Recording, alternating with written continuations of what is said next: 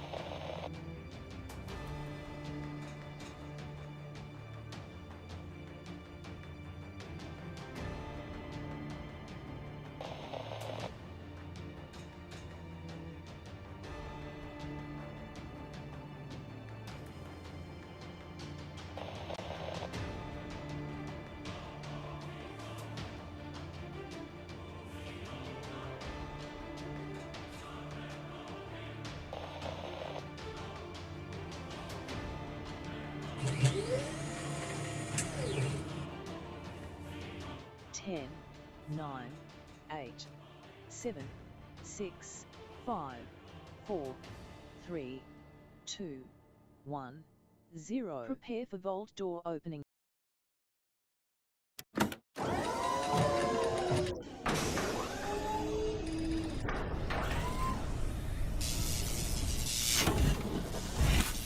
Welcome everybody, welcome to the stream. Thanks for coming in, hanging out. Appreciate you big time. We're gonna get into it. Put a 1 in the chat if you can see and hear me as well. I'm gonna try to remember all of the things I need to work on the stream on YouTube. Now, I don't stream all that often on YouTube, but we are, of course, doing the mega playthrough, everybody. Today, we're gonna have lots of fun. We're gonna get into it. I've already added an additional hour for all of the donations throughout the week. So we're gonna be going for about 5 hours here on this particular run. And of course, I've got it up and running right over here. As well. We're going to have some fun working on our different settlements, running peeps through our different settlements, and all of that fun as well. Let me check those retweets over there. I think we already got some peeps already retweeting there. Ah, there we go. Thank you, thank you. Appreciate that love in there. Yeah, we already got 2 retweets and 2 likes already over there. Appreciate it. You can extend the stream, by the way, by helping toward that One Last Wave project. We are more than halfway right now, looking pretty sharp, trying to get it all the way to the top there, in which we're going to give away some serious stuff, including my HTC Vive, everybody. It cost me about $900. I haven't used it very much, but sitting in the box for a very long time. I should have gave it away a long time ago. Then someone could have got more use out of it than me. But hey, free stuff is free stuff, and I know I like free stuff. So I say we just dive right into it, everybody, because we got lots to do today. So let's go do it.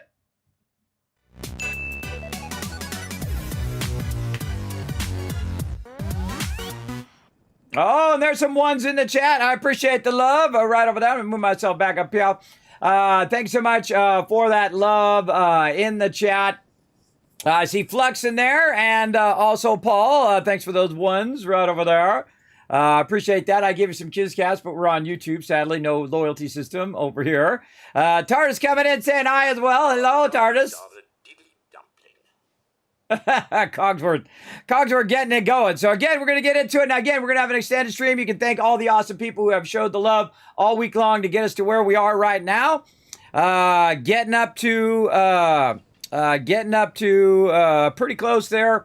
At 620, I think we're $80 away from our next milestone. Now let's go ahead and take a look and review what milestones we got to get going on. Kismet keeps forgetting, everybody. You know what I forgot to do last night? I forgot to do the unboxing of the St. Jude thing, and I have it sitting right next to me here. I totally forgot. I got all wrapped up and having so much fun with my crew. I forgot to do that. I guess that'll be next week. We'll see. We'll see. And again, chat chooses game. I've already got that up on a thing for you guys to choose. We're going to try to roll that out next week.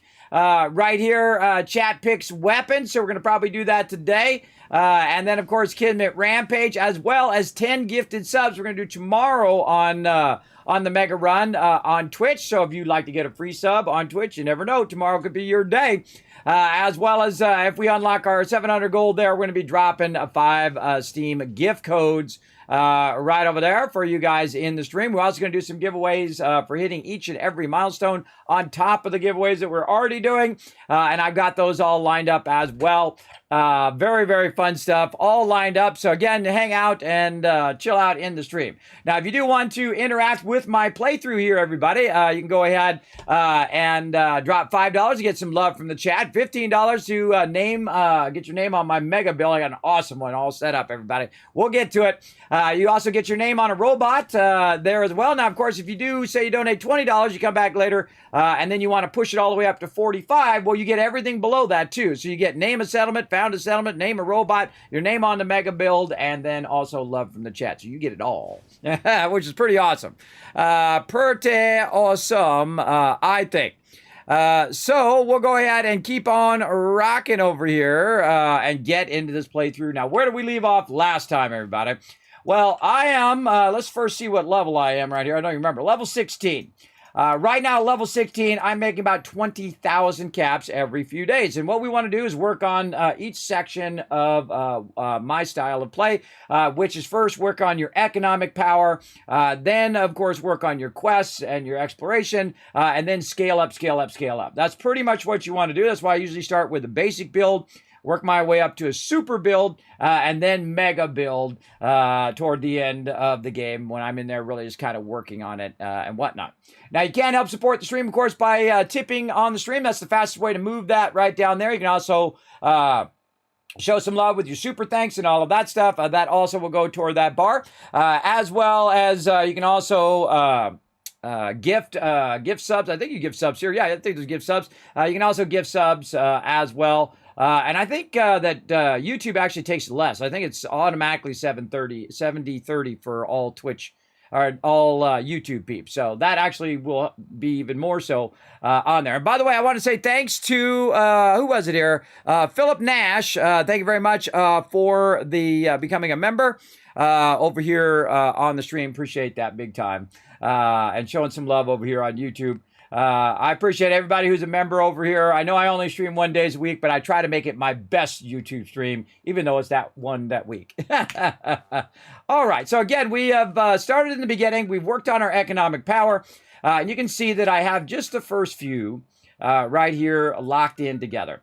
And the reason why I only have these few is because I'm still working on the quests, even though I'm level 16 and I could have unlocked all of this already. I'm also in the survival mode. So what I'm trying to do is build up my economic power. So that's running constantly while I'm doing other things. And then what I can do is rely on that economic power to keep expanding and then upgrading and upgrading. You get that general idea.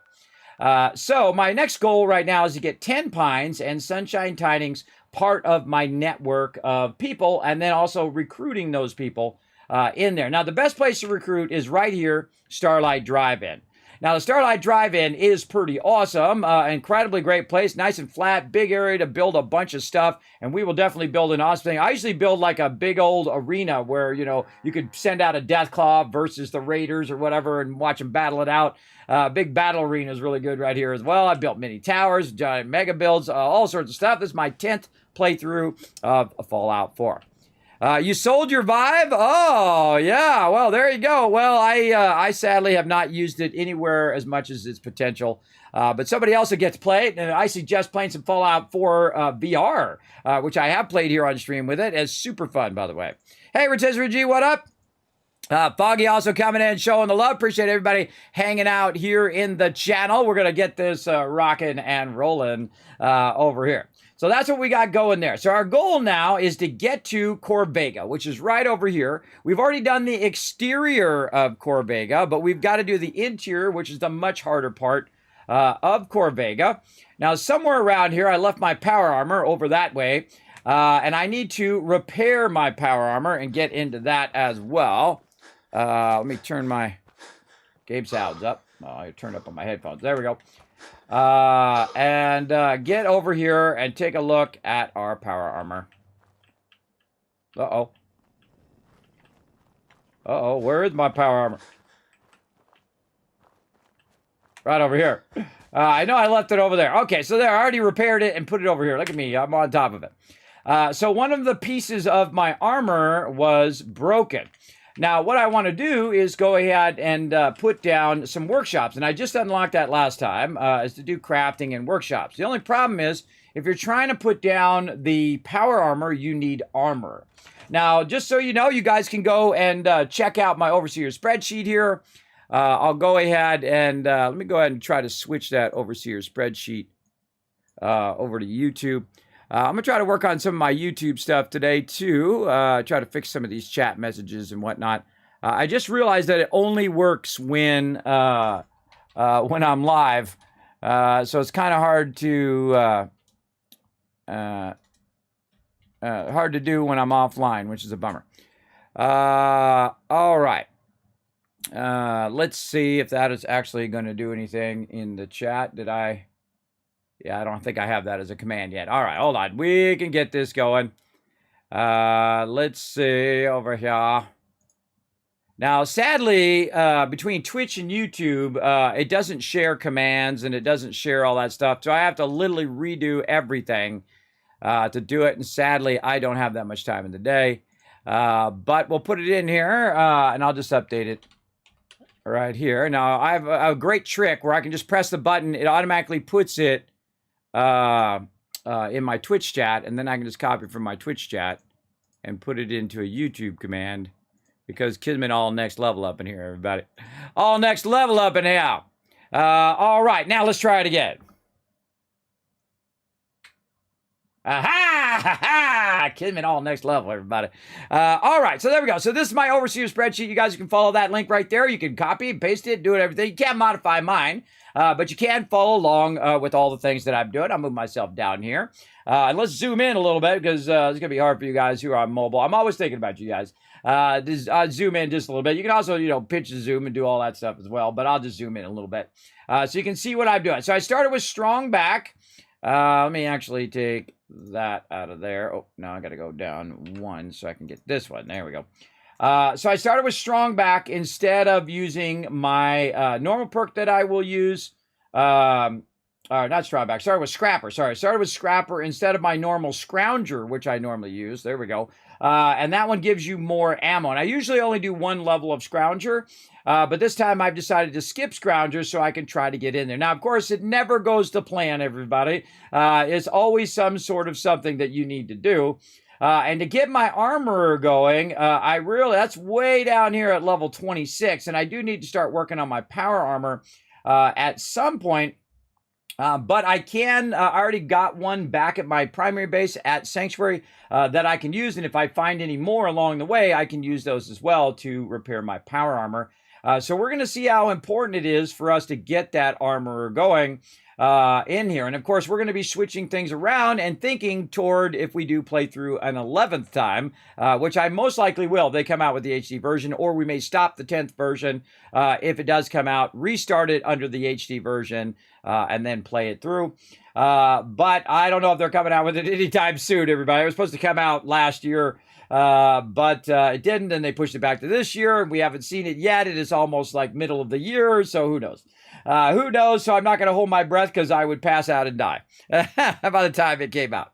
But I would rather them take their time and make it awesome than not. Now, next thing we got coming up is medic. Now, we've been taking a lot of hits, everybody. A lot of hits on the medic. I definitely feel like had I not been able to add that extra, had I not had to add that extra point in intelligence, I could have put my medic a bit earlier. maybe at level 15. And next time I start, I would start with 3 perception, because you get the perception bobblehead right at Concord. So I could have used that to get to 4, which is as high as I need to go. Now I have 5, which is really really not necessary. I could have started with lower, or I could have used my my book right at the very beginning to push my perception higher, and then come back for charisma later. There's a lot of different options you can do there, and that's what that theory crafting is among my favorite thing in the ground in the game. And as you can see, we've got the Overseer's Guardian already as well. So we got some stuff to do, everybody. Now, in this mode, in the survival mode, I have to sleep in the bed for it to get that going. Now, you see it says lack of rest. So if I just sleep for 1 hour, I instantly get fatigue. But if I go ahead and forward time here, and of course it's going to be nighttime by the time that happens, there we go, then that fatigue goes away, and I also get my well-rested, which is a great way of just getting bonus XP. As well. I also have very high intelligence, which is another great one that's going to help me. So we're going to go ahead and use our power armor. Now, this is very early for me on my power armor, but I feel like I've never used my power armor on Corvega, and I feel like now's a good time. So let's go ahead and take a little wander, everybody, up the road here. And we're going to head back. Oh, let's make sure that we've cleared our inventory first. 111 there. Let's, where did Cogsworth come out? Hey. Let's trade to make sure we got him empty too. All right, we got him empty. Got a little bit of power armor we need to repair, but we're just going to go for it and see what happens. Now, I strongly suggest to use the railroad tracks to your advantage. The railroad tracks do a great job of leading you kind of out of the way, so you're not running right through the middle of town there. Unless you want to run through the middle of town, go right ahead. I'm in the survival mode. A lot of the things right now can one-shot me because I don't have the ability to heal fast enough, or two-shot me. This is true. This is true. Now, I've already got Cogsworth at max affection, so I don't really need to run with him right now. I could get dog meat and run with him. But I've never used Cogworth on the Corvega either. And I try to, change things up each and every playthrough. So now we're on this kind of accompanying road that runs kind of parallel or perpendicular to there. And we want to go ahead and find a place to save first before we go into Corvega in case we die. Because if we do die, we're going to roll back to whatever our previous save was. So in survival mode, you constantly want to be looking for beds and places that you can save where you want to go. Oh, that was my fusion core too. It was beeping. So you constantly want to be thinking of that. Now, of course, running is also burning my fusion cores faster. Now, also back at my primary base, which is at Sanctuary, they're back there making me tens of thousands of caps. And I could go work on that, but we'll just get right into Corvega to get us going. Now, this is going to radiate me a little bit over here, but I'm going to run in, and I'm going to run right here to this mattress, and I'm just going to save. There we go. Now we're saved. Now we can run out of there and get back into our power armor. There we go. Now, we brought Cogsworth as well, so he could help me bring some stuff back from Corvega. Now, the goal is for me to kill them before they kill me. And they're going to try really, really hard to kill me, and they're probably going to do a pretty good job of it. So we're going to try to do what we can do. Now, our stem packs are not very strong because we don't have that medic yet. But I'm hoping as we go through and we take a few people out, we level up to 17, and then we will have that ability to use our stem packs that much better. So I kind of feel like we should go right in the front door and see what happens.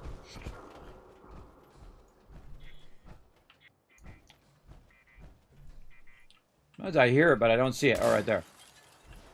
All right, here we go. Corvega interior.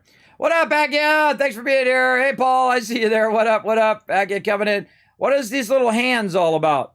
Why is everybody using these little hands? Pink waving hands. I guess it's just like the YouTube version of hi. Now, remember, everybody, you can actually subscribe to the channel, aka become a member here on YouTube. I will be streaming every Sunday, Fallout 4, so you can get those emotes and get all that stuff and help support the stream over here as well. You are so dead. Found you. Oh, hey, what up? Nice job, Cogsworth. Cogsworth, not too bad. He actually owns. What do you think? So I took out this thing because there's a tripwire right here. Now, if you pick up the tripwire, you get springs and gears, too. Cut down the jet, I guess. So if anybody's hiding back here. So there was somebody hiding back here. I had totally forgotten about him. Okay, cut the shit. Who is that? Now, every time I walk through an area, I do something I call super looting. Who's there? Now, super looting is basically me grabbing every bit of loot. And I mean every bit of loot. I mean every little cap, every little cigarette butt, everything. There ain't nothing Because there. that stuff all adds up over time. Now, I've got Cogsworth here to hold all of my loot as well. So when I first go through an area, I take my time. And another reason why is because you're going to find those bobbleheads. You're going to find those magazines. Have a higher chance of finding them Over nothing. if you kind of very fine-tooth comb the whole entire area. And so that's what I'm going to do. Fuck was that? And we're going to see what happens. What the hell was that? Guess she was right. All right, let's get that ready. Do we have any purified water on us here? I see we need some water. The king of purified water does not have any purified water, but I do have some Deezer lemonade, some gumdrops, some Gildrad roach, just to try to get my stuff up and get that bonus. Now I'm going to go ahead and go like this. Crazy. I highly recommend you use Cogworth as a Nothing would please me. tank.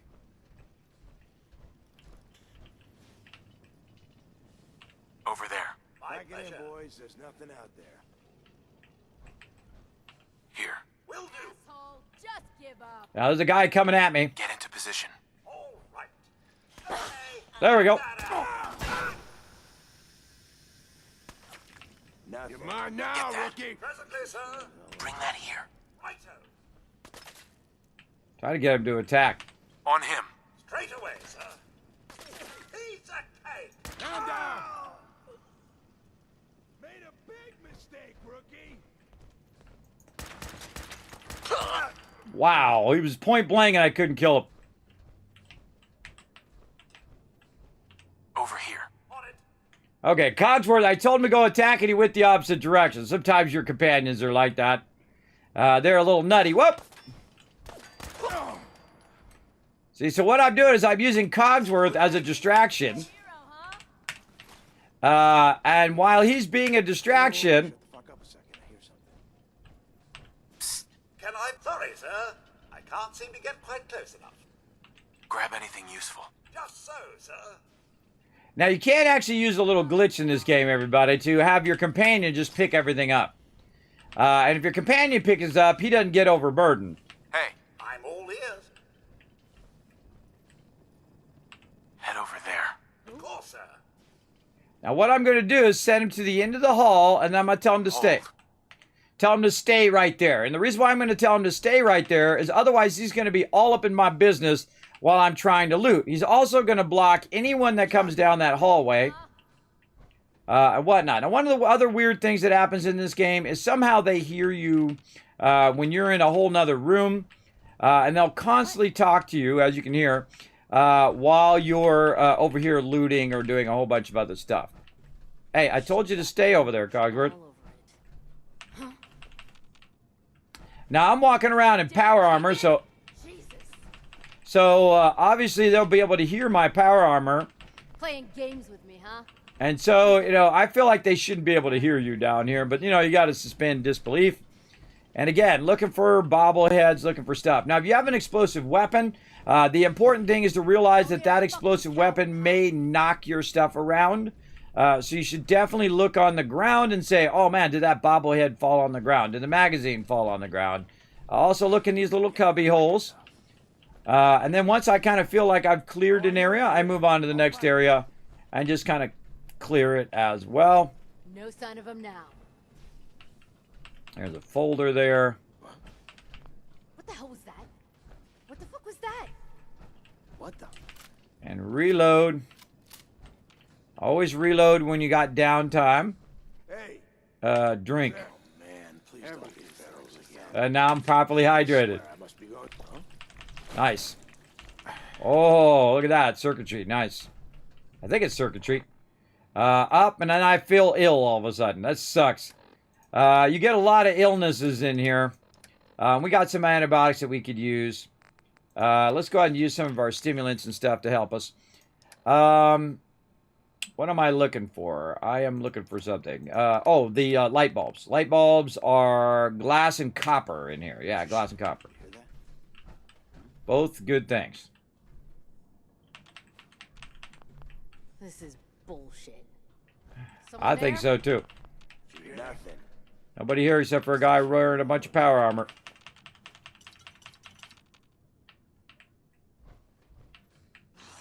Getting shook up over nothing. I wouldn't say that. Hiding from me? So we came down out of there. We're doing the lockers. Hell no. I'll make it quick. See, they can hear me somewhere. Oh, there he is. Cogsworth. He's back there now. Go ahead, stick your head out. I dare you. And there we go. Leveled up. Eyes open. I think this asshole's using a stealth. Now, because I told him to stay, he didn't stay where I told him to stay, but now he wandered off over here somewhere, and I've got to go find out where the heck he went. There he is. Hey, Sir. And now I told him to come on with me. It'll all be over soon. You sure you saw And he's like stuck. He's like stuck over there. hey, Yes, sir. Let's go. Come on out. over here. I'll make it nice and quick. There we go. All right, now he's out of there. You can trust me. Head over there. Nothing would please me more. All right, now I sent him out there to get shot at. You having fun? I don't feel pain, you know. Yeah. Jeez, what the heck is with my aim today? Well, that about takes care of that.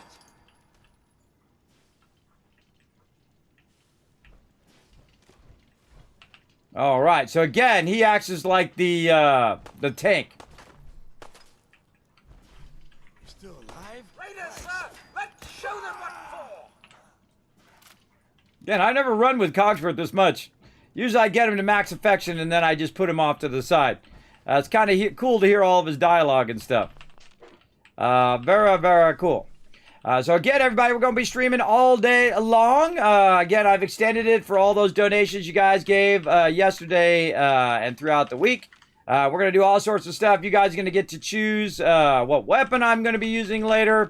And we're going to go into the main city and do some crazy stuff. Try to take on some things in there as well. But again, you see, I just kind of loot and then I look inside each and every one of these things because you never know. Might be some caps, might be a bobblehead, something like that. Just very thoroughly, just take your time and grab what you can right there. Now I'm going to double back. You can also pick up boxes, by the way, and see if there's anything in them. You can also throw them. Hold down E to pick them up. You could rotate them. See if there's anything like that. Hold down R, and then you can throw them like that. And again, I try to get everything on the same level. We got some Nuka-Cola there as well.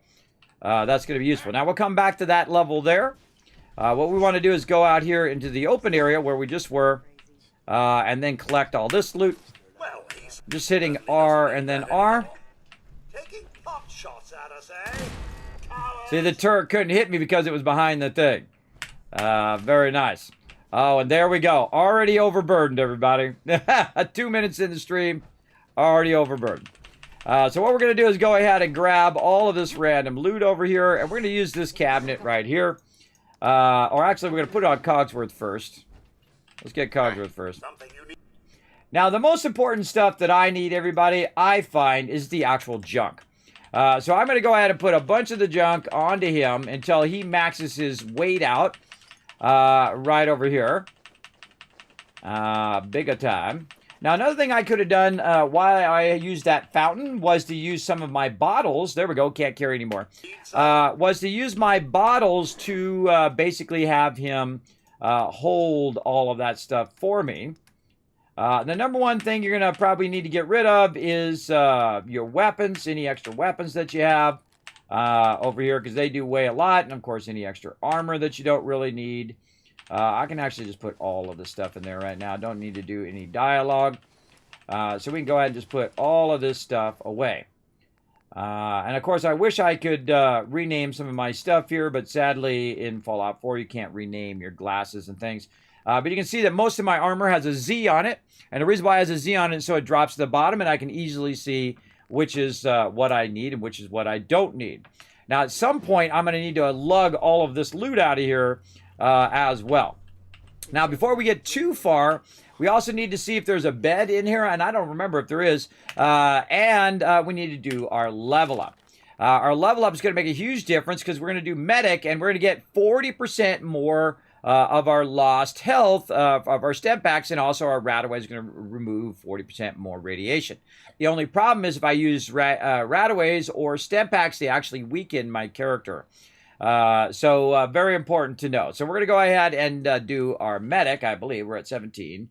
Let's go look at our perk progression here. Yeah, medic right over here. So we're going to go ahead and do medic level 1. There we go. And that's going to really help us a lot here in this playthrough or at this moment when we're taking on the peeps in Corvega, because we're going to start getting overwhelmed. And the trick is we can just kind of go a little slower, right? We can go ahead and just take our time.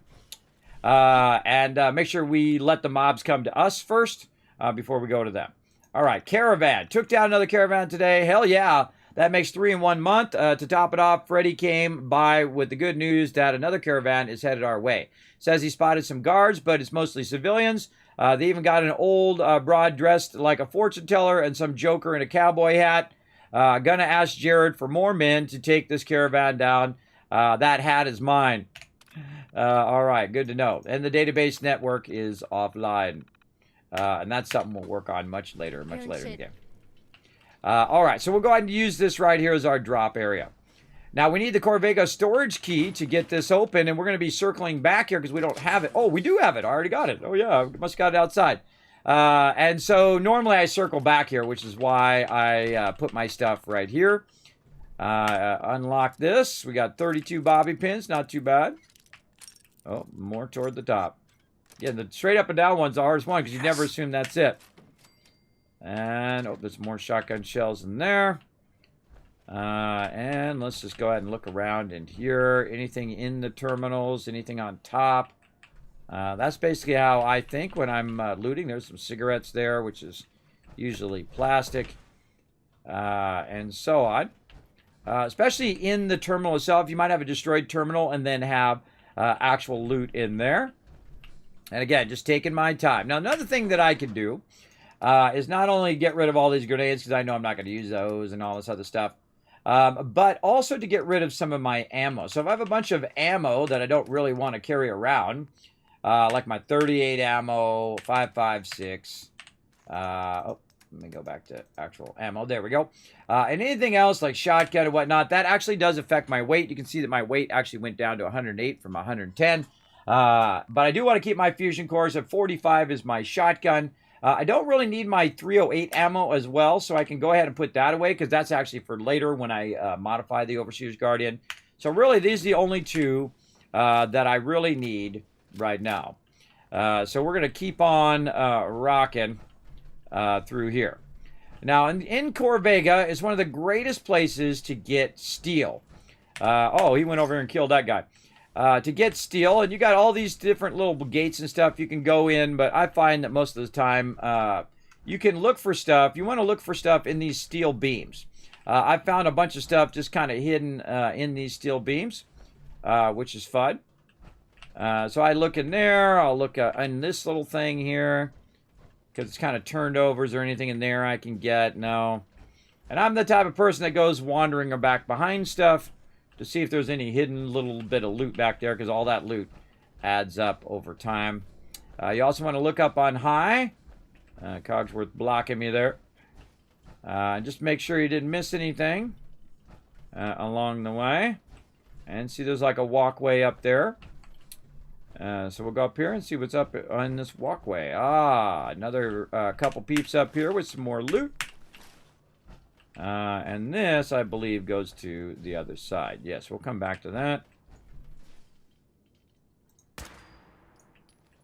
It's right here. Take out that light.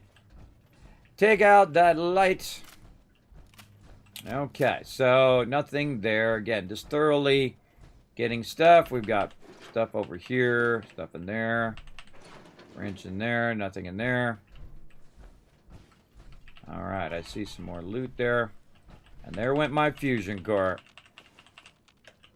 Again, these fusion cores are going to run out, and if they run out, well, then I'm going to have a lot of trouble trying to get this, Shit's got ambush all over it. trying to get my power armor out of here. Bunch of tires, which I wish I could scrap, but you can't scrap them unless they're at your camp. We already did this one. All right, I think we're ready to go up and then go to the other side. Now, again, before I leave, I'm just going to keep stacking. Now, you can infinitely stack this box full of stuff. So, again, you can see when I get to my apparel here, do weapons first.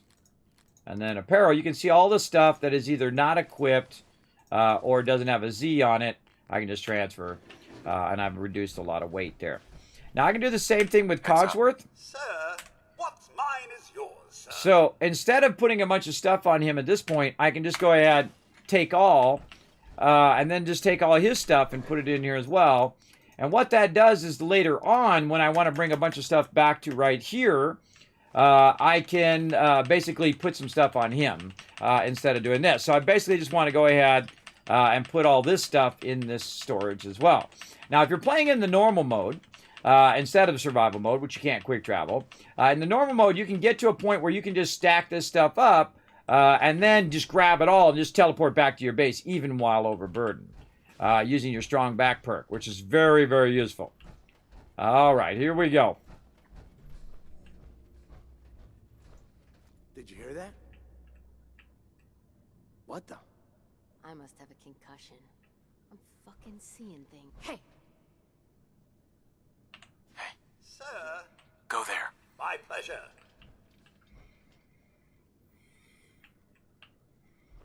You are so dead. What was that? Thought you could hide from me? No such luck, I'm afraid.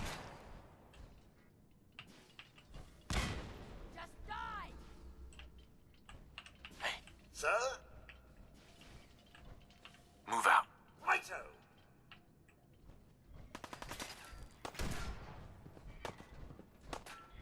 Ah, That guy. will do. Killed him! Came dressed to play, huh?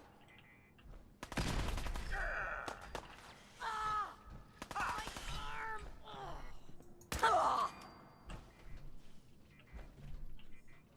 Are we still having fun? Ouch! What a scratch!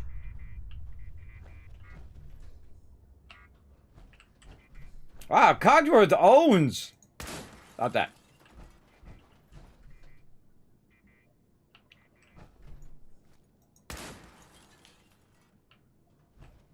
Nice job, Cogsworth. Cogsworth owns everybody. He actually did a great job. This is the first time I've ever used him in Corvega that I remember. Normally I bring dog meat, and dog meat is like an aggro magnet. He'll run off, get a bunch of aggro, and say, hey, I want to be your new best friend. And basically bring every single person under the sun. Now, because this goes outside to the Commonwealth, I'm also going to use the cigarette machine here to just kind of constantly keep my character from being overburdened by just simply taking any things that I get here and then dropping it in this. And eventually I will grab all the stuff from down below and I will bring it up here and put it into that one. But good to kind of slow-mo through and keep offloading your character as much as you can. Remember, all this stuff adds up to mega building later on. Let me have some agua. Good morning, AMZ. Who's your favorite companion, chat? Almost missed your I'm on message there. Yes, AMZ. Yes, I send it out on the Discord too, because sometimes people get confused as to what platform I'm streaming on. Because it's, I've been streaming very long on YouTube. Just started a while ago when they let us do it, by the way. Before, because I'm a Twitch partner, they didn't let me stream on YouTube at all. And that's kind of something you give up when you become a Twitch partner.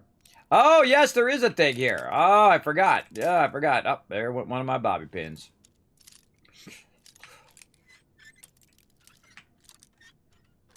There we go. That's it. Get that loot. Get that loot. Yeah, right here, we can actually save. So, awesome. Again, I forgot if there was a place in here. Now, they've kind of thought this out because, you know, as you play the survival mode, they also leave you workbenches and a whole bunch of stuff like that. So, I suggest you loot everything first. Then you come over here, sleep for an hour. Now, you might get a fatigue. There you go. Because this isn't like a real bed, right? You know, just like some people are not real boys, aka Pinocchio. But you can go in there and you can sleep in the bed. Now it's saved the game. I cannot just pull up the menu and save because that's one of the drawbacks of survival mode. So we definitely need a place to save. Now we can go back out, or we could have came in from up here as well. This is up on the roof, which we've already cleared. And now we've cleared that area and we know where we can save. So pretty awesome. I thought there was a thing in here. I thought there was it in here. Now somewhere, Cogsworth is doing something because he's not around me. So I'm about to track him down here in a second. So we got all that loot. Let's go down here and see what's going on. And usually there's some people right back in this little thing here. And most of them, I think, ran out of there. And there's some more beds back here, too. Ah, okay. Yeah. Very nice. And again, look in the little beams there. Sometimes you'll find some loot in there. I think we're pretty good there. I usually use very obvious things when I'm putting loot down, everybody, like chem boxes or red boxes is typically my favorite because then it's really obvious as to where I put the loot.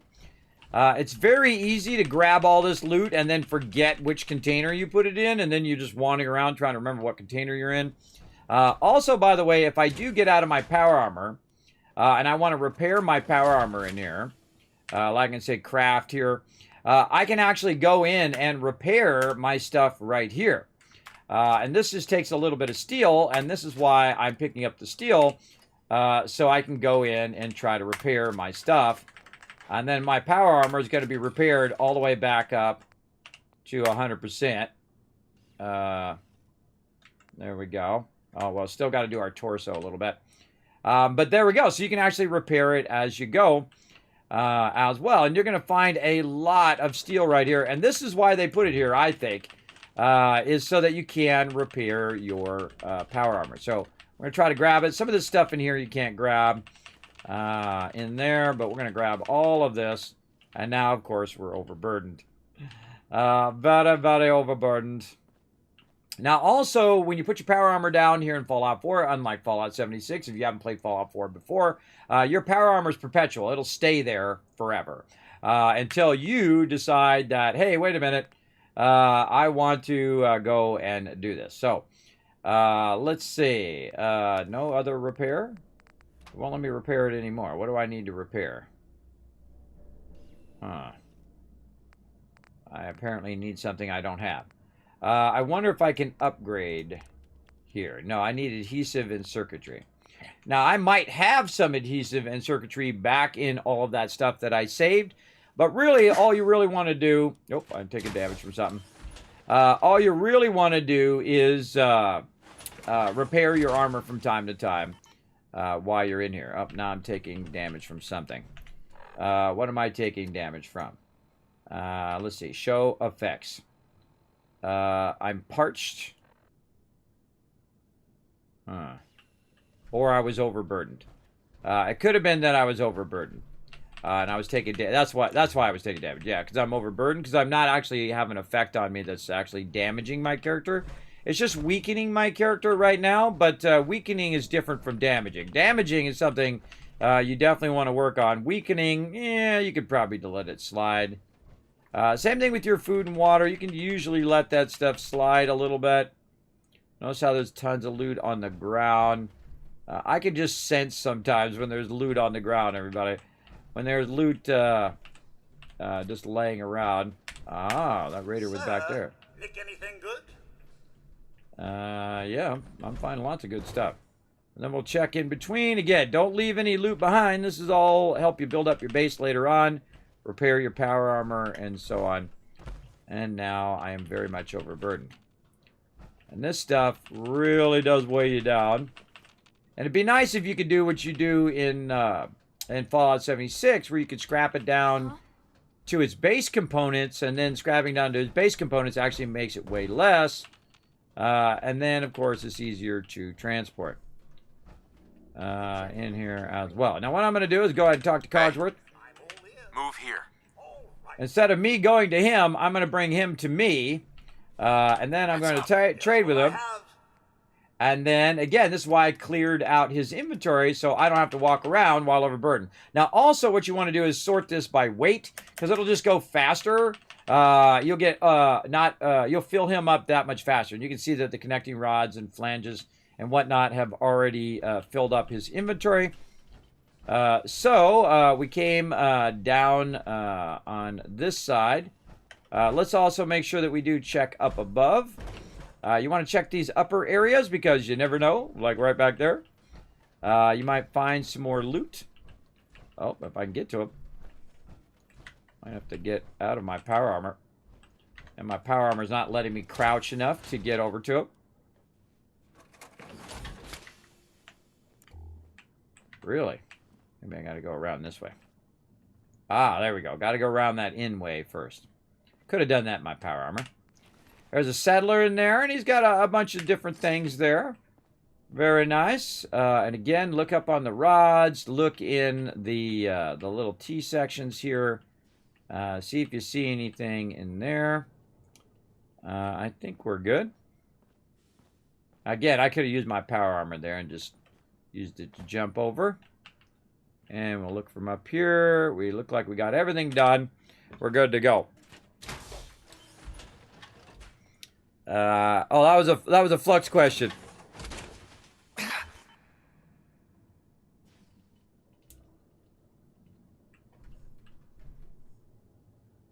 It was early and I was up late. Me too. I'm doing pretty good on my schedule. I'm trying to stay each and every day about the same time. You know, sometimes it's a struggle. Well, actually every day is a struggle, but some days it's even worse of a struggle, if you know what I mean. All right. And again, I get every pillow you see there. That's cloth. I can make beds from that. And I just kind of give it one more thorough look over. Now, at some point, Corvega here will reset. And you come back and get all the loot again. But I typically just try to get all of the loot in the kind of first round in one swipe. And then I don't have to come back later and re-loot it. Now, there's kind of two ways of doing that. You can loot it as you're going through, or you can come back later and loot it afterwards. I find looting it as you go through the better of the two options, because this way you're more kind of in the looting zone of grabbing all the loot. Then if you kill all the mobs, you come back, and then you're just trying to rush through and grab all the loot and so on and so forth. You get the idea. Cogsworth. There he is. Look alive. Can I be of And I just hit R to grab all of his stuff. And again, just stacking all of this stuff in here. Now, since we found a bed and a way of saving the game, now's a good time to run down here.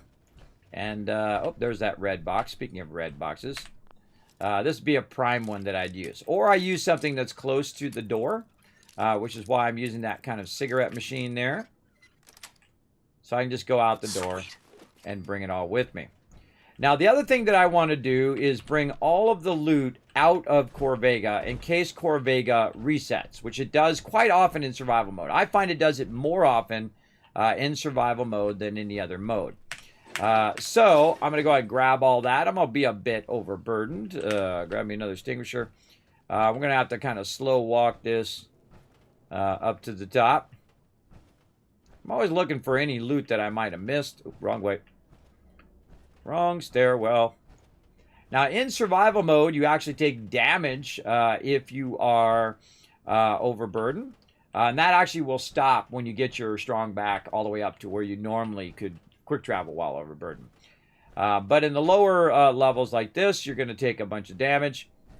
So what I try to do is try to move the stuff and then drop it off as quick as possible and consolidate it all into one spot right over here. Now, again, I suggest when you're in survival mode to be thinking save, battle, save, battle, save, battle. kind of back and forth, back and forth. Now, getting all of this stuff back to my camp is going to be quite the adventure in itself, everybody. This is going to be a gigantic undertaking. And the thing you have to think about, is it more worth it to do multiple trips when you're not overburdened, or is it more worth it for you just to slow walk it all the way back to your base? Because this is a tremendous amount of loot right here. There's a massive amount of loot. You could scrap it. You could sell it. A lot of stuff that you could utilize to really boost your character, either on if you're modifying it or if you're utilizing it for scrap and all of that. Now, I've also got a bunch of other stuff I'm not going to use here. Bubble gum, maybe cram. I might use that. Anything else in here I'm not going to use? Jets, mentats, no. Mute fruit, maybe. No. So again, just trying to always, maximize my inventory. And then 38, no. 5.56, no. Not really using my 308, not using my shotgun. And that puts me down to right here, 92, which allows me to carry that much more. And I'm also at 260 in my total weight because I'm using my power armor. Now, at some point, the power armor fusion cores are going to run out. If we go look at my my ammo here, these fusion cores are not very high level. They're real low level fusion cores.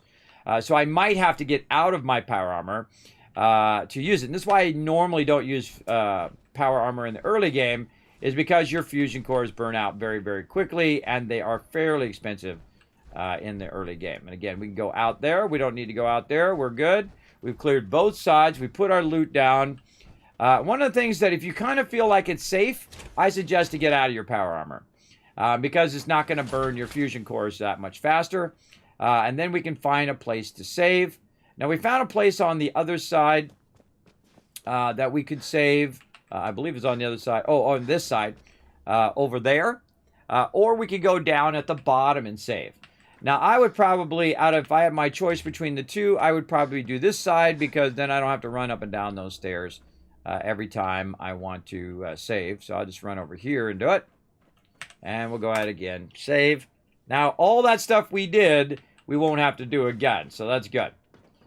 And then back we go again. And back in the power armor. And this is how I do survival mode. Now, if this is in normal mode, everybody, the game's so easy. If I had the Overseer's guarding in the normal mode, I could just come through here and annihilate. Plus, I could just save normally as I go through as well. Okay, so we did both sides. We did the lower side of both sides. Now what we're going to do is go ahead and back up. Again, looking for any loot that we might have missed while we were in battle or selecting stuff. I'm always kind of glancing around. And then how do we get in here in the first place? That's the real question. How did you get in here? And it was through this door right over here where the lockers are. And look at that. Missed some stuff right down there as well. Grab some of that. And I've already emptied out Cogsworth, so grab that. And I find doubling back to be immensely useful. Doubling back on where you've already been and do it. Now, we got to go down there, as well as there's an elevator. As well as there's a way up. Now, if we go up, oop, I heard a bottle. Did you hear that sound or something that was fancy like snack cakes? Sometimes you'll walk over stuff and you'll hear like the clanking of a bottle. You can see I've already looted this, but again, I missed that aluminum can. Anything else I might have missed in here? Make sure to look up into these things up here. Look up on top. And then if we double back, we can go ahead and see if we can find some more loot. Rooms and stuff. There we go.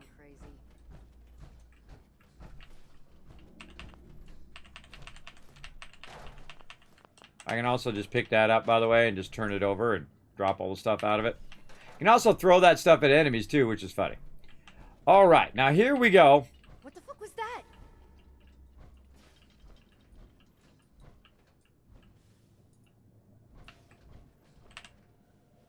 We're going to go ahead and try to unlock the terminal. All right, Kismet's Guide to Terminals. You ready? First one, second one, third one. Tab out.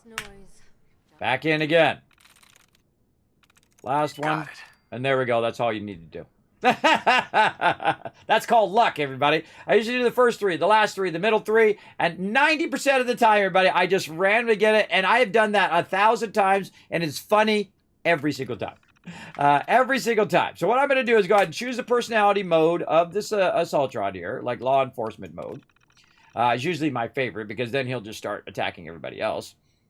Right there. There we go.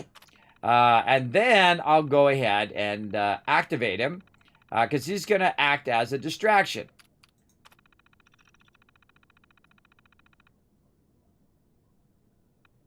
And there we go. And then I'll back away.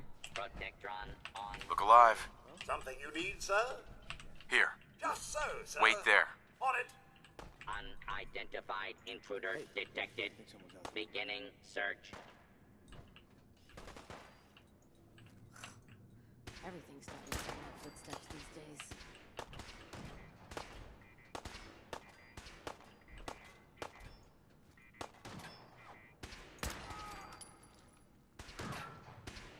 Violence will not be tolerated.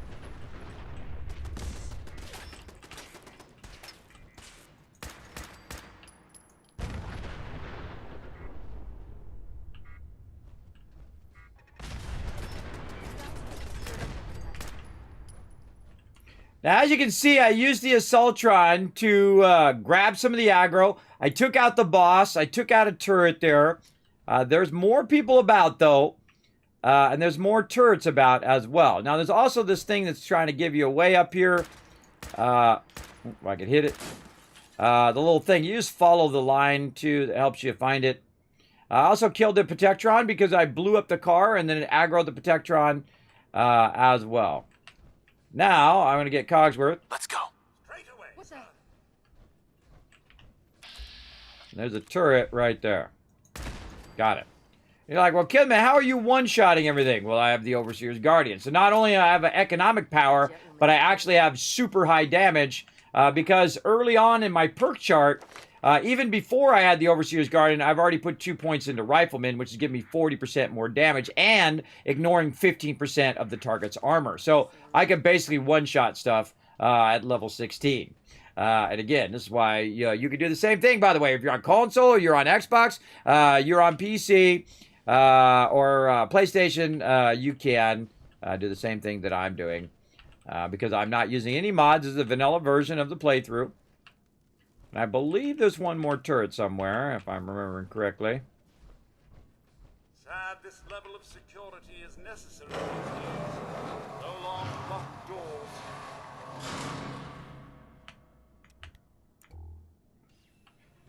All right. Let's see what we got.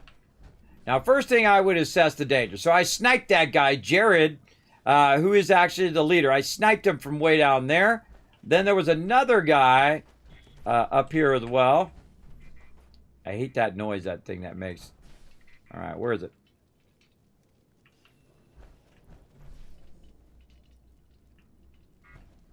Sometimes these are really hard for me to find. Where is it? Right there. And you can take those out and stealth your way in here too. But what I do is I use the Assaultron to draw out the other mobs, and then when he draws them out, then I can just snipe them. And then without him even seeing me, which is really tricky. All right, again, let's go into super loot mode. Looks like we've taken care of the danger. There's some circuitry. Good old days, sir. Right here. And again, we got another place to save. Remember, this is what they do this on purpose. So if you are in the survival mode, you can save your way across. Of course, you're going to get conditions and all sorts of stuff like that. I could take those conditions off because I do have my antibiotics, but I'm not going to do it right now. And there we go. That's what we're looking for. Critical hits with unarmed and melee attacks permanently do 5% more damage. Now, that particular one, I don't need that one because I'm not playing a melee playthrough, which I have done before in the past, but we want to get all the help we can get, right? Picking up hostile Oh, and there we go. Here comes somebody who wants to get shot. Feel that? It's called fear. Is it you that's fearing, or is it me?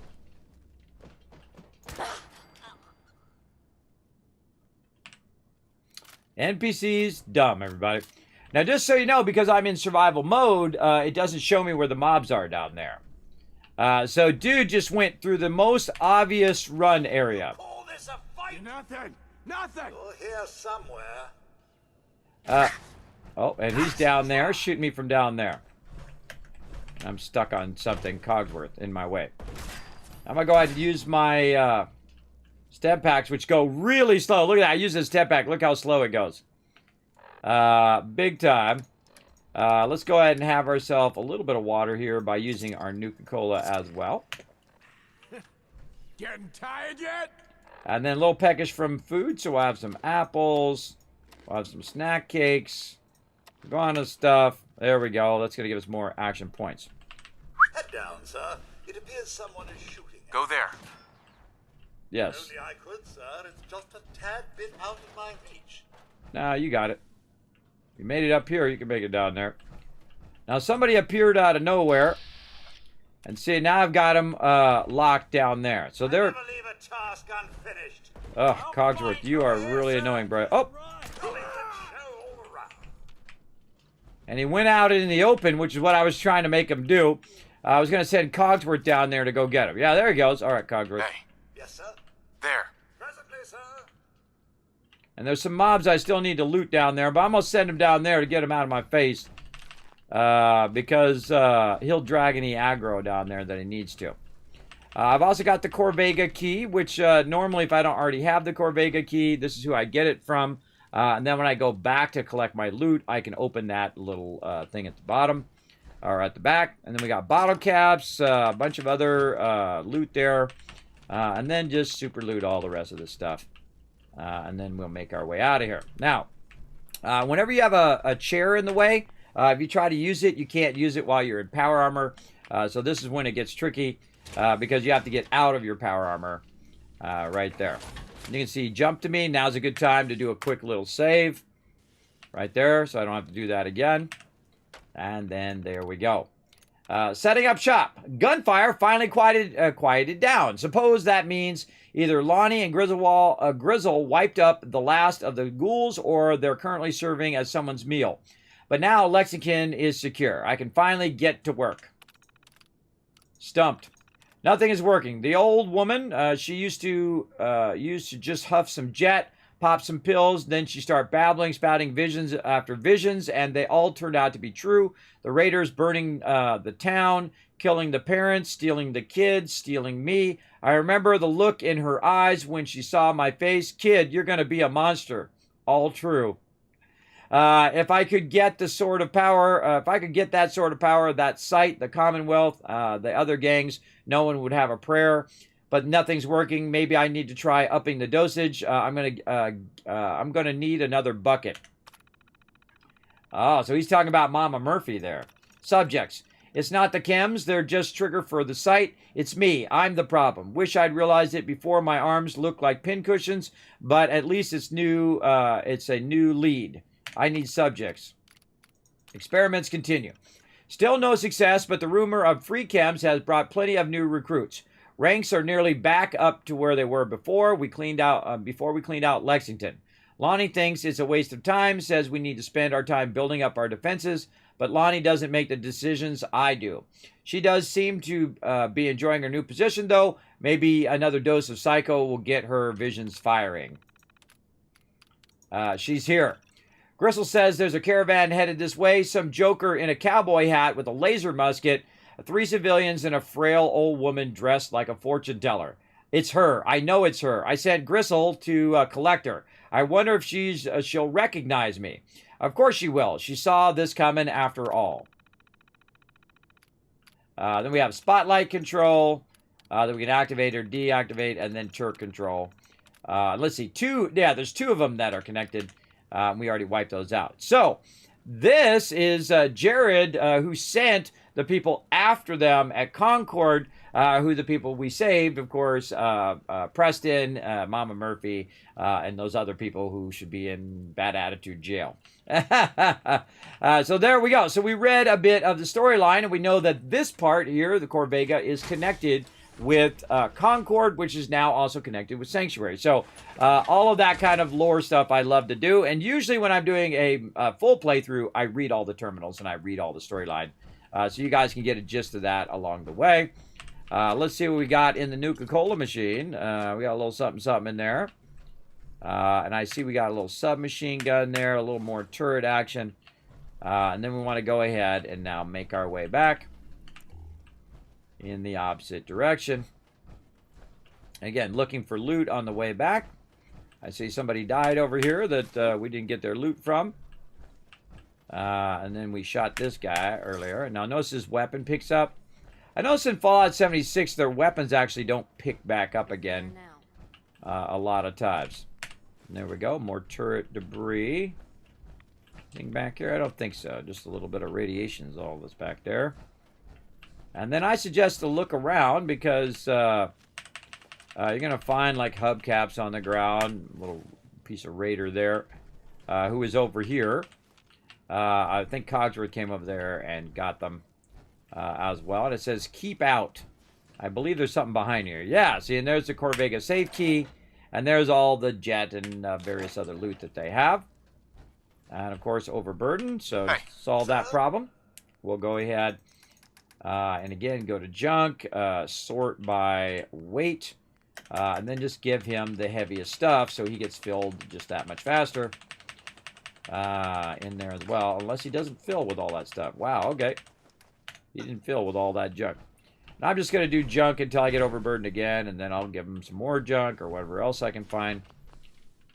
Because the junk is usually the heaviest stuff, especially here in Corvega, where a lot of this junk is like steel. It's going to be pretty heavy as well. Thanks for all the loot, bro. Sorry you died in the corner. Sucks to be you.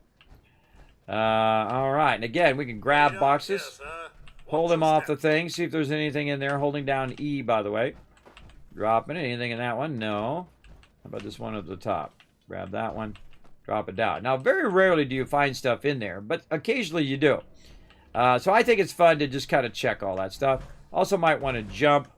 Now, if it was me, everybody, I would take all of this stuff here and I'd be breaking this all down. All the tires, I'd be breaking these things open, see what's in there and whatnot.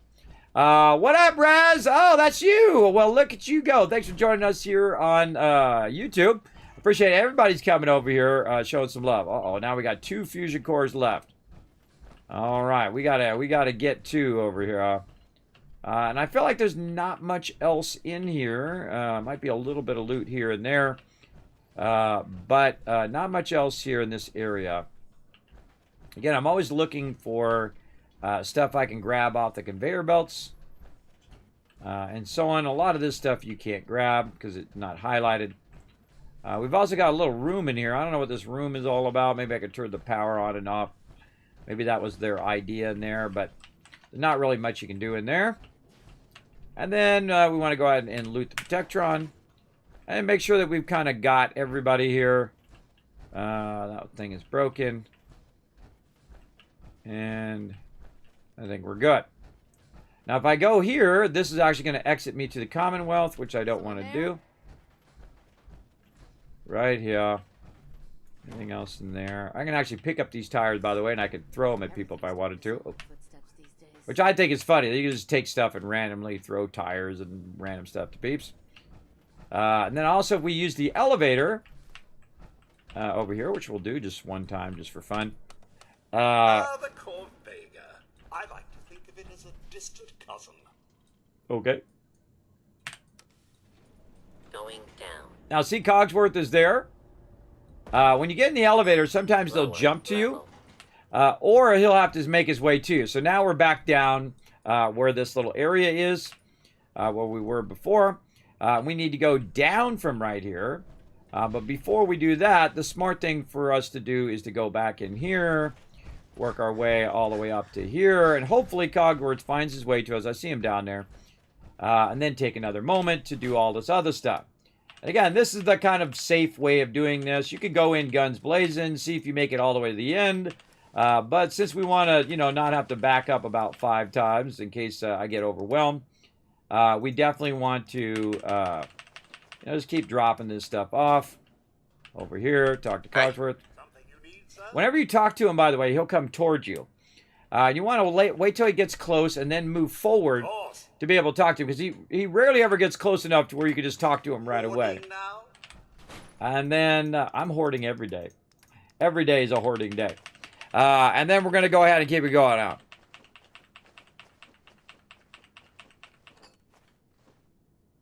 Oh, is it? You're kicking a board in half. Awesome. Oh, you took Taekwondo. Awesome. That sounds like super fun. Okay, so there we go. And again, out the power armor. Right over here. And then back over here. Lee. Save again. And back the other way. No reason to waste my fusion core running back and forth here. In fact, I probably could have got out of my power armor down below and just slow walk my way up. If I was really trying to do it. There you go.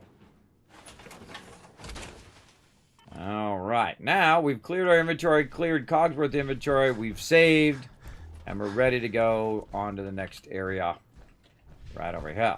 Now, this is kind of like the central hub of all the areas. You got the areas up above, which we went up the stairs, and then we could have took the elevator, same thing. We have these two sides of Corvega here. And then the only other side, other than where we first came in the front of Corvega, is the lower side here. So now we're going to go down, and again, grabbing all of the loot that we can find along the way down here.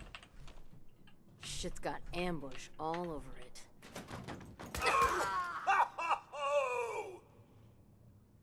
Heads up. Sir? Over there. Presently, sir. Notice how I look away from him? This way I don't talk to him while he's going over there. I don't even remember where these mobs are. Yeah.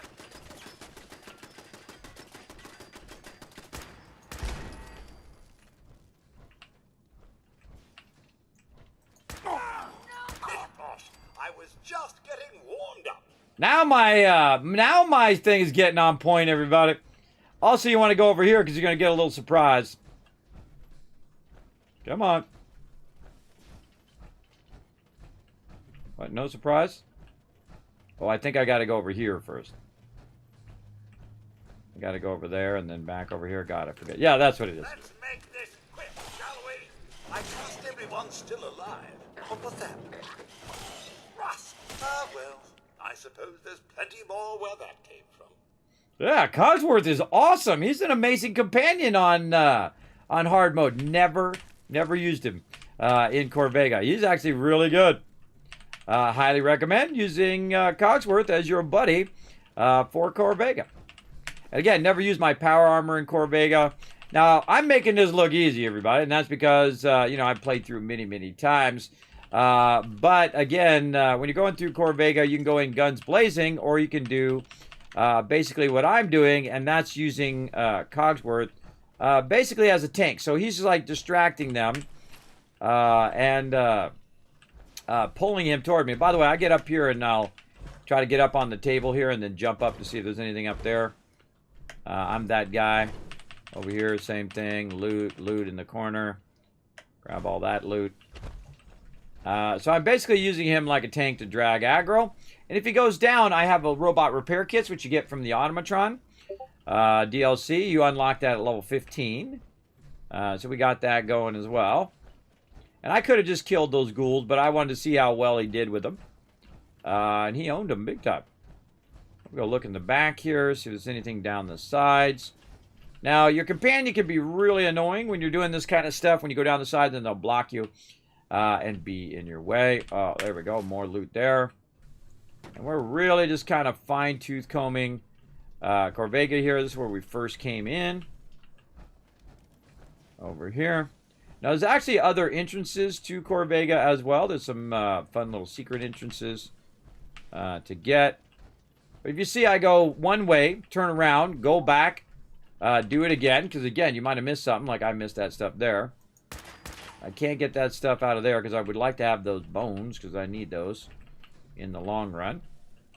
And again, I'm making this look easy. But this is the hardest mode the hardest way you can play the game. You can also play melee. Melee also very difficult.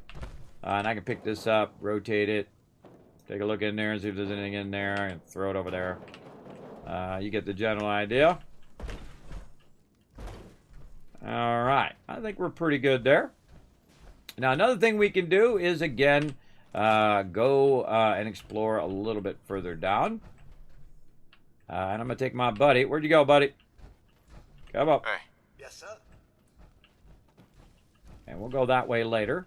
But for right now, Grab that. On it. I'm going to go down there and get that can.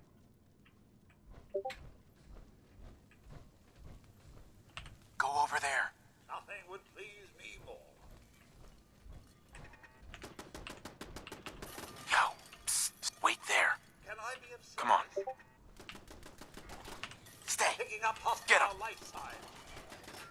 That'll leave a dent. Tis but a scrap. Psst. I'm all ears. Now, see what happened there? I'm trying to send him somewhere, and I'm trying to click the thing, and I'm clicking all the wrong things. It's a little difficult to work around your companion sometimes, especially Cogsworth is a very large companion. It's difficult to work around, but it all worked out where I didn't take any damage, and that's the fun part.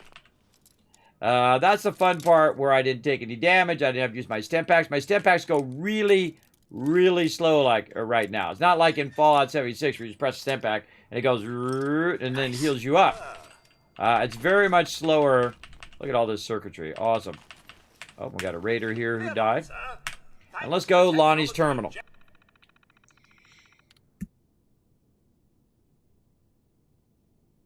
And at least once or twice a stream, I have to sneeze for whatever reason.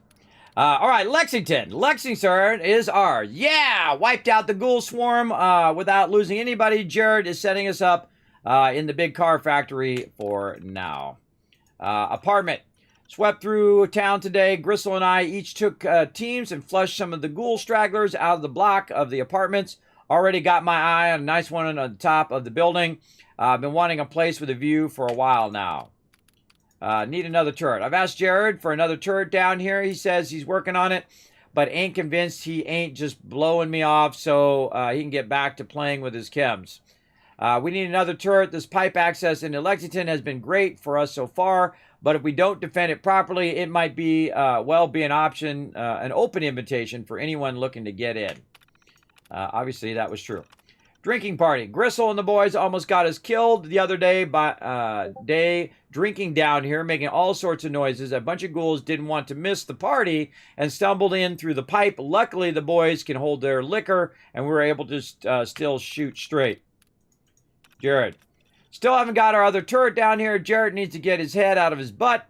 He's been pouring way too much time and caps into trying to figure out this sight thing. When what we need is to be doing is securing this place. I'm going to talk to him. Gristle says, I'm just going to make him mad, but someone has to make him see reason. Well, obviously... Water has no peril for me. There we go. Obviously that guy was right, and the leader was wrong, because he got killed down here. And he's right there. He died, did. Murmur. Murmur. Stop that noise. Stop that annoying noise. Now, like I said, there are other entrances to get in here. And you can see this goes up to here, which is pretty cool.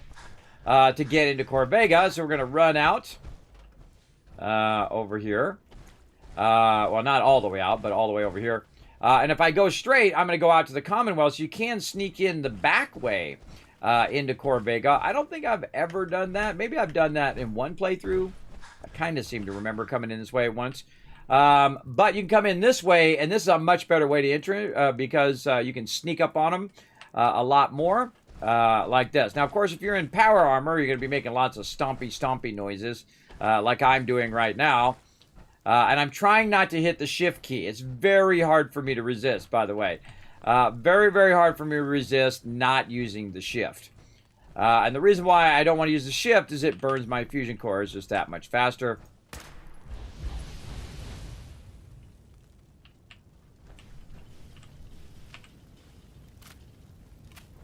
Reload while I'm at it. And let's get all this loot from the hallway here. Straight up and down gets me every time. Not larger than your Supermans? Well, he could be. I can actually make him very, very large. If I want to, I can modify him later on. Oh, other stuff blowing up somewhere. Be a car blowing up. Yep, there it goes. Car went boom. And chem box. Again, trying to get all the loot of Corvega at the same time. Ah, another bobby pin. Another bobby pin lost. You're going to end up with hundreds of bobby pins in this game, by the way. If you lose a few, no big deal. Jet, sweet. You lose a few, you'll be fine. Now, always think toward danger. Is there any danger in here? Am I going to get shot? Am I going to get killed? Now, my power armor is protecting me against that radiation as well. Another great use of your power armor. You see, I'm just kind of looking for any loot that might have in the little rafter things. I honestly forget where the little rafter things are. And now we're to this little room here. And if we notice that we've already kind of looted a little bit of this stuff, because this room right here is going to connect back to where we are, where we've been. So again, you see there's not very much loot in here. I'm walking around trying to loot it, but I've already looted it from before. No loot down in there. And a little loot that I missed over there, which is nice. And then we're going to walk all the way up here to the top. And we can go back out here, and you can see I took out a raider there. And this is actually this kind of back area where we looked at earlier and said we'd come back to this as well. Now, if we go back down into here, again, we already looted all of that. And we go back here, this is now that hallway that we came from. And the hallway, oh, did I get this loot? Yep. The hallway will circle back again to the hallway that goes down, the hallway that goes here, and the hallway goes there. So we've pretty much done all of Corvega that we need to do. So we can go ahead and basically just get on back out of here and work our way back up again. And then out here, we got everything there. And work our way back this way. And again, you can do this any number of 100 different ways. Now, I might have missed some loot in here, and if I did, oh well. I think we did pretty well loot-wise. I think we did pretty well fighting all the baddies-wise. And that's because I'm crazy OP.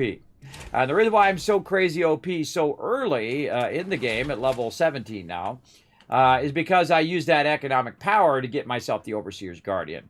And once I have the Overseer's Guardian, I rule this game.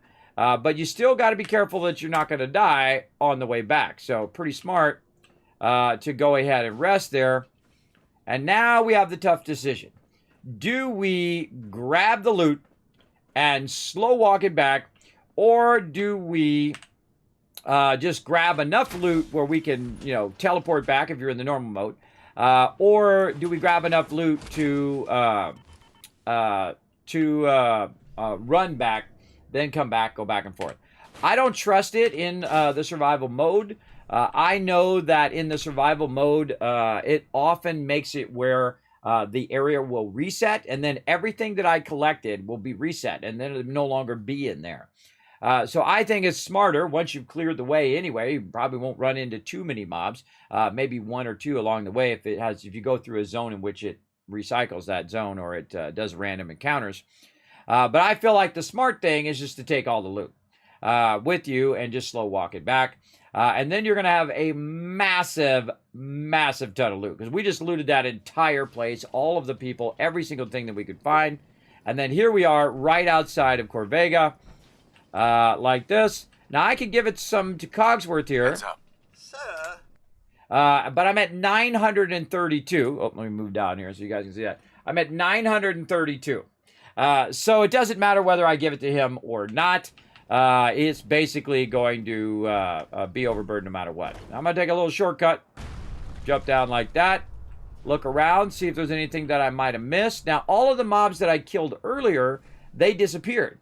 So if I had not looted them before, I am basically going to lose out on that loot. So that's why I loot all of them as well. So here we go, slow walking, a ton of loot back. And you can see that I'm over encumbered. You can hear that I took some damage. Now what I'm going to need to do is counter that damage as I go along. And I'll wait until I've taken a good amount of damage first. And then go from there. So in survival mode, I highly suggest just walking it out of Corvega itself. Now there are some other locations in which we could drop the loot and we could run back and forth while not overburdened as well. Now, one of the cool things in Fallout 76, if you are overburdened, it will automatically use your action points to help you out. Now, since I only have one fusion core left, probably not a good idea for me to run right now, though I'll do it a little bit. And try to run. There we go. Can't do it yet. That's right. I don't have my perk yet. But later, when you actually unlock a perk that allow you to run even while overburdened, or at least walk faster while overburdened. Now, I have my auto walk on. I just hit X and auto walk. And our goal is to get all this loot back before our fusion core runs out. Because we got one fusion core left. You can see it right down there. We've got to get all of this stuff back to the location. So now if I go that way along this road, we can see that the road kind of heads back in that direction. What I really want to do is get to the railroad tracks that are in that direction as well. Now my stem packs heal very, very slowly. So as I'm walking along, what I want to do is think about how long it's going to take for me to heal and whatnot. Now, I've also got a bunch of other things on me. I've got a bunch of conditions. I need some water. I've got fatigue. I need to rest in the bed. I got a whole bunch of that stuff going on. But I would say when you get about 60% down, you want to start using a stem pack or whatever you need. I typically use purified water. And I use a bunch of purified water or some food or whatever when I'm out of combat. Because that's going to just come out of your food stuff. And we'll do cram there. Let's see. We could also drink some alcohol if we've got that. That'll give us a bit of a boost, but really won't help that much. And really, I'm using this stuff, some Nuka-Cola, maybe some mutton chops, to heal my character while I'm overburdened. And again, as I take damage, it will then, take that damage and then heal. Take that damage and then heal. See how it's still going? Still going up. And so you can counteract that effect fairly easily if you have brought some food with you. And again, we're going to go ahead and get on the railroad tracks, and we can see the railroad tracks lead us right to Starlight Drive-In. Now, I've already cleared a lot of these mobs, but they could have respawned by now, and I could take damage. But the fact that we've already cleared it, we're good. What's Redfall? Redfall is like a zombie game. So it's like all the vampires take over and you got to kill them and zombies come after you and whatnot. Something along those lines is as much as I know about it. And I don't want to know too much about it because if I do want to play it on stream, I do like to, do a learn to play and we learn all about it and find out what the game's about and all of that stuff. Looks pretty cool from what I've seen, the trailers and whatnot. If it's your jam, I suggest you go take a look at the trailer and stuff and see if you like it. Slow walking is worth it. Now again, see, if I didn't slow walk, I'd go back and forth a few times. And I find that it would take you just as long. If you're patient, this actually probably is faster than going back and forth in survival mode. In the regular mode, it's totally not faster. In regular mode, I would come out of Corvega. I would find a place to store the stuff outside Corvega, because this way Corvega doesn't reset. And then I put it in a storage outside Corvega or in another location that I've already cleared. And then I would put most of it into the thing, just enough where I wasn't overburdened. Teleport back, drop it off at Sanctuary, teleport back, grab some more, so on and so forth, back and forth until I had it all in there. And that's what makes that mode so easy. Makes it super, super easy. All right, we probably should be actually heading toward the drive-in right over here. I forgot my little road cut off there. And we're almost there.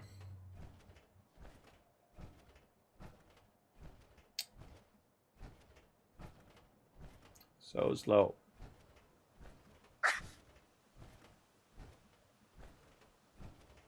Really need a quick bench over here. Now, once I get into the settlement, because I've already taken this settlement over, I'm right in the settlement. I'm going to create what I call a quick bench. If I get in there a little bit further. There we go. A quick bench is something that I use, and I usually use these stoves because they're small. And I put them on different sides of the settlement, and I'll put them as close as I can to where I'm going, like in this case, Corvega. So this way I can just hit T, drop it all in there, talk to Cogsworth. Heads up. Something you need, sir? Over here, trade with him. I don't think I gave him anything. Oh, he's got a can. There we go. And I basically carried everything back, even without Cogsworth itself, because it's just easier for me to drop it into the workbench. Now, another thing I'm going to do is take everything that I got right over here and just simply drop it in here. I need to rename my Overseer's Guardian as well. Right there. Now we'll go ahead and switch to apparel. Same thing. Drop all that stuff in there. Now, there are some stuff that I want to keep. I want to keep my glasses. I want to keep my clean stripe soup. I use that for trading.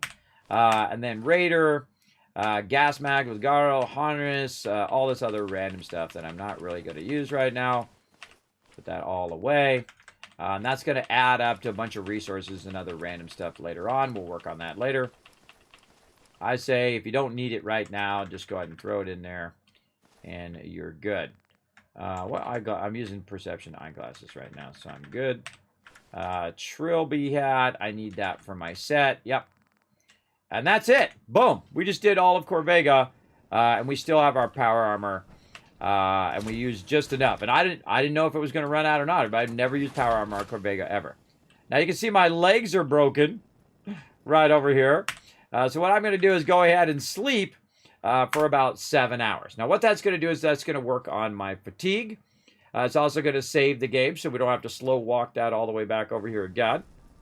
And there we am. Look at that. I'm all better, everybody. My broken legs have healed themselves while I was sleeping, which I think is funny. All right, there we go. Now we're going to go ahead and get back into power armor. Right over here. Now, because this is connected to all of my other settlements, basically all of that loot that I just brought back, at least the junk itself, will be usable on my other settlements. Now, I'm also going to go ahead and hit X. You can see I'm moving much faster now because I'm not overburdened. And I'm running this back. Now, I could slow walk all this stuff all the way back to Sanctuary, which I'm not going to do. And you can see it's not using my action points. It is using my fusion core, but not to a really bad degree. Enough to where I might be able to make it to Sanctuary. We'll see. And normally I don't use my power armor until like level 25 or so. And whatnot. So let's go ahead and run all the way back. And we can see it looks like Trash Can Carla there. What up, Trash Can Carla? I'll see you later. Back at my base. Now, I love to blow up all of the... and there's a storm coming in. I do love to blow up all the cars, but a lot of times when I'm playing, I will save it for the moment in which I blow up the car and kill the Bob. Like I did in Corvega there. I hit the car hit them. Also, they took out half the Protectron, too. Sometimes, by the way, in some of my playthroughs, I have actually... Some of those Protectrons are legendary Protectrons. So you might want to look first before you start shooting. At those Protectrons. Oh, there's a car there. So you don't end up accidentally shooting a legendary and that legendary one-shotting you. And see that thing right there, that water tower thing? I'm always looking toward that thing.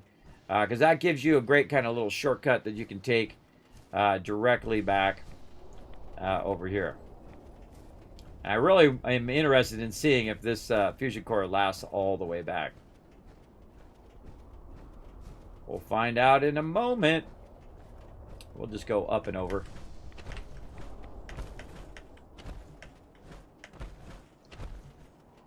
Take a little bit more of a shortcut there. And that's the way it is in survival mode. You can't teleport. You have to walk. And you get into all sorts of adventures I think, when you're walking around like that as well. Now, when you come back, make sure to check and see how your stuff's doing there. Seem to be doing just fine.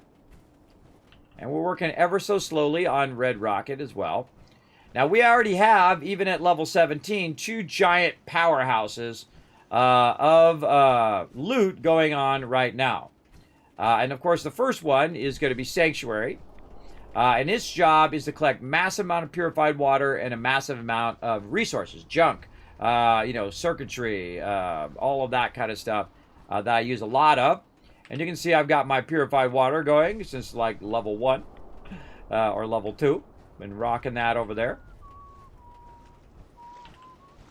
And so we're kind of making our way back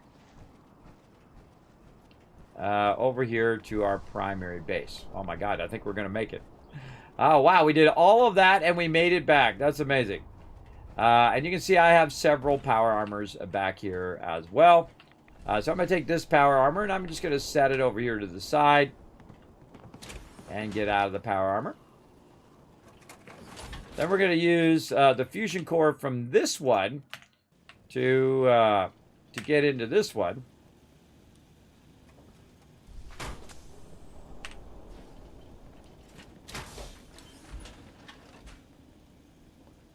And we'll spec these out for different reasons, for different things. Tally-ho indeed. And I'm more of a collector of various power armors than really they are that useful, especially in the early game. They're not all that useful in the early game. You notice I took my fusion core out. Very, very important. Now let's see which one it gives me to modify. Is it going to give me this one or the other one? Yes, it gave me this one. All right, so now we brought back some more resources. And those resources we could use to upgrade our power armor over here as well. Now we can also go military paint, which is definitely what we want to do. The reason why I'm doing military paint is so that it will be able to hold more stuff. And to do that, we need our nuclear material, which we found a bunch of that. And so first we're going to do all of that military paint just to get that out of the way. And this will be our military set. Now there's a bunch of other sets for different reasons, but we got that going. Let's go ahead and put as much of this on B as we can. And the number one thing we're going to run out of typically is adhesive on this stuff. So this one's A, and there we go. We run out of adhesive right over here. So let's go ahead and get out of there.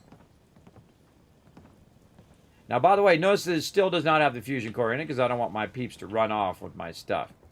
And you can see it's just raining. It's not necessarily a rad storm. It's mostly just raining. You can see also now that that armor is green and no longer kind of this brownish rust color because it's like the military style. It's going to be able to allow me to carry more stuff. So the other thing that we want to do is to make some adhesive. So if we go to the cooking station over here and we look under utility, we can see that we can do some vegetable starch, but we need some corn. And corn is really our biggest Achilles heel right now for upgrading. And so what I really want to do is go down here. This is starting to look like a proper home, thanks to you. Thank you, creepy Yes? Mama Murphy. So I want to go in here and grab and continue to grab this stuff and double it up and double it up again. When there's nothing left to complain about. Well, there'll be nothing left to complain about when I banish you to the Bad Attitude Prison. I built a gigantic vault, by the way, and I call it the Bad Attitude Prison, and I put Marcy in it, along with her brother. And then I made a bunch of guards and whatnot. One that ends without an empty stomach. You certainly shouldn't have a problem with If you've been up that. to see Grey Garden, you should go. I will. I will at some Place point. is run by robots. I know. Pretty cool, right? So you can see here that I just basically grabbed a bunch of various resources that I'm going to use to kind of replant some of this stuff elsewhere. As well as I'm going to go over here. Now, what I'm doing, and this is the first time I've done this, where I've used triple extraction. You can see I'm doing triple extraction from the workbench itself. That means that from the workbench here, it's just pulling everything out of there while I'm busy doing other things. You can also see that it dropped a little purified water down here. I don't know why it has to do that every time. It's really annoying, as a matter of fact, to have to constantly be fixing that. Now you can see my peeps are walking around. They're doing their job, which their job right now is to collect me loot. And that's basically what they're doing. Now, I picked up a bunch of purified water there. In fact, 174 purified water just in that little bit that was there on the ground. I also pulled some out of the workbench accidentally as well. Now, each of these, you can see, has over 180 purified water in them, roughly, or around 180 each one. And so what I'm going to do is go to each one, pull out all the resources of each one, and I'm going to take the purified water, and I'm going to put it right here for me to utilize later on. And you can see I have 363. That's 537 purified water. That's a tremendous amount of caps right there. Again, making about around 20,000 caps every few days in-game, by the way. Now, you have to actually play the game. You can't just forward time and get 20,000 caps over and over again. That would be super OP. But you can just, wander around the wasteland, do whatever you need to do Corvega, do your quest, come back, bada bing, bada boom, boom, you just made 20,000 caps. And you're looking good. And then you can buy fusion cores. You can buy all the things that you need. All right. And there we go. So we forward a bit of our stuff there.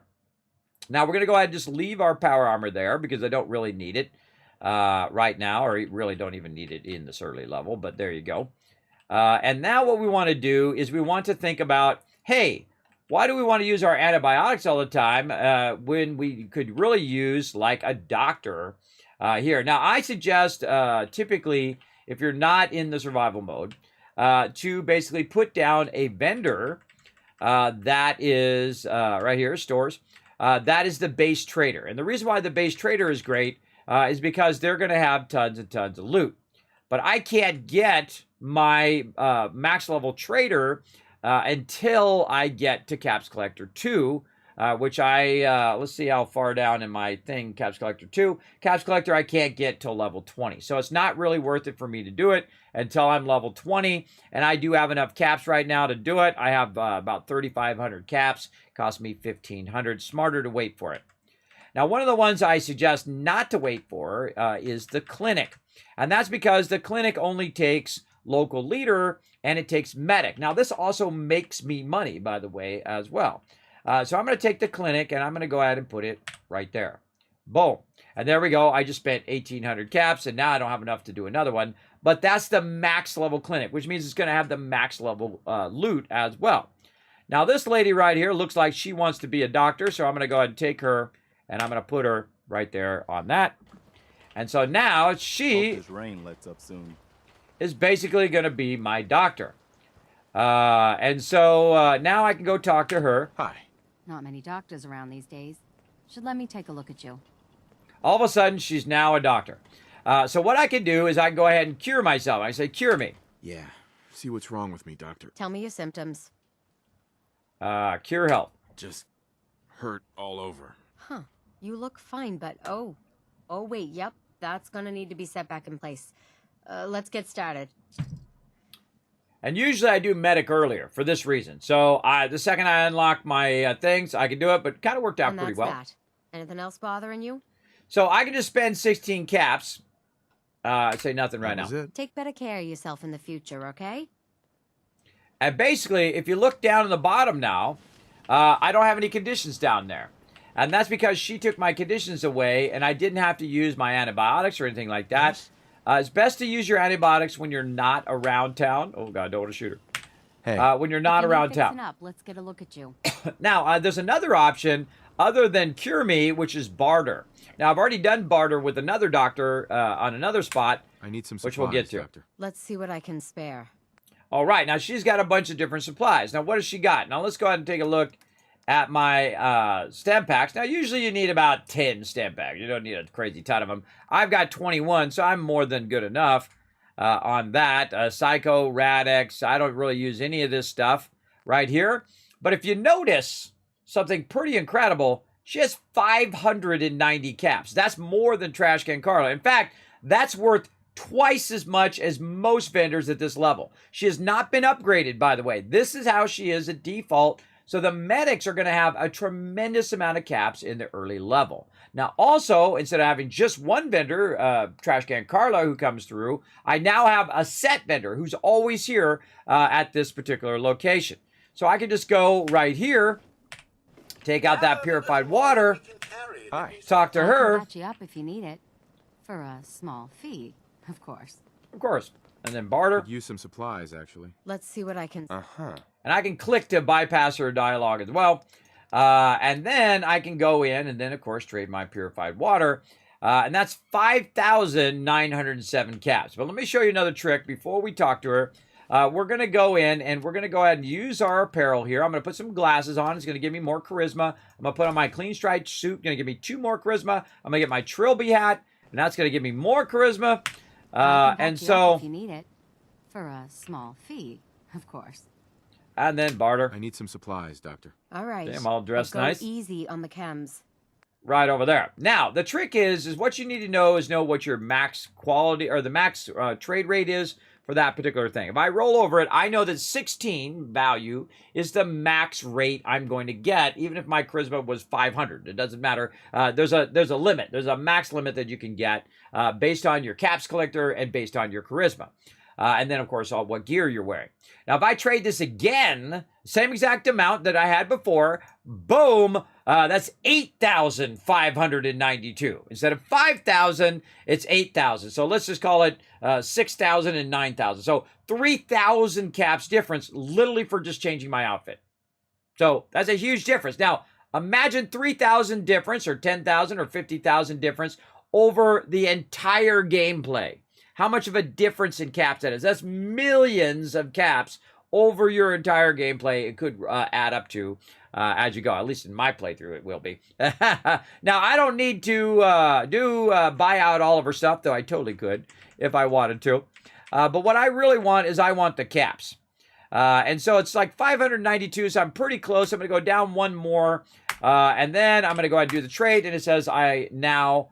she owes me 14 caps. So I got to find something that's right around 14. And usually you could use like your Tato's is a good one. So if we use 2 Tato's, that's going to be 12 caps. There we go. So now we got 2 caps left. You can use your bobby pins, which I do in the in Fallout 76 because you can't sell ammo. But here I got 529 38 ammo. Sometimes you have 5,000, 10,000 of that. That's 10,000 caps that you could use here to trade stuff. And you're probably not going to use that 38 ammo for the whole rest of your playthrough. So I could use that for bartering as well. In fact, I could also take some of that stuff out because here in survival mode, I basically am not going to be using it as well as it does weigh me down because my character is not using this for any of his weapons. Right now, using 45 ammo, and I have a backup of 10 millimeter if I need it. Do I need fusion cells? No. Fusion cores would be nice. But basically what I did is I just got her caps, and since I got her caps, now I can go ahead and put down another one. By the way, you could have multiple clinics down, but all of the vendors share the same inventory. So if I put a clinic here and one at Red Rock and one everywhere else, it's going to coming in pretty good. It's going to you can only do it at one, right? Every single one doesn't have different inventory. The different types of vendors have different inventory, but if you put a clinic down here, the only reason to put multiple clinics down is if you're working on your happiness. If you're trying to get 100% happiness, clinics are great for that. They're going to boost your happiness. You just put like 15 of them down, put everybody on the clinic, and boom, you can get yourself that achievement. If you want, that's up to you. But me, I want a little bit of everything. So what can we get away with right now? Trader, we can't do because we don't have Caps Collector, and that's going to be level 20, so that'll be a little while.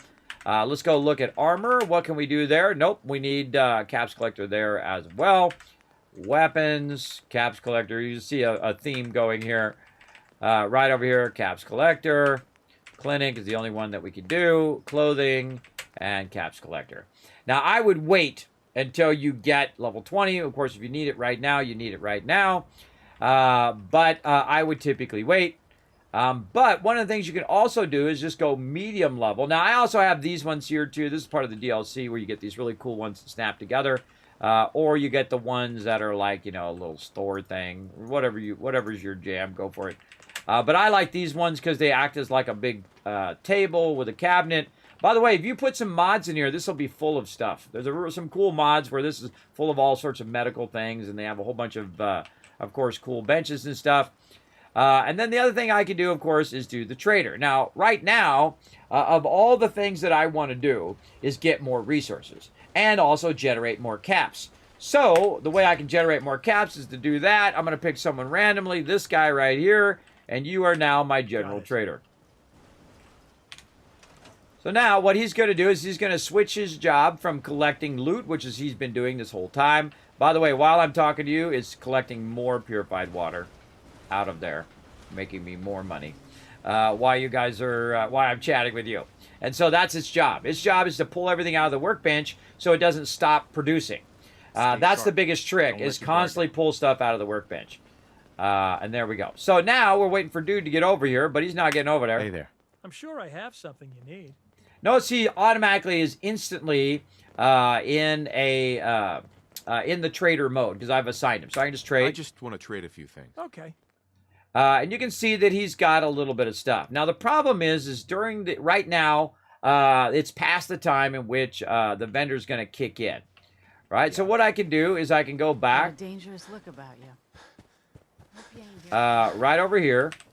And look at the times around 5 o'clock, though usually they go around about 7 or 8 at night. But I'm going to go ahead and forward time about 12, 13, 14 hours. Also to get rid of the rain and all of that other stuff. I'm just going to forward time so it's morning time. Right? And in the morning time, you want to check this and see exactly when they pop up. But I happen to know. So we're going to just let this run for a little while until we get about 6. There we go. And then we'll cancel about 6:30 in the morning. And now I'm well rested. And if we go out here, there's our guy. And Trash Can Carla at the same time. Hope you ain't one of them. And so we'll go ahead and pull out our purified water here. We could probably sell all this other stuff for right now. Come back if we need that stuff later. 38 ammo as well. Keep our 308, so we'll just pull that out. Since he had a spy on me. Let's trade. Looking to buy? Now this guy, now when I trade with him again, can we trade in here? Sure thing. See, I'm trading into his inventory. I could have bartered with him earlier. I just want to trade a few and then he would have actually bartered with me, but I forward time so we don't have to play in the dark. I could have just done barter. So right away, I could have bartered with him. Now you can see that he doesn't have anything on him because he's got to reset and become my general vendor. So he's not really useful right now. But we do have Trash Can Carla, so that's awesome. Carla. Hey there. Trading? Always. So barter with her. I've got a few minutes to browse. I got a little bit of everything. Okay. Now, Trash Can Carla is always full of stuff that I can buy. So I'm going to buy the 38 ammo. I can tell you I need that. Do I need anything in here that she's got? I'm always looking for a combat rifle that has a 308 mod, and then I can take that mod off and put it on my Overseer's Guardian. She's got various leather stuff there that I might be able to use. Later, I'll buy all that stuff just so I can scrap it. And whatnot. Same thing with all the food. I'll start to backlog massive tons of food. Don't need to backlog bobby pins, but I do need a little bit of resources. How about we just get all of the resources? How about we just buy out every single thing that Trash Can Carla has? And if you missed it, I've already done this a bunch of times in this playthrough at like level 12 or 13. I can't remember exactly what level it was. Basically, just bought out every single thing that she has. She has 9,000 worth right there. So we're going to take our purified water here, which is worth 8,000, trade that, and now it's about 1,000 difference. So we also have some other stuff that we can get rid of. Buff out. Keep my carrots for right now. Gourds, we can get rid of those. We got some jet. Now, I actually kept all this stuff along the way, so I could just sell this stuff off. Let's see. Psycho.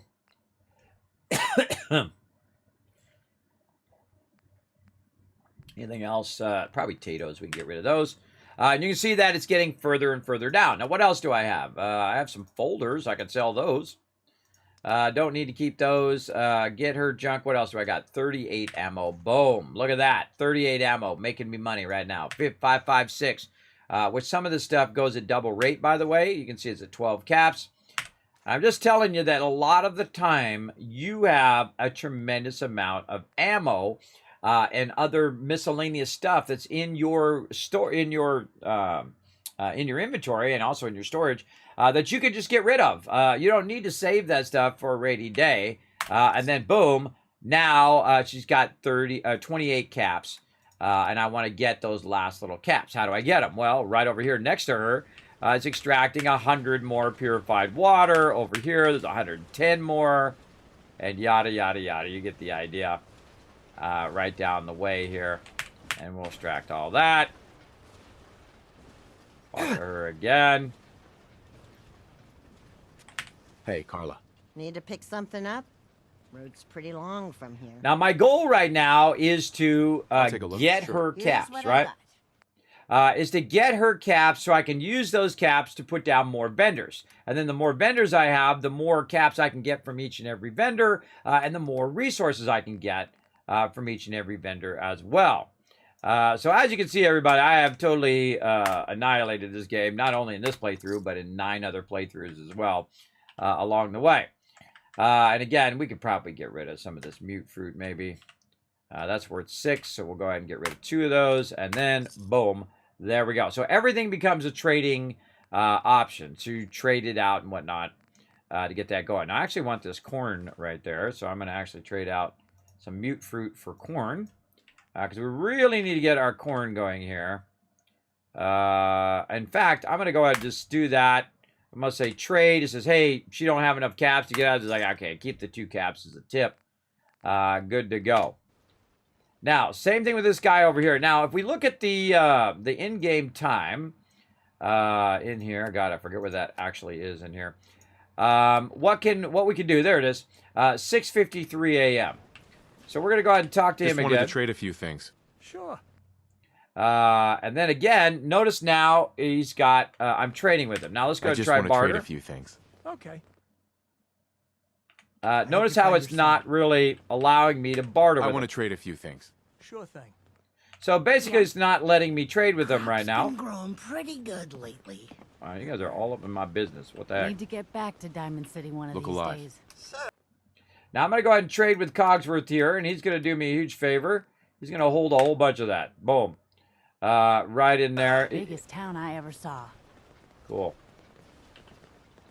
And then I'm just going to... Oh, wait. I got to put this back over here. I'm going to give some to Cogsworth. Yes? Huh? And then I'm going to go ahead and drop that back in there. There we go. Oh, wait. Not quite yet. Not quite enough. We need to drop some of this ammo, too. Yeah, let's put our 308 in there for now. Good job with those defenses. I've got nothing else I need right now.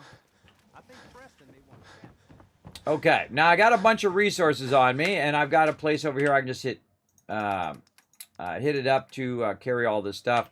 One of the drawbacks of these particular file cabinets is I just can't say put it all in there like you can in the workbench.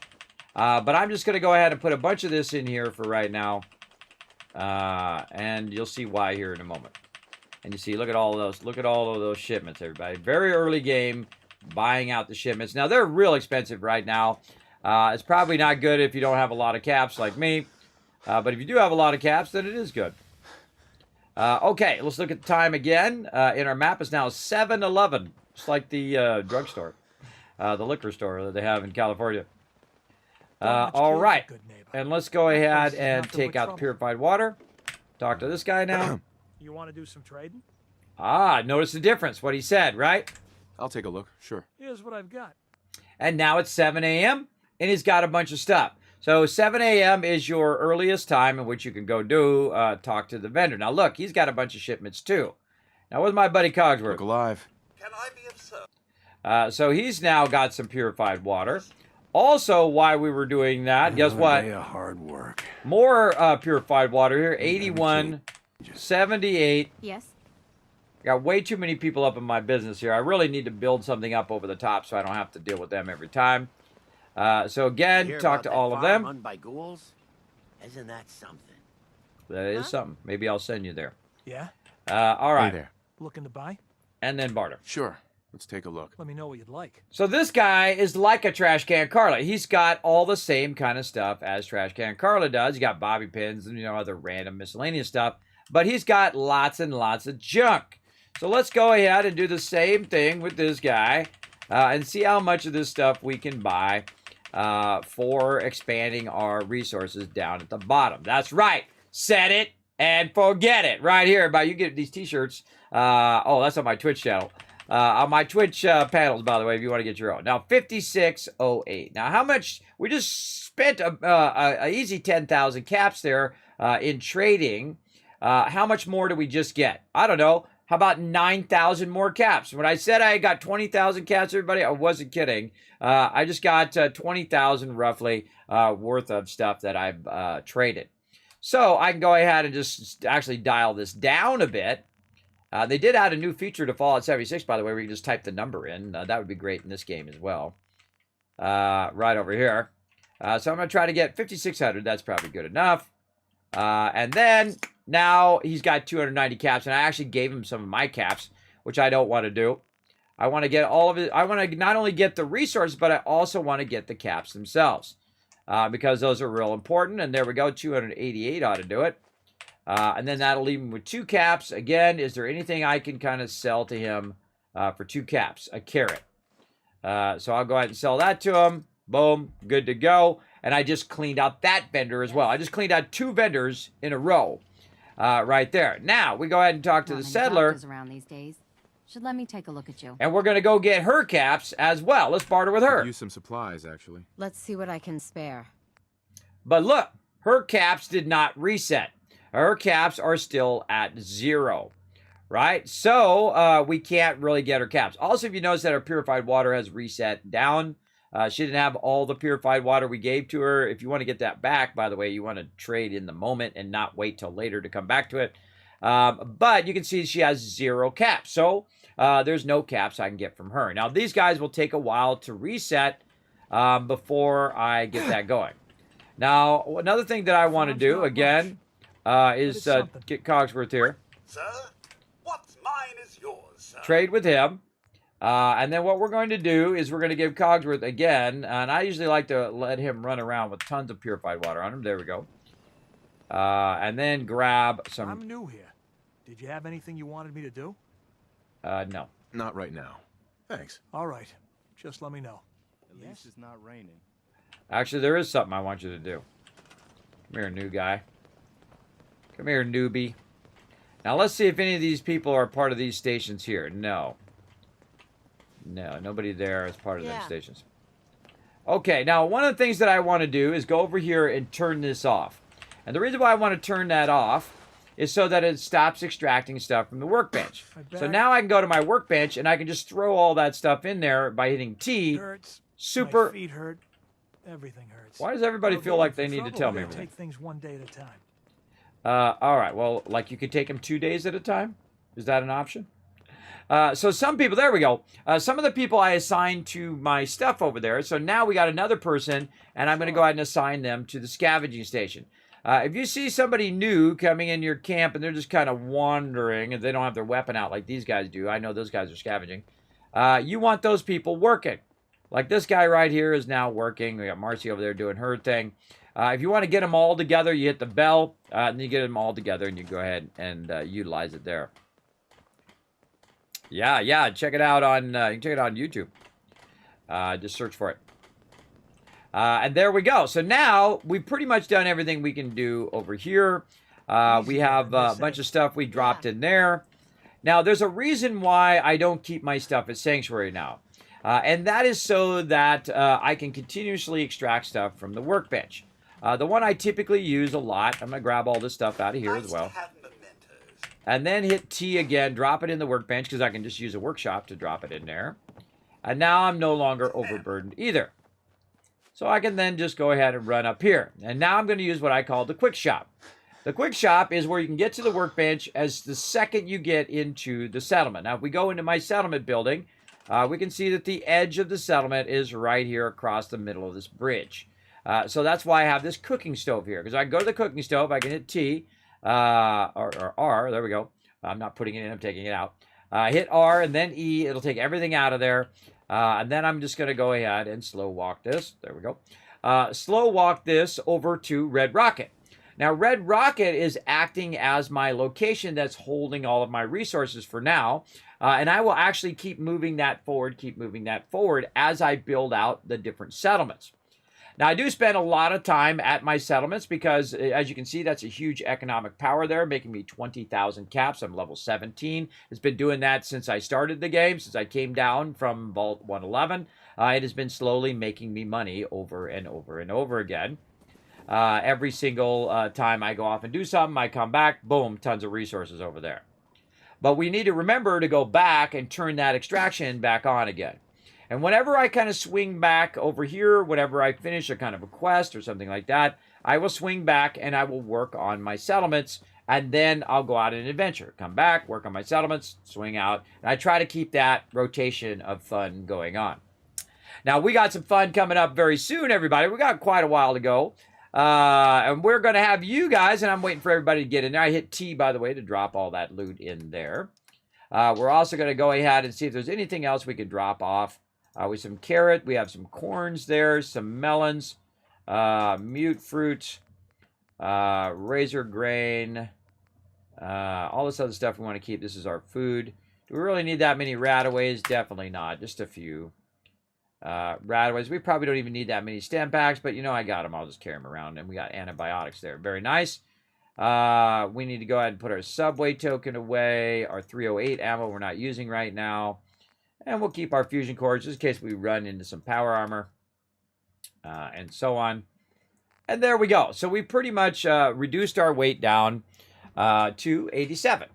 So very nice. Now also, if you already forgot, Cogsworth is also carrying around 200 purified water. Hey. I'm all in. Right here. So he's got about 200 purified water on him.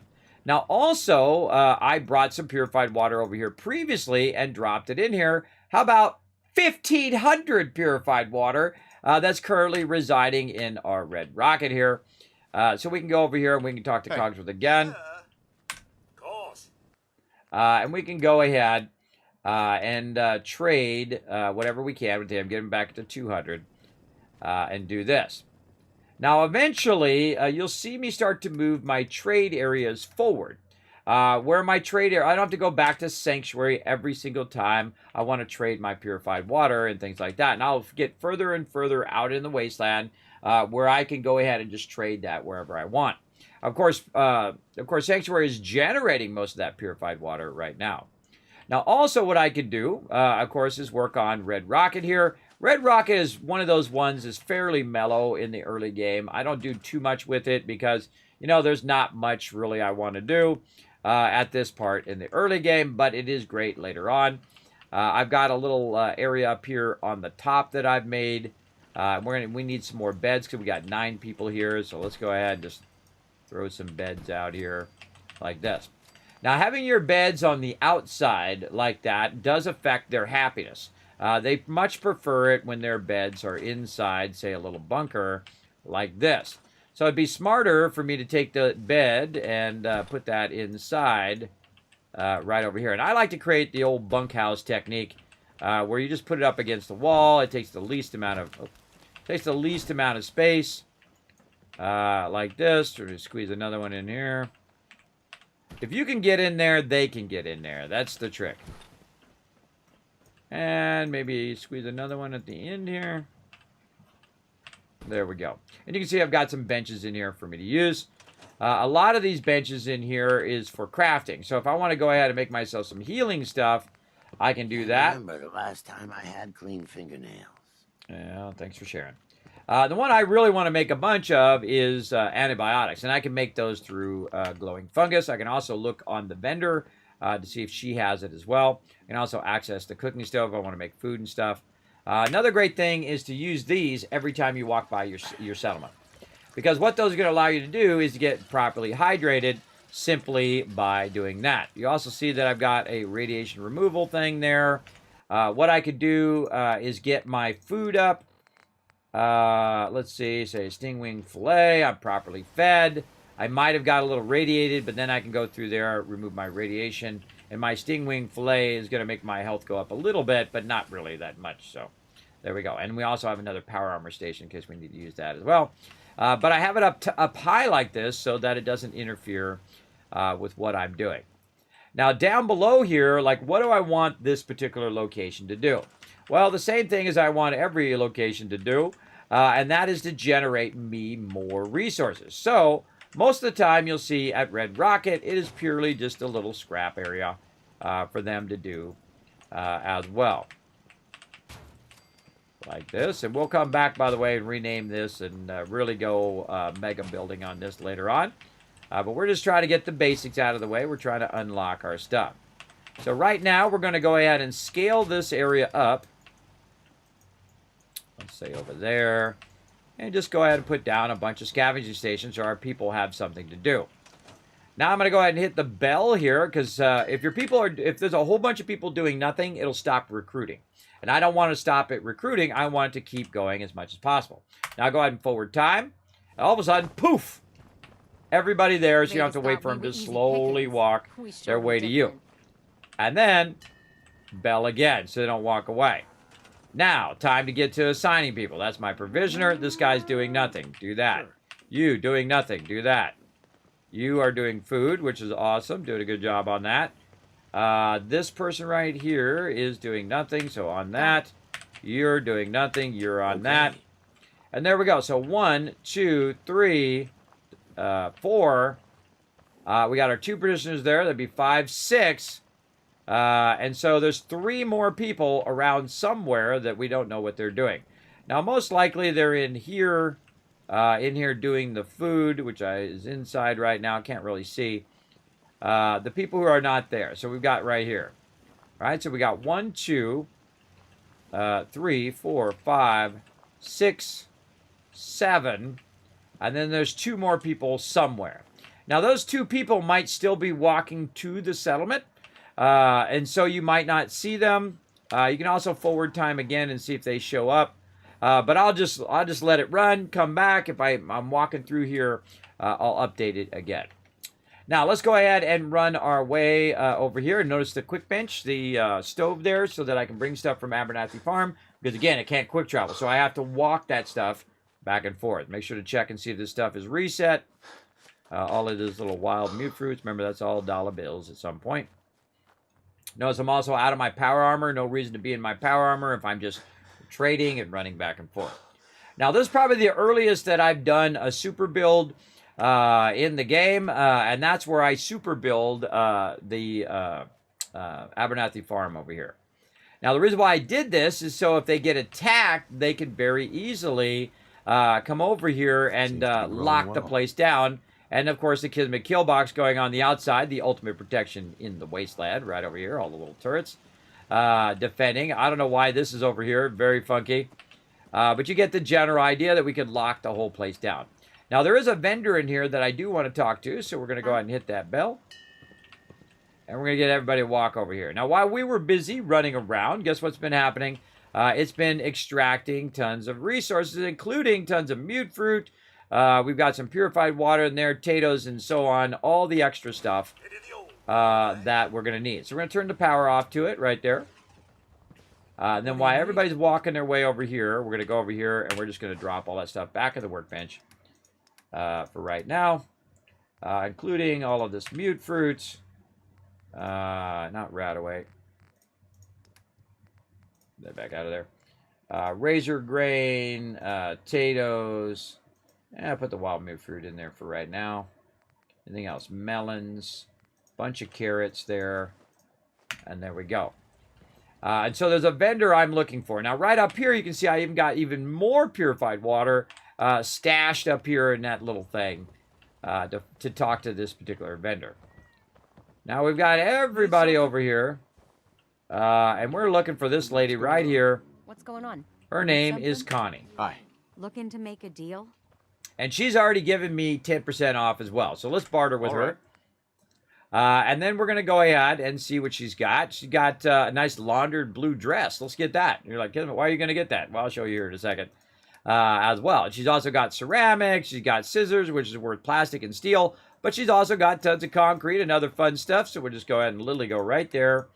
Use our purified water instead of our caps to get her caps as well as all of her loot. And I'll just get close, do the transfer like that. She got 133 left. I do multiple transfers just so I don't have to do the math. It's a lot easier. And I'll get pretty close. There we go. And then I'll literally sell back the stuff that I might have got. Like if I got a bunch of potatoes, I could go ahead and sell that back. At this point, I think I could probably sell her maybe, you know, a couple of these, even if it's over. A couple of these 10 millimeters, I'll be fine. And there we go. I gave her an extra cap as a tip. And then literally got all of her resources. Easy peasy right there. And then again, right over here, and we'll go ahead and take Cogsworth. Hey. Yes, sir. Here's what I have. And then get his purified water out of there, because I brought it so I can bring it over here and stock this up with some extra purified water right over here. Now, if it's in the container, they're not going to drink it, everybody. It'll just stay there in that particular container, because they can access it actually from Sanctuary as well. So we've got all of that done. We have a bunch of resources and whatnot that we want to use, but we're going to go ahead and run out this way. We'll go ahead and see where the edge of the settlement is, right here. And I've got a chemistry station right here for this very purpose, so I can go in, grab everything out of there, and then just basically slow walk this stuff back to Red Rocket. So you see I'm collecting all the stuff from there, Red Rocket, collect all the stuff from Sanctuary, Red Rocket, and I've already brought a bunch of stuff from the drive-in to Red Rocket. Because the red... Oh, and I forgot to turn the thing back on. Are you sure there isn't someone more suited to all this? Well, I'm about to get somebody who's more suited to all this here in a moment. But first, I need to remember to turn this back on again. There we go. Almost forgot.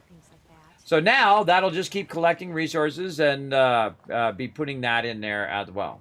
Now, both Sanctuary and Abernathy Farm is full. It can't have any more settlers. It's at max settlers. I can't send any more settlers there. So now what I'm going to do is run toward Red Rocket. We're going to look for that quick bench. That's going to allow us to go ahead and trade that stuff over there nice and easy. And I'm not even overburdened, which is amazing. Right over here. Hit T. Drop all that stuff in there. Is there anything else that I can put in there? I want to keep the dress on me. Anything else in here? Probably a whole bunch of carrots and stuff. Put down gourds, melons, mute fruit, razor grain, potatoes, mute fruit, and so on. So another thing I need to work on is corn. I'm going to put that all over there just so I can basically move a lot of those resources. I'm going this way.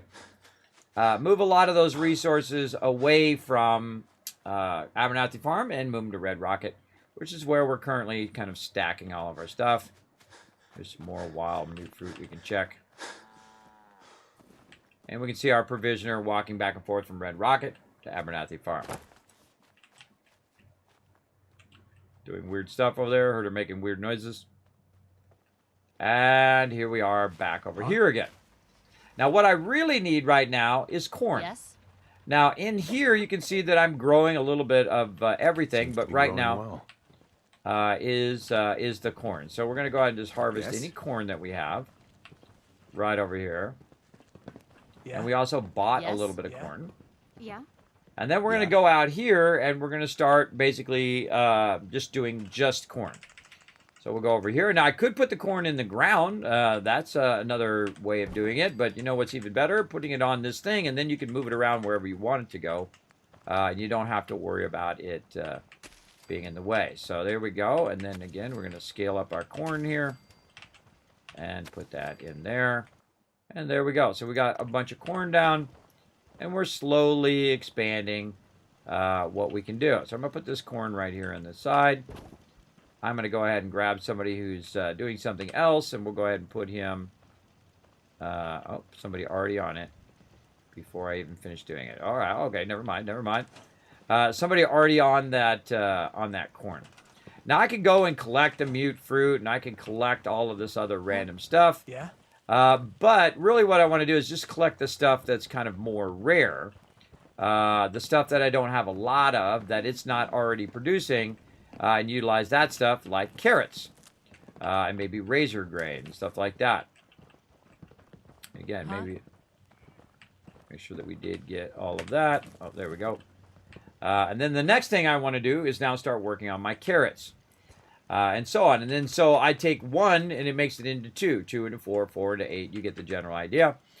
And then I will very much come back, take out all the food, and then optimize it so each individual person is optimized in the food that they're doing. Oh, I got to move this over here because it still thinks that garden plot is there when you're first doing this, by the way.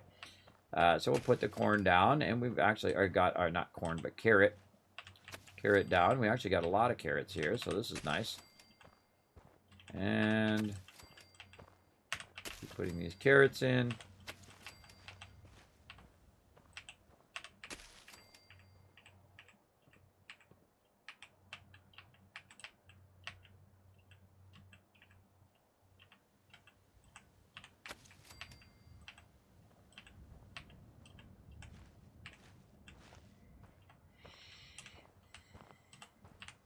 Now, you want to make sure that that actually is on the thing, because if you move it and it stays there, you know it's actually on the ground and not on the thing. All right, now we'll take our carrots. Let's put our carrots right here. Now, these carrots are behind this other thing, and you can see that it automatically, somebody's already on it, on that stuff, because it's lit up. Otherwise, it would be red up there. So we already have somebody who's working on all of our corn and working on all of our stuff. You want to, every now and again, run through here and make sure nothing in here is red, where people are not collecting it. And again, I will optimize it later. But now we have a bunch of corn going and a bunch of carrots going, and that's what we need to make adhesive, right? So it's smarter for me not to do the adhesive now. It's smarter for me to keep building up my corn. Now, another thing I might want to do is take the corn from over here and move it over here so it'll all be in one spot. And I don't have to track down where all my corn is. It just makes it easier in the long run. See if there's any other corn in here. I don't think so. Like that. Okay, so that's good. All that's good. Yes. Now, we got that done. Let's go ahead and run back to Red Rocket. Over here. And I can't remember if I did corn over here. I kind of think that I did. And again, we're just kind of setting up our success. That's what's so cool about the settlements is that it's the way I like to play. Is that I'm using my settlements as again an economic powerhouse to basically rebuild the wasteland, which is what I'm doing, and of course also help people survive and so on. So let's go ahead and head over here and let's look and see if we got any corn right here. Seems to be growing well. Everything hurts. Raiders thought we were easy pickings. We showed them different. You did. And I'm going to go ahead and store this in the workbench. Right over here. Like so. Food's still at 9. Probably want to put down some more mute fruit. For them to go. Because it should be at 12. So let's throw a few mute fruit in here if we can get away with it. That's 9. That should be 10. 11. Because when more people show up, they're going to need more food. Oh, right there in the center. Right there. Now, what you want to do is take one of these people here, this guy, and reassign him to the food again. And see if your food goes up.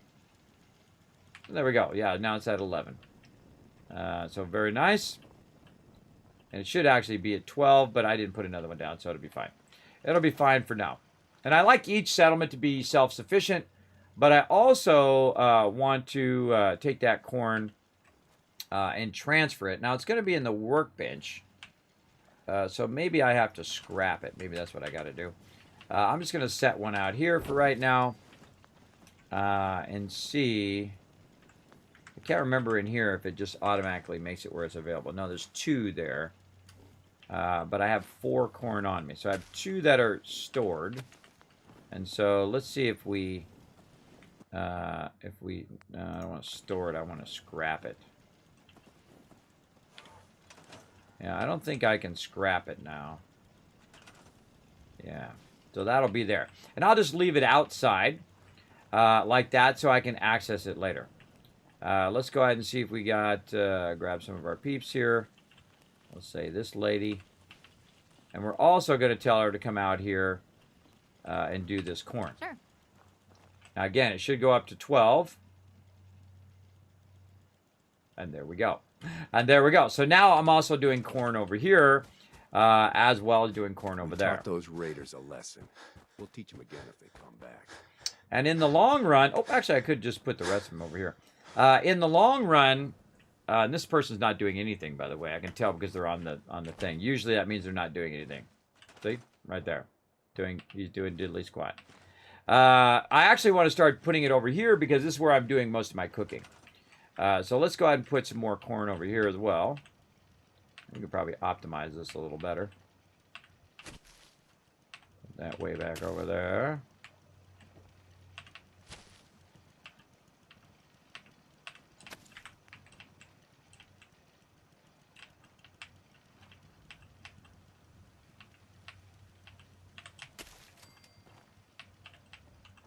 And if you're not able to do it, move this thing into a different spot. Move it somewhere else and then try to put the stuff down again. I find that works a lot better. And there we go. All right. And again, we'll just keep this out here and hope they don't destroy it. We'll go find that guy who's just wandering around over here. Because when he's not doing anything, then the rest of us are suffering. Where'd he go? Oh, he's back on the bench. Yo, guy. This ain't no free ride. Get to work, brother. Okay. Get to work. All right. Now it went up to 14. And again, as I'm wandering around, that corn will go up. The other corn will go up. And what I want to do is right here at this location. At this location is where I want to have corn and carrots and all of that.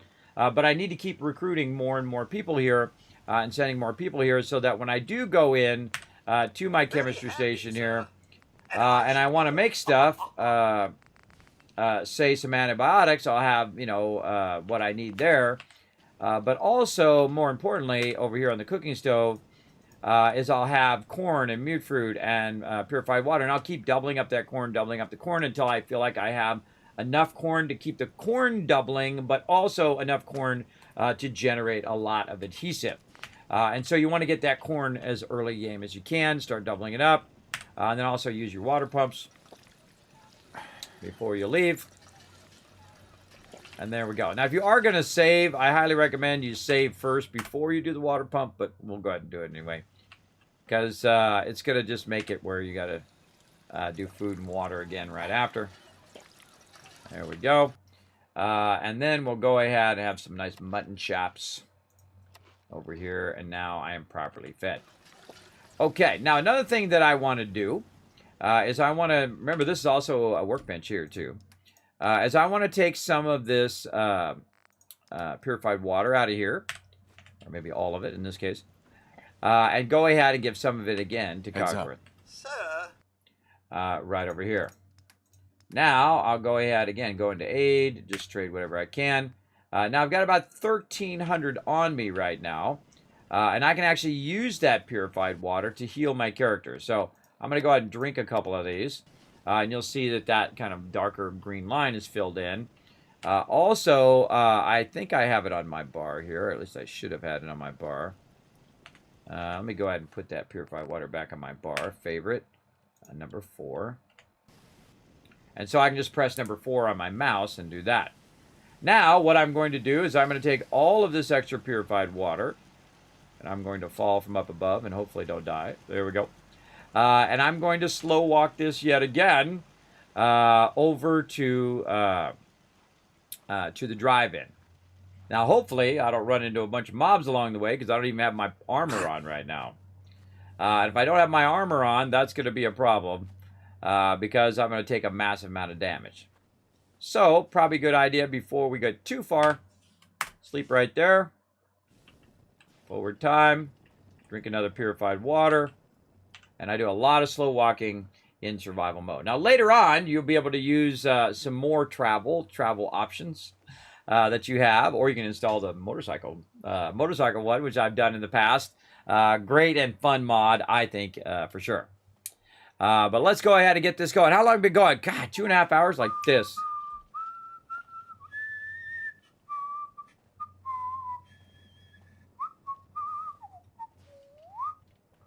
Now, I don't necessarily have to give Cogsworth the purified water because I'm already massively overburdened. So all I need to do is walk from where I'm at to get over there. And look at that, I've crippled my legs, so I'm going to go slower. So I'm going to go ahead and use my stem pack. I'll sit down, get up, use my stem pack, and off I go. Now I'm going to keep have my legs crippled over and over again doing this because not only do I have a lot of the purified water, but I have so much that actually is crippling my legs. And this is in survival mode. That will actually cripple your character, which I think is pretty cool. Now later on, when I get my strong back going, my strong back will make it where I don't get crippled when I'm so overburdened. Over here. No backseat game there, Raz. Remember, no backseat gaming. I think I've said it enough times in chat. I think 1,000 times. And 1,000 times again, 1,000 times on top of that.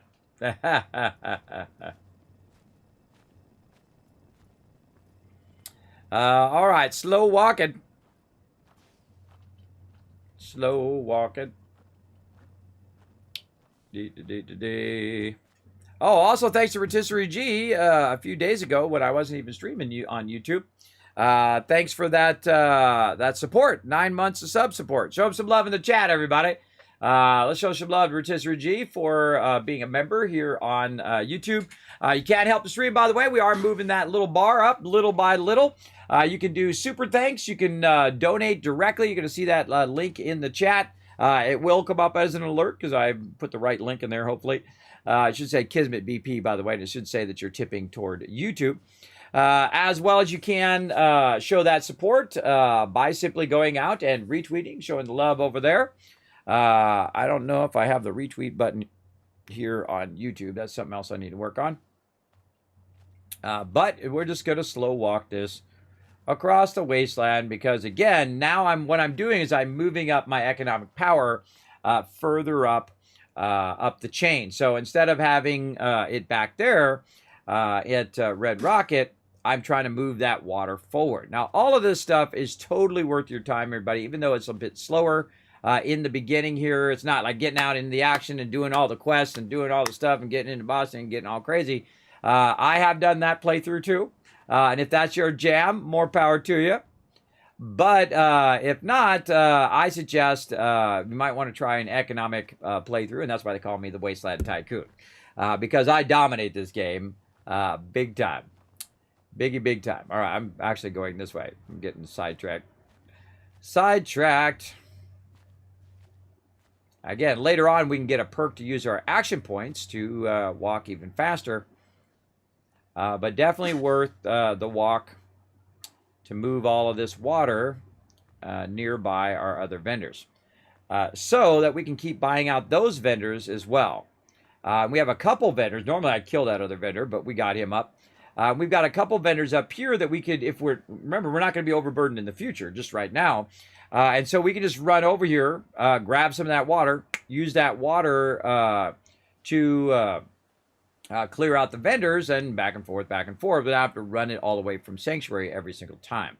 Now, later on, I will utilize some other modes of transportation for moving the purified water where I want it to go and then store it there to buy and sell stuff.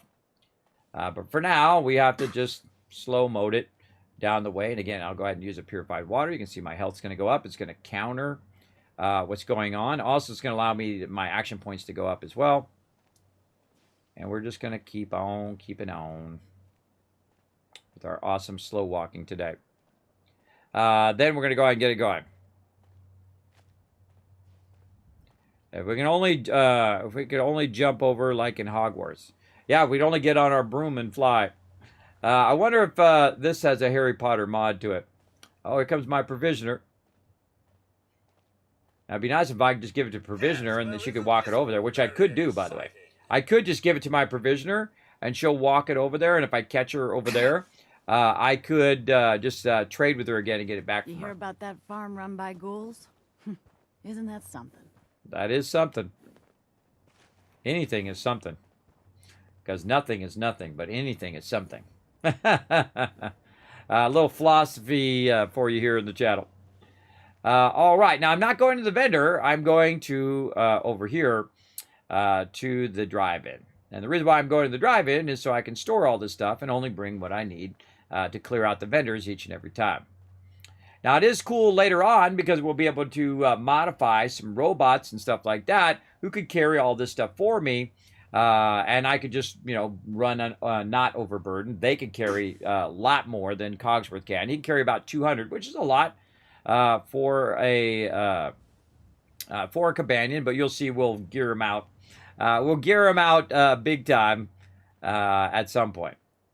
Or we'll probably just make a new robot and use that robot. One of the things is, though, is that Cogsworth is a companion, and he has a plus and minus affection with you. So if you are running around with him and he doesn't like what you're doing, you'll lose affection with him. Usually when I get my companions to max affection, I just park them somewhere, and then I go work on the next one, because I'm going to be running around and I want to work on their affection with me. So we want to keep on keeping on here. We're almost there. Fighting, we'll make it out of this. Oh, and look at me slow down. I've got broken legs now. Let's go ahead and heal back up again. Now look how slow he's walking. Now because I have it auto walking right now, he doesn't actually get knocked down. You see when I use my stem pack that he actually sits down to use the step back and then gets up. If I wasn't auto walking right now, he would actually stop. But let's go ahead and use step pack. Up we go. And then back off again. And this is lack of water. I'll go ahead and hydrate myself again. And again, we're trying to get to our quick shop over here. My HP is all the way up. My conditions are off of there, though I do have that red right there, which means I'm overburdened.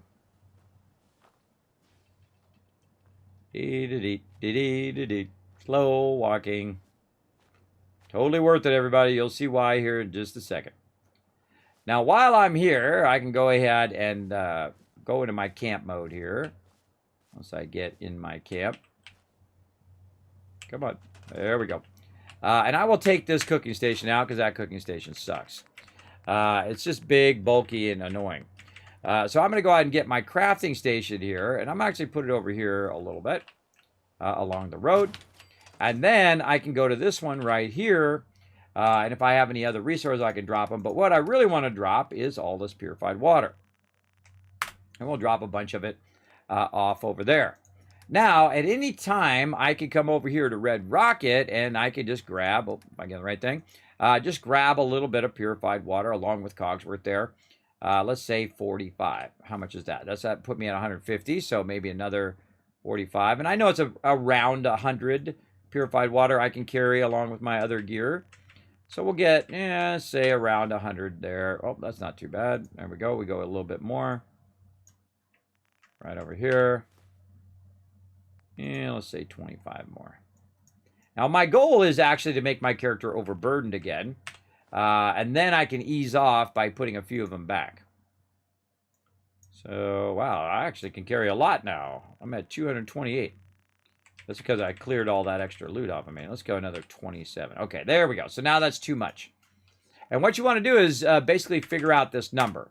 What is the exact number that I can come over here and grab with all the stuff that I have on me and walk that over there. I also took all my ammo off too, so that's helpful. Let's say 2 more. There we go. So 245 is the magic number right now. We'll make that a note. 245 water from the drive-in to vendor. We'll just make a note of that right there. And we'll go ahead and save that note. All right, there we go. So now I can go ahead and get that much, 200 on me, 200 on Cogsworth, and run over here to the vendor. Now, one of the cool things is when I'm over here doing this vendor, I actually, not just the 2 vendors, the guy I left alive, normally I'd kill that guy, he's a drug dealer. But what can happen is a miracle where you have all 3 vendors in one location, which is why this location is awesome. Thanks for helping us out with Trudy. You did good. Now. Skip. Barter. Sure. Let's take a look. I got stuff. All right. Now, I don't really need his stuff. I don't really care. He's got step packs, which is pretty decent. But I don't really need his stuff. Maybe some 45 round. We'll get a little bit of that in case we need it. Maybe some crispy squirrel bits. I don't know. I just feel like buying some stuff. But he's got around, let's say, 200 plus caps. Now, again, we need to look at the value. Not that. Oh, that wrong thing. We need to look at the value of our purified water. It's 16, so it's still maxed out. And then I basically have about 4,000 caps worth of purified water on me. If I had all 1,500, this would be 30, 40, 50,000 caps. You don't really need to carry that much cash around you at this early game. Right over here. You can see it's actually more, it's too much. It's too much for him to do it. So let's go ahead and ease it off by, let's say, 48 caps. We'll go ahead and trade, and that tells me how much is left. And again, if we found some ammo, maybe some 10 mil here, we'll go ahead and trade 2 10 mil. It's going to be more than what he's got. That's fine. There we go. Cleaned out that vendor. Now, let's go ahead and talk to this vendor in here. Shop's open. What do you want? Barter. I've got a few minutes to browse. A little bit of everything. And now Trudy here is very much like a Trash Can Carla. She's got General Chow's Revenge in here as well, which is about 976 caps. We may consider buying that. We definitely want our 308, maybe some 45 out of there. Maybe we'll get General Chow's Revenge. I kind of feel like grabbing it right now. We're also looking for combat rifles, not hunting rifles, but combat rifles. Don't see that in there. Sometimes, by the way, they don't have stuff in their inventory until you get to a certain level and so on. So you might not see it in there. Padded blue jacket. We got a wrap cap. Each of these things might give you a bonus to your charisma and all of that stuff. Kind of like the padded blue jacket. Let's get that. And you'll see why I'm getting that later on. Let's see what else we've got. She's got a bunch of food in here. Antibacterial. We'll get that because I just feel lazy. Some Nuka Cherry. A Quana on a stick.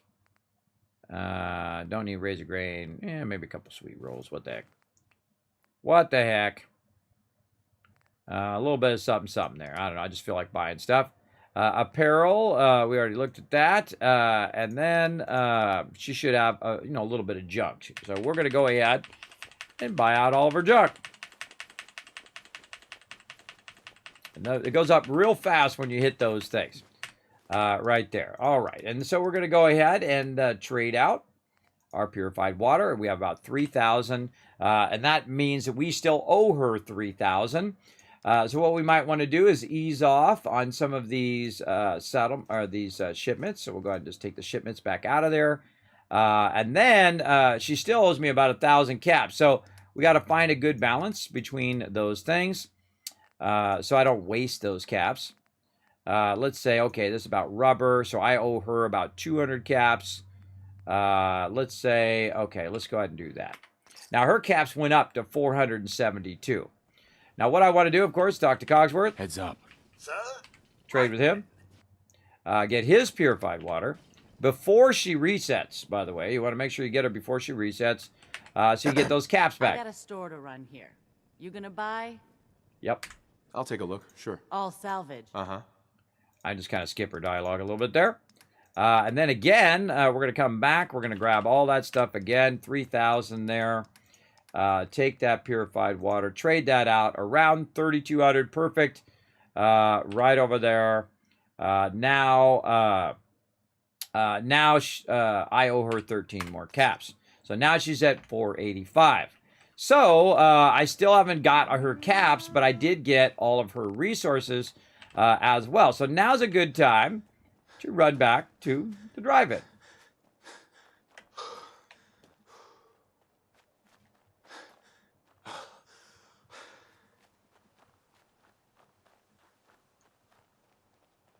And now you know why I put the thing down here and not way up on the top there, because it's where we want to go. We'll hit T to drop all that stuff in there.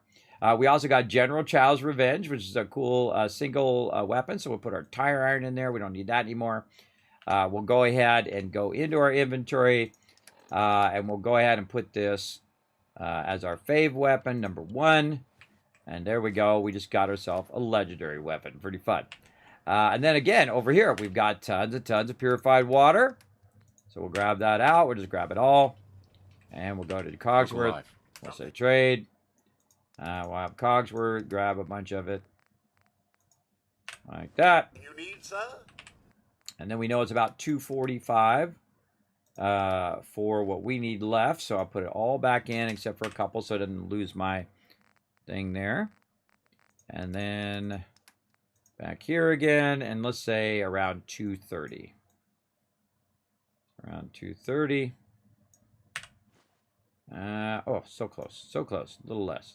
And that's because I also bought a little bit of other stuff as well. So let's say 16. Perfect. All right. And then back again. And this is super, super useful. If you learn one thing in my stream, everybody, it's what I'm doing right now. And that ability to kind of run back and forth. Now, of course, if you're playing in the normal game, you don't have this problem of not being able to just grab a bunch of stuff and then teleport back and forth to sell stuff to the vendor. In my case, I can't teleport back and forth.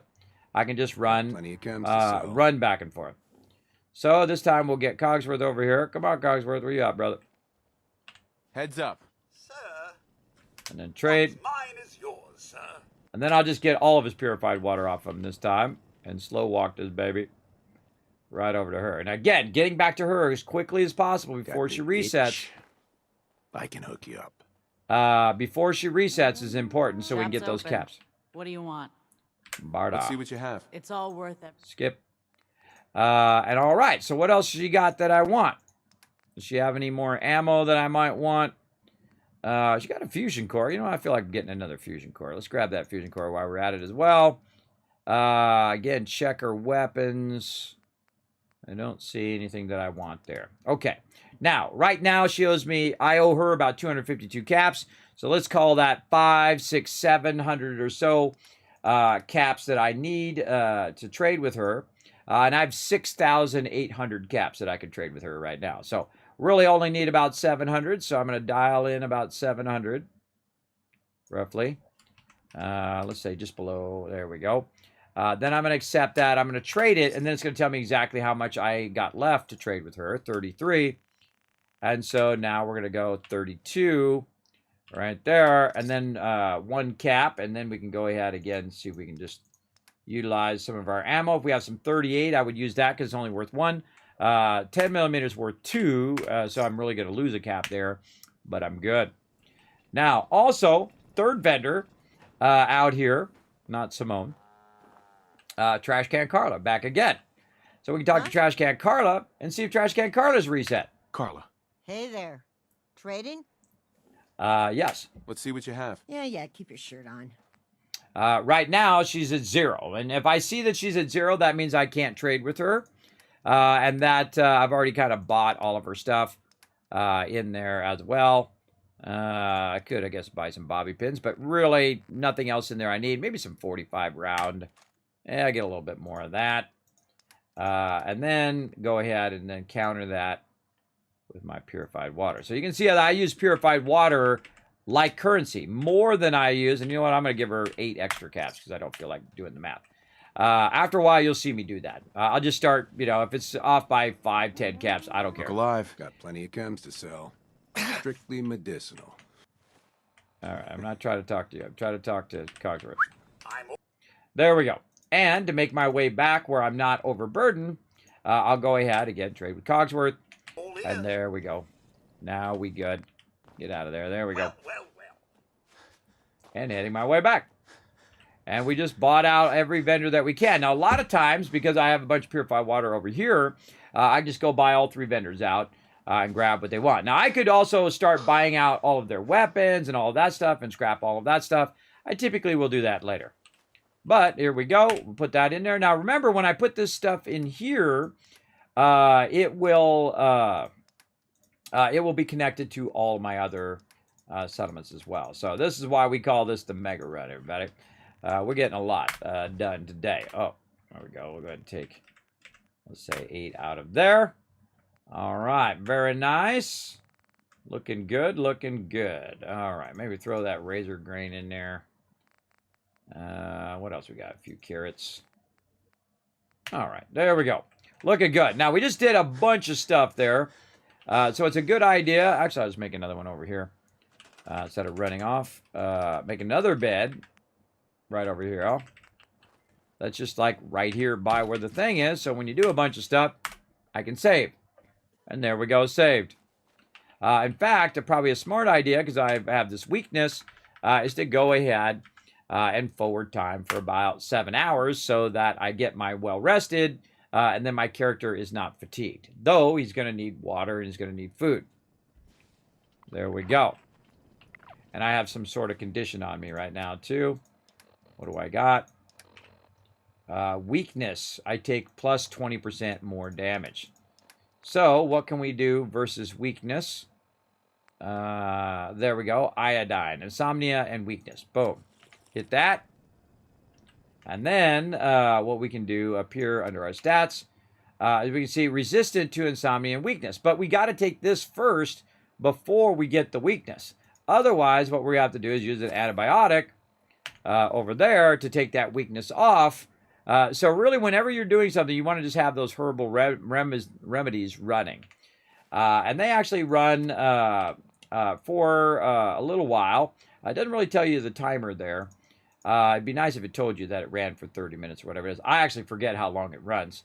But also you can see thirsty, I'm minus intelligence, minus perception. And then I can just go ahead and hit 4 to drink my purified water. And then now I'm hydrated, which is why I'm typically running around with purified water. Now, if I save again, what happens is then I need more food and more water and more stuff. And you see this perpetual thing that happens in the game.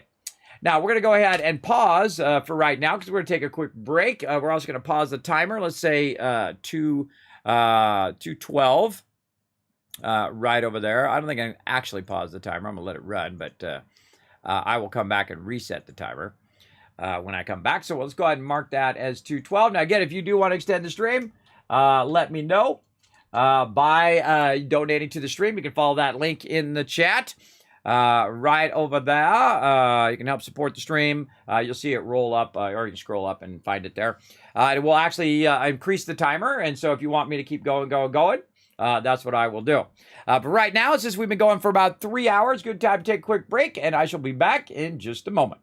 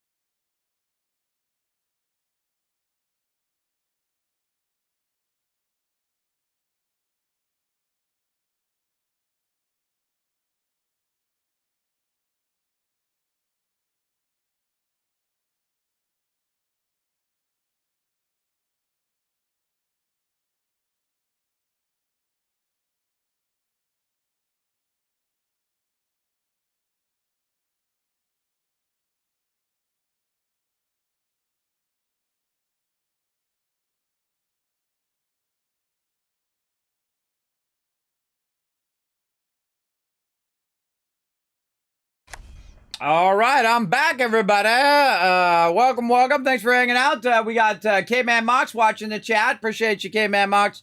Appreciate you coming in and hanging out. Yeah. What happened to the stealth boy? Oh, great question. I took it out, and I don't know why I never put it back again. It's kind of like a little wavy version of me that just kind of waves here, looking like I'm still here, but it's just stealthy. I never got back to it. That's why. God, I got so many projects that I want to do, and I just only have so much time in the day. All right, there we go. So we're back over here. We're ready to do some more stuff. Now, this is the fun part, everybody. This is where you guys get to have some fun. Now, I'm also going to do a giveaway as well, so let's go ahead and figure out how the heck we do the giveaways over here. That's a good question. Yeah. That's a good question. Because you can't really do giveaways here on Twitch. Maybe we'll save that for tomorrow. Yeah. Well, that sucks. I mean, we could do like a race for it, but then again, you guys can't type in the chat to do the race here on YouTube.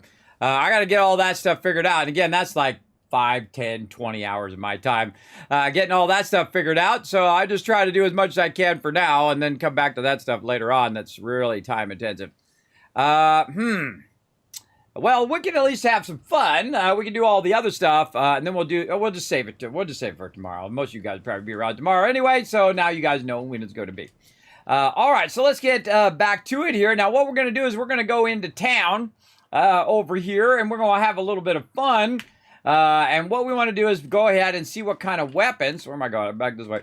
What kind of weapons I got laying around, and you guys are going to get to choose my weapon based on which one I've got laying around here. So let's see what we got in the workshop. All right, I'm going to go ahead and just make a quick little list here so you guys can choose the weapon. So we go 10 millimeter. We got tire iron. We got knuckles. Let's see, pipe, pistol. And we're going to try a bunch of different weapons right here. Now, of course, I'm going to have to get short, double barrel. Oh, wait, I just get them on me. Why am I going to write them all down? Even better idea. So I already got 10 millimeters. So iron, knuckles, pipe pistol, bolt action pistol.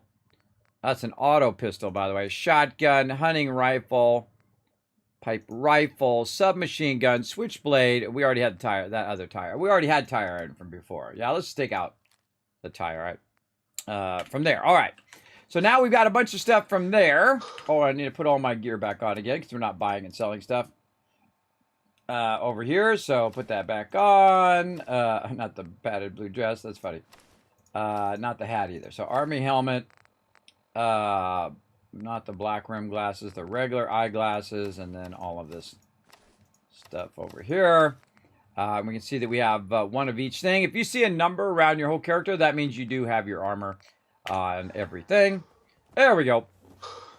And again, I could just hand her the purified water and then wait till she walks all the way back to Red Rocket and then trade with her again and get that off of her.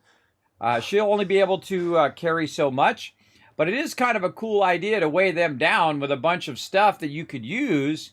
If you run into them while you're running around, you could then go ahead and use that for the vendor if you happen to run into a vendor, especially like a random vendor. Now, there goes Trash Can Carla. Let's see if Trash Can Carla reset yet. Yes? Carla. Hey there. Trading?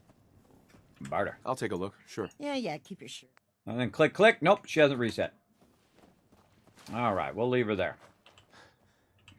And auto run. Run fast. All right, back we go again. Now, the reason why I've been saving all of those weapons and things is so you guys can choose what weapon you want me to use. And you guys can kind of see a bit of that. Oh, thank you for putting that one in the chat as well. Appreciate it.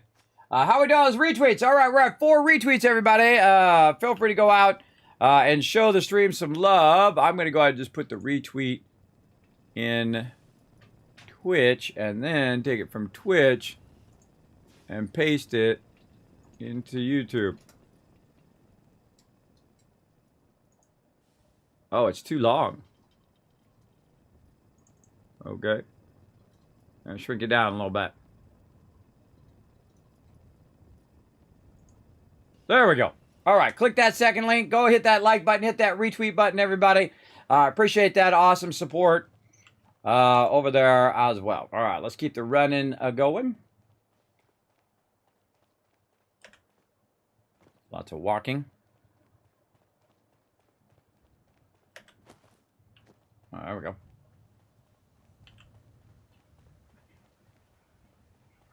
Okay, wait a minute. Which way am I going? Going the wrong way there for a second. What's all this then? Oh, God. Oh, it made me jump. Scared me.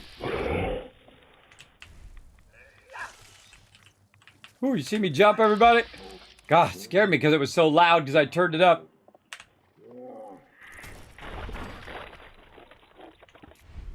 All right. Whew. Try to hear me running. Fine then. All right. Now the hard part, finding your loot. There, God, right there. Well, hello there. Hello there.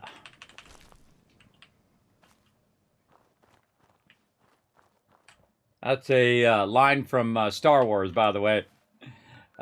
Pretty funny. All right. I'm supposed to be going this way, and I'm running totally the wrong direction. I'm actually supposed to be running up this way as well. I think I already took out these mobs. Sometimes my headphones, which are awesome, by the way, dampen the sound. Dead raider. Awesome. My favorite type of raider. A dead one. Come on, Cogsworth. Let's go, Slowpoke. Sometimes my headphones dampen the sound and I can't hear it, so I crank it up and then bam, it's really loud. Scared the heck out of it. All right. Now, we're not necessarily trying to go to... Oh, we forgot to start back up our extraction, I think, at Sanctuary, too. Oh, we should go do that first. Now, what we're going to do is just find a bunch of funny weapons or various different weapons, and then you guys will choose in the chat. It'll be like 3 votes equals whatever weapon that I'm using. And then I'm going to go use that weapon in town and see how it goes. This is all much more exciting than domestic life, I assure you. I assure you as well. So we're going to do that for about 30 minutes or so here. So we'll get into some fun here. Let's run back over here, though, and get our extraction going. I think I left it off. The reason why I turned it off, and this person's not doing anything. How could I tell? Because they're working on the workbench. See? Right there, that person is doing a whole lot of nothing. So let's command them. And then I got to walk all the way back over here until I find something that they can do. Just make sure you don't get out of that command mode. And let's see if any of these are open. Nope. Right there. All right. Huh. She didn't assign to that. Coming in pretty good. Oh, no, there it goes. It said resources now assigned. All right, so I need to go over here and turn this back on. So it's extracting resources, purified water. See all that stuff coming out of there? It's going to grab all of that stuff and run it into storage as my purified water. So it's constantly generating me tons and tons of cash. Now I can just go in and grab the purified water out. It would be that just much that faster. Work. Eat. Let's see if this guy's reset. I have something you need. Let's see what you have. Here's what I've got. He doesn't have his cap spec, and he still has my purified water, so he's still got all that. Yes. So let's go ahead and just put this purified water in here, and that'll just save my thing from having to wait for it to run out of there. But we want that running just in case. Remove any radiation that we might got. And now we have that running while we're out busy in the wasteland. You want to have all your stuff extracting, all your stuff working while you're busy doing other things.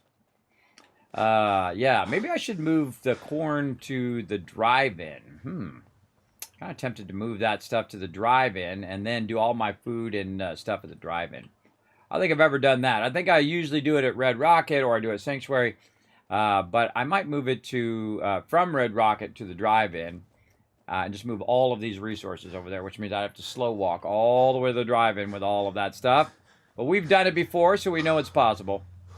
Let's go right over here. Sleep in the bed to save all that stuff we just did. And now we're going to go to this workbench. And again, this is why I was saving all the weapons and not selling them. We'll get a board. What else we got? We got an Institute pistol. Let's see what else. Pipe pistol. We already got that. Pull cue. Let's see. Spike board. These are all pipe rifles and tire irons. All right, that's what we got. That's what we could use. Now, also in here should be a bunch of my ammo that I'm going to probably need for some of this. Let's take our fusion cells, flame. I don't know what we've got a whole bunch of random stuff in here. We probably don't have enough ammo for all this. But we will do what we got to do. Now, we don't have a thing for a mini nuke because I would totally use that if I could. Let's go look and see. Maybe I just skipped that weapon. No, I think we scrapped that. We scrapped the nuke. Okay, so now we are just not overburdened. Again, we'll save. Throw a weapon away. And now we're going to go to the town that's right by Corvega. So as we go through the wasteland, of course, we want to save our way across the wasteland. And that's basically what I'm going to do. Now, we've already done some of our economic stuff where we've gone in and, did our trading with all of our purified water. But you saw I could just do that all day long. I could just get a whole bunch of purified water, walk it over here, hit that vendor, hit the certain vendors as I go along. And that is super useful in the long run. So let's keep lugging along here. And we'll keep utilizing our fast running. Auto run is really great as well. We're really going to wear a path down here, everybody. This whole path right here, back and forth and back and forth. But eventually we'll get the option to go much faster, and we'll also be able to travel while overburdened. I'm going to show you how to do that as well. That'll be much later, though. Much later in this particular playthrough. And then we're going to hang a left before we get to the vendor. It's a beautiful day in the wasteland right now, which means that about 2 minutes it's going to start raining. Whenever it's a beautiful day in the wasteland, I feel like some sort of storm coming on very soon after. Okay. Almost back. And then over here. Another thing we'll do by each of the beds is we'll go ahead and also put down some water. Now, I'll get to some serious building over here. And I think I actually am going to make this like my food production area instead of Red Rocket. And we'll just make Red Rocket be like scrap or something. And so you can see I'm just kind of drinking a bunch of water before I leave. Then I'm going to sleep in the bed. And there we go. Maybe drink a little more water before I go. There we go. And then I've now saved and ready to rock. All right, now the fun part, going into town. All right, now get ready to choose in the chat. By the way, I like that. They're not gray hairs, they're wisdom highlights. I like that. I saw that earlier when I came back. Good stuff, good stuff. Now get ready to choose some weapons. All right, here we are right here at the edge. Time to choose a weapon. Here we go. Here's your choices, everybody. Right in here. And the first 3 votes in the chat, or the most votes, we'll do it. Board. You've got, I already got General Chow's Revenge on, so we can do the sword if you want. Just say sword. Institute pistol, knuckles, auto pistol, bolt-action pistol, pipe pistol, pull cue, shotgun, rifle, short pipe rifle. You can just go ahead and start voting. Spike board, submachine gun, or the switchblade right over there. And we already have the Overseer's Guardian and the 10mm pistol. So this is your time to go ahead and pick one of those things. Vote now in the chat. And I'll wait till I see some votes there before we do anything else. And this is fun because now it'll be like a challenge for me to like kill these mobs with this particular weapon. So all right, so chat's vote right now. Let's go, let's go. In the chat, what's it gonna be? What's it gonna be? What's it gonna be?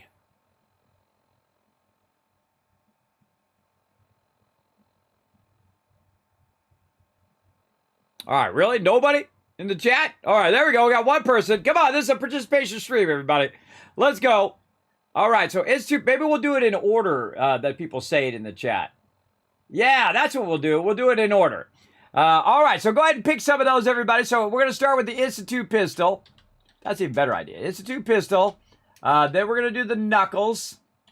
Again, name some more off in the chat, everybody. Again, we've got board, we've got auto pistols, we've got shotgun, we got a pull cue, submachine gun, and switchblade. So we're going to try Institute pistol first.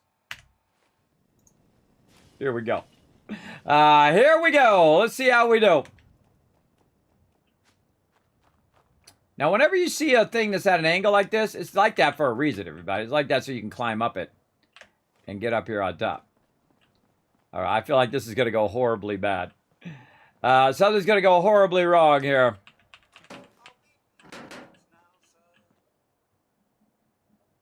All right.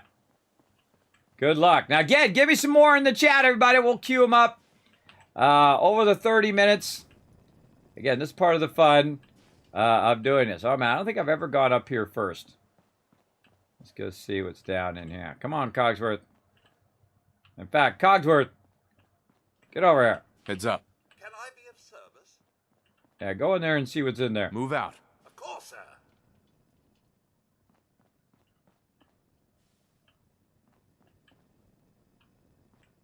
Go check that out. Sadly, cannot. Oh, you can't inspect the door? Oh, that's a parking garage. All right, we'll come back to that. All right, with me, Cogsworth. Yes, sir. We got over here. Yes, well, isn't this all very exciting? True that. Now, we could have went and got Preston, but right now we'll go ahead and use Cogsworth and see how he does. God, really? I'm overburdened already? Hey. Can I be of service?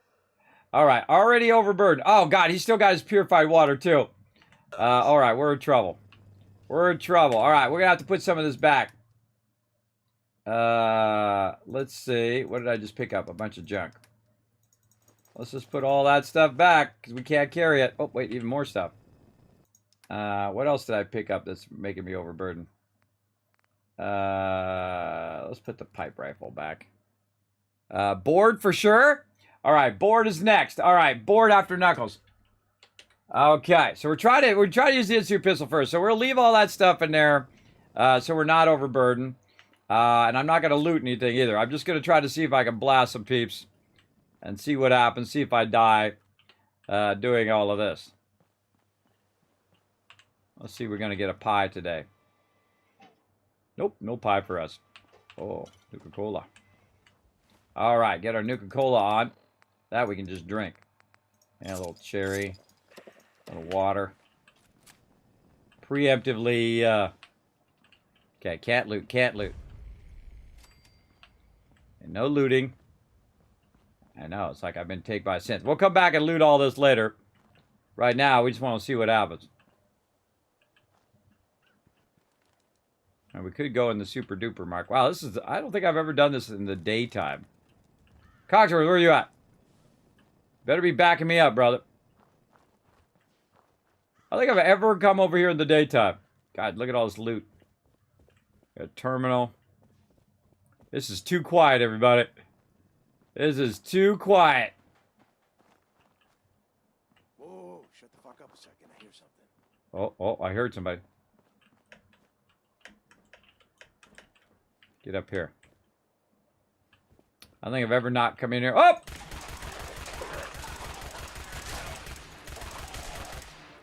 All right, it's a 2 pistol. Pretty decent weapon.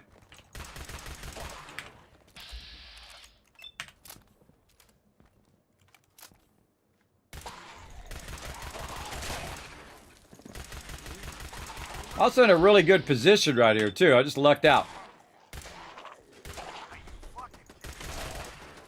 Okay, that weapon is out of ammo, so we got to switch. All right, that one's out of ammo. Now time for some knuckles.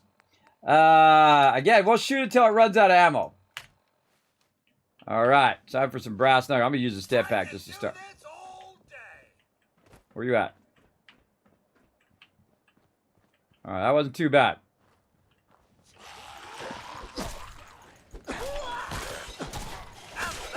Sir, something's a peekaboo. Oh! Got nuked! Got nuked, everybody. Yes. Yeah, pool cue next. All right, pool cue after that. So, use the knuckles. Pool cue. I forgot that guy was up there until the moment I heard the thing. Pull cue and then 10 millimeter. All right. So that's why we saved nearby, everybody, in case we die. We just run back and get going. All right, so next one is going to be board. So let's get the board. Right here. And here we go. We're going at it again. Now, I'm going to attack from a different side, so we're not always fighting the same mobs over and over again. Come on.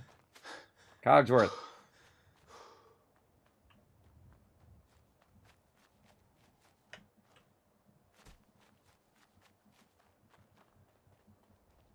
Rip-a-rooney, everybody. Rip-a-rooney there. Look at this little spot. Let's go up here. See what kind of trouble we can get into. Whoa. There's a workbench up here. All right.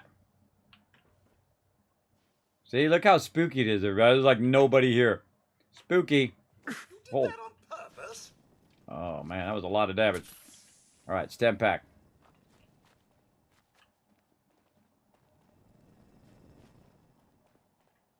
Now, again, chat chooses weapons, so if you got some other ideas for weapons that you saw on my list, I also got a sword I can use. Sure there isn't someone more suited to all this? It's got to be you, brother.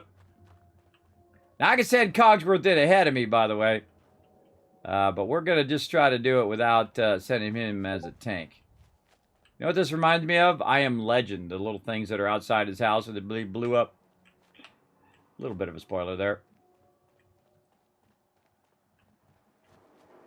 Okie-dokie. Let's make this quick. Whoa!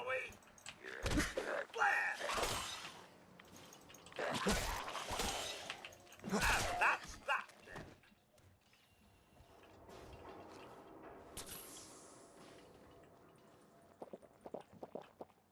I use my stem pack and then I use some water. That's why I do a lot of purified water as well. Hello. It's really weird to play the game without looting. It's really awkward for me to not loot as I go. But we're having some fun, everybody. Chat's choosing my weapon. One already appeared dead. But I'm just running around and we're going to try to see what we can do here. All right, what do we got up here? Oh, there's one. Oh, turret. Oh! Dude got me again. Got nuked again. All right. We got to get in here. We got to take this guy out. We got to take him out. That's the second time that same guy got me. All right. What are we on now? Pull cue. All right. Can we take him out with a pull cue? Pretty decent damage. All right. Again, this is why you save first before you run into this town. Because this town is big time.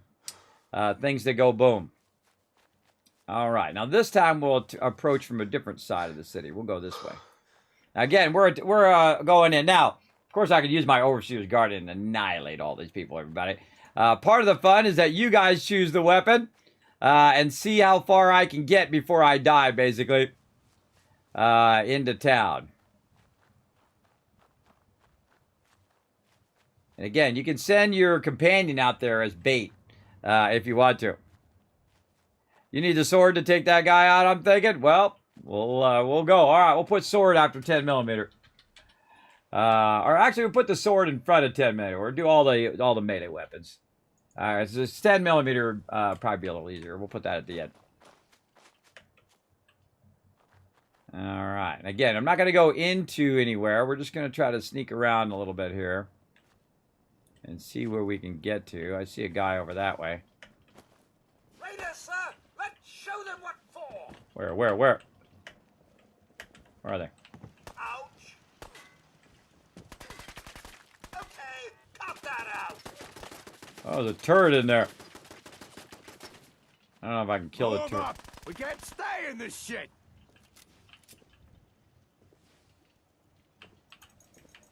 Son of a... I got a free hit in. You having fun? Huh? At least I try can do to give this us a all challenge. day.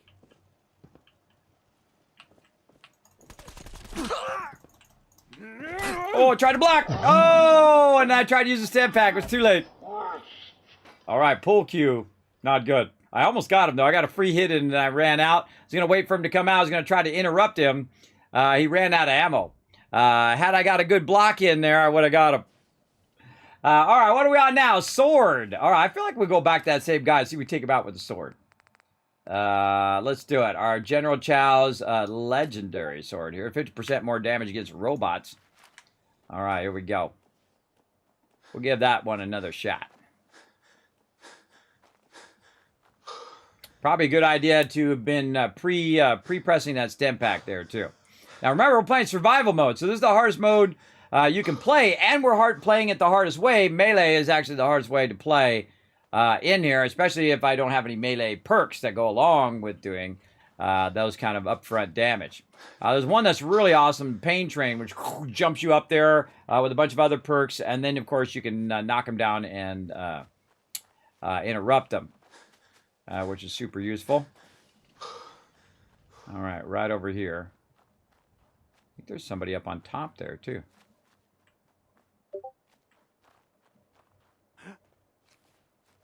Redo a stem pack. Yoo-hoo! Huh? You were so dead. Oh, yeah! But he's shooting at me. All right, that was pretty cool. That sword's awesome. You're dead. You hear me?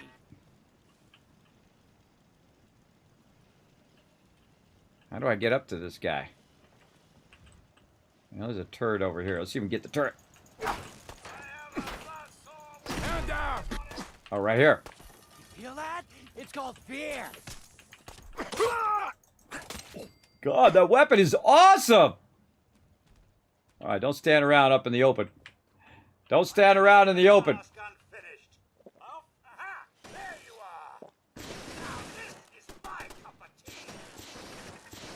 don't even know where he's at.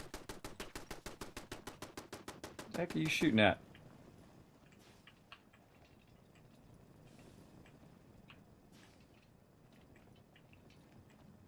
Where's that turret shooting from?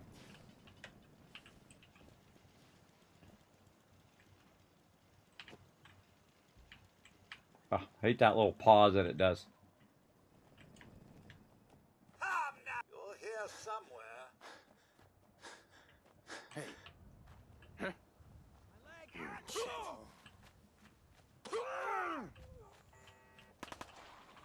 Cogs is over there causing some trouble. I'm gonna go up here.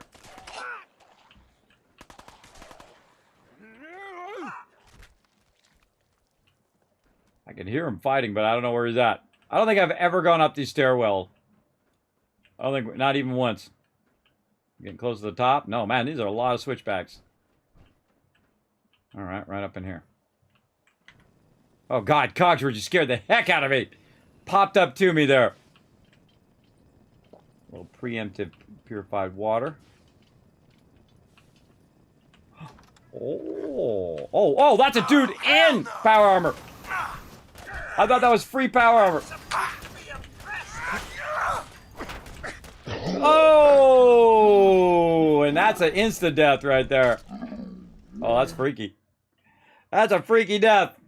All right, that was fun, man. When they're not in power armor, it works awesome.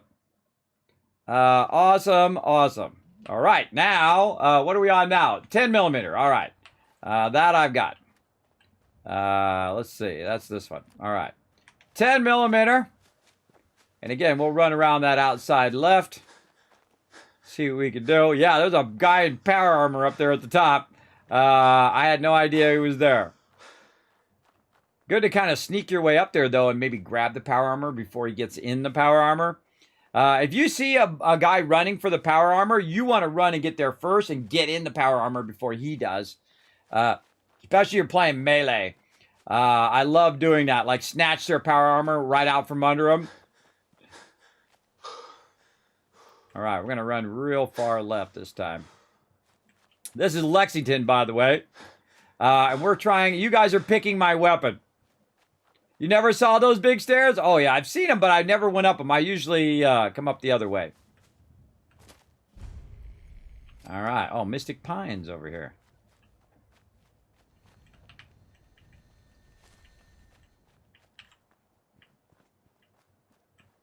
Ripperoonie.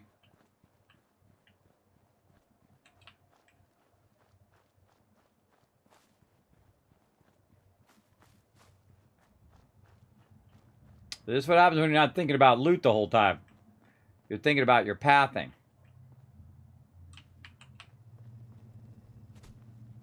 I'm usually thinking about loot. That's just me.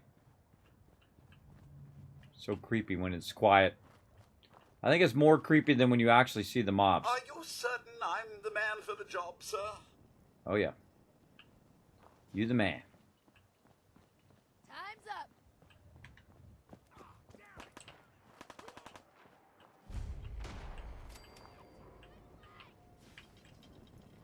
Let's go into these apartments. See where this takes us.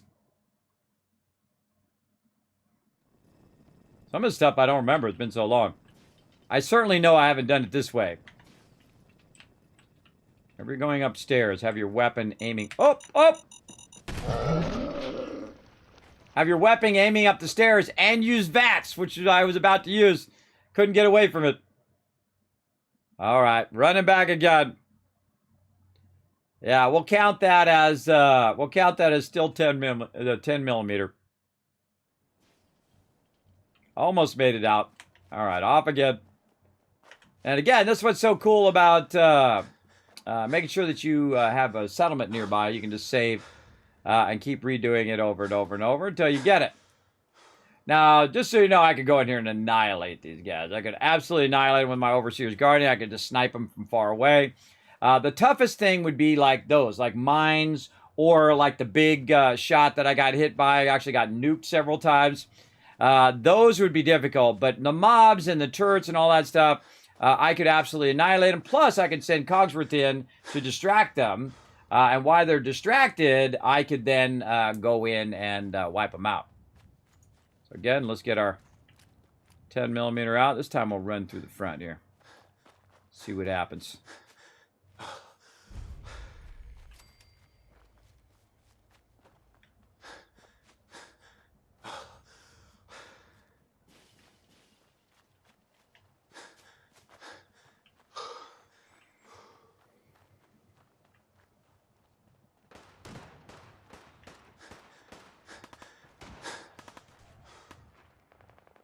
Somebody's battling out with somebody else. All right.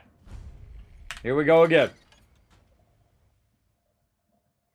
Yeah, I didn't even get a shot off. Yep. We'll count that as try it again. Okay. Now we know there's a mine up here. There's a settler. Grab that bottle. Well, hello there. See, if I had been watching, I should have noticed. Well, that was probably me. See, I think that was me. I think I died. All right. I don't remember seeing that guy before. There's a tripwire. There's a tripwire there. And probably grenades.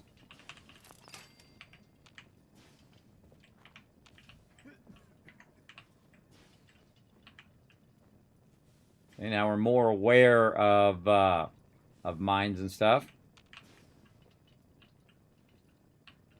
But he died there.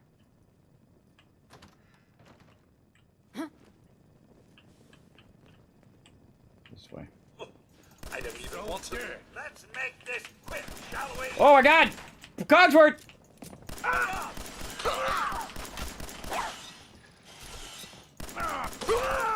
Cogsworth was blocking me. I couldn't back up.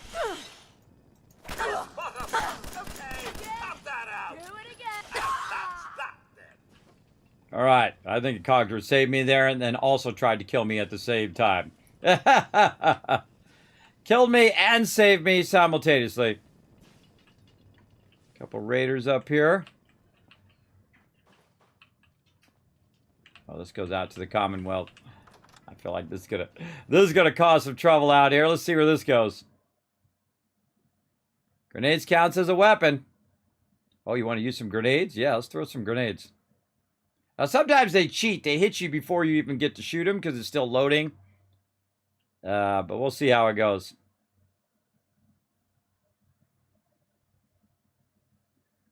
Ooh, big load. Big time loading.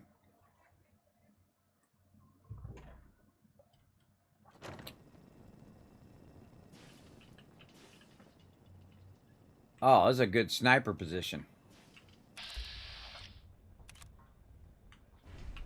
What the hell was that?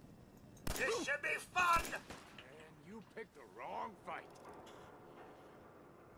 They always stick their head out eventually. Just wait for it. Come out and...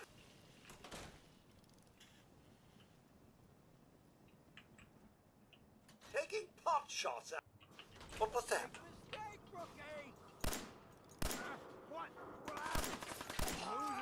Oh no! Where are they? Oh, there's that guy. Asshole! Just give up! Cogsworth, you're blocking me! Hello! Head down, sir. It appears someone is shooting at us. You think? Come out Keep and... your eyes open. Oh, gun's not loaded. This asshole's using the stealth boy. What was that? Who's shooting at me? It's a shotgun, so it's not too far away. Taking pot shots at us, eh? Cowards! Thought you could hire us, gun. Run to the other side. Let's show them what for!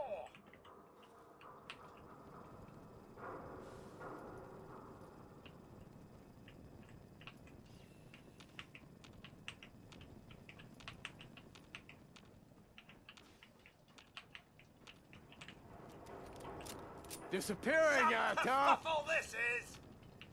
I never leave a task unfinished. I'll find you eventually. I don't think I've ever come up here. I don't think I've ever come up here and tried to shoot the mobs. Come on, I dare you. Now, he was up there. There you are, bastard. Think you're tough? Come on. You call this a fight? That's where he is, right down there. Go ahead, stick your head out. Terrific. And that's what you get. Now, see, I can't tell where they are because it doesn't show me on the radar. I don't even look on the radar anymore. It's been so many years that... well, somebody. Maybe that was Cogsworth.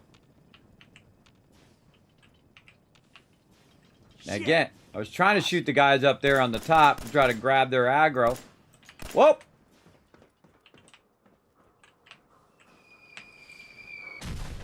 Oh, it worked! Whoa! Cogsworth! Cogsworth blocked me. All right, he got me with the second one. Yeah, so the Nuki guy's up there at the top. He got me. We weren't going to throw a grenade that far. I thought he only had one nuke, but apparently he's got two. And now we know. All right, now it's time to get serious, everybody. Time for the Overseer's Guardian. Let me show you how to get it done. or I'm going to die right now. Let's get in here and get it done, everybody. We're taking over Lexington. This is going to be our location. So first thing we're going to do is we're going to run left again, because that was kind of fun. Well, actually, we'll go right. We'll go right. We already did left a bunch of times. It doesn't really matter which way you approach, as long as you approach smartly. And you take your time. And try to dodge out so you're not out in the open, get hit like I got hit. And if you have a real powerful weapon like I do, you can snipe these people from really far away. And so my goal is to take that guy out with the nuke. So he's right there in the center where that board is. When you run up there, dude tries to get you right over there. So the tricky thing is to sneak in there and try to wipe him out before he sees that you're even there. And so we're going to make our way over here.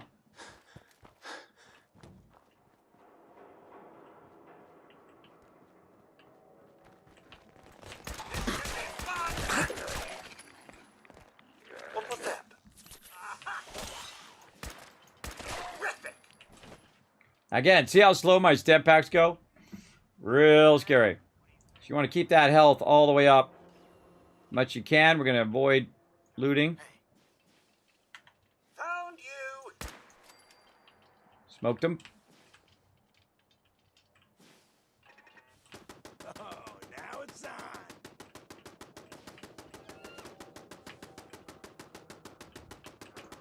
Caution, sir. Not this time.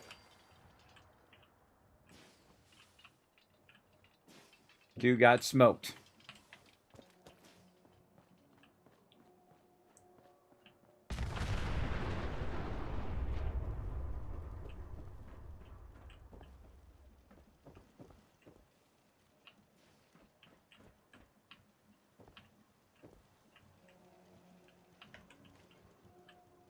Picking up hostile light side. Terrific! It's a fight there. It's lost. I was just getting warmed up. Oh! Oh! Ah, I sniped him! I sniped him through that thing for that split second that I saw him. Wasn't sure if I got him or not. Right here. Fat man. And he didn't shoot both nukes, he only shot the one. So now we got the big boy. Now sometimes, I don't see him down there right now. Sometimes there's some big old stuff down there. So this is for you, everybody. Let's go. Big boy time. Alrighty, y'all. Is there anything to shoot? Let's shoot over this way. See if we can find something this way. That was some good sniping. Yeah, we go that way or this way? I feel like this is gonna be more fun this way. All right, let's go. And that's where he got me before. I'll actually have two nukes of it. And so I was just walking out in the front there, and dude just totally got me. Now I'm actually not gonna grab any of the loot right now because I'm too overburdened. But now you can see how you can get in there and get them. And you see the Overseer's Guardian again. Just so incredibly OP. Big time. All right. And again, we're going to come back to here. And we're going to do a whole bunch of other fun stuff over here as well. But it was all about the fun for you guys. And now... Batata! Go for it. Go. Go. Jump. Do the thing. I can't jump through there? Oh, that's a bummer. I tried. I tried to jump. Let's go back this way. There we go.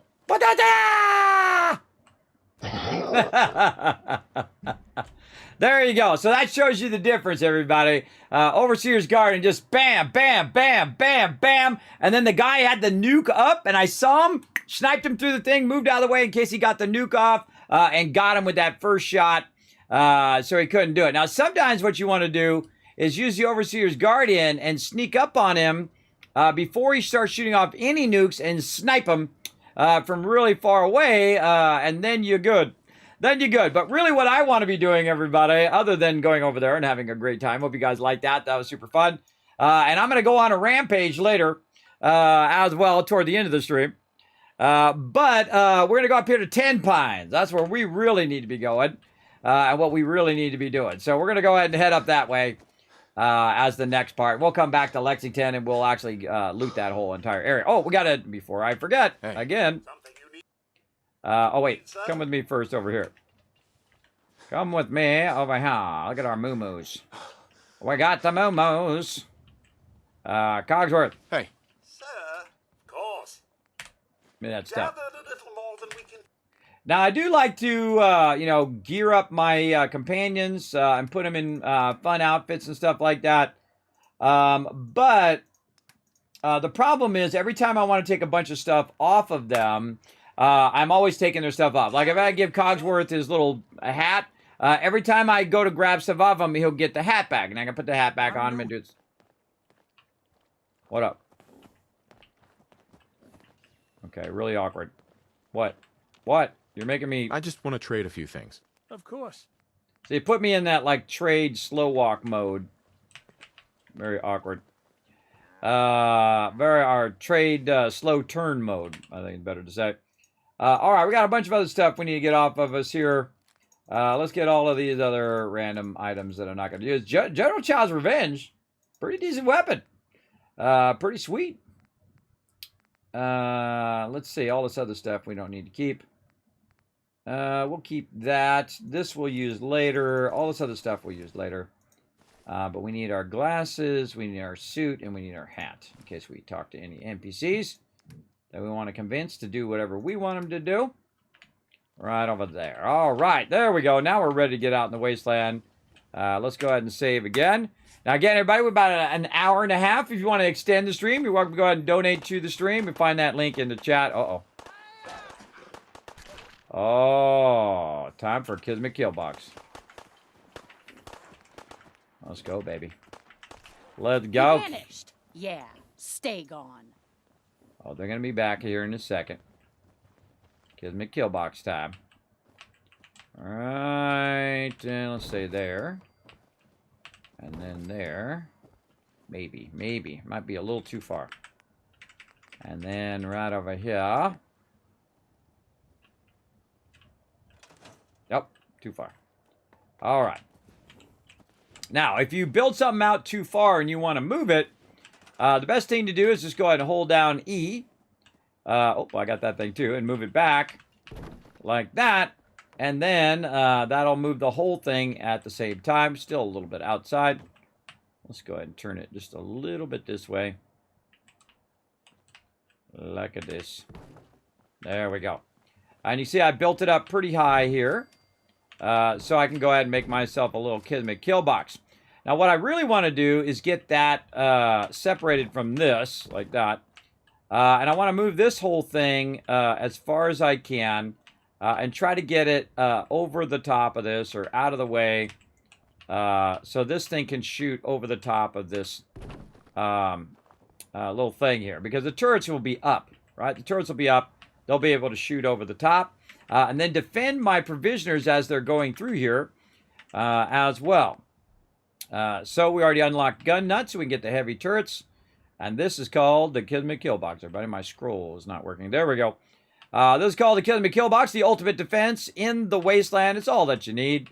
Go ahead and create yourself a little stairs. Rotate. Well, you're not rotating and going in the front there. Oh, it's because it's off the side of the thing there. I'll have to move that back just a little bit. And then this one up as far as we can go there. We can even set it up on top of this thing if we wanted to. But we'll go ahead. Actually, maybe we'll sneak that one in there. Maybe. Yeah. I don't think I've ever done it where it's up on top of this. Hey, let's do something new. Yeah, we'll put it up on top of that billboard. We'll store that one away. I like that even better. And there we go. So we're using the billboard as the kill box. Watch this. Picking up hostile life signs. Farmer over there.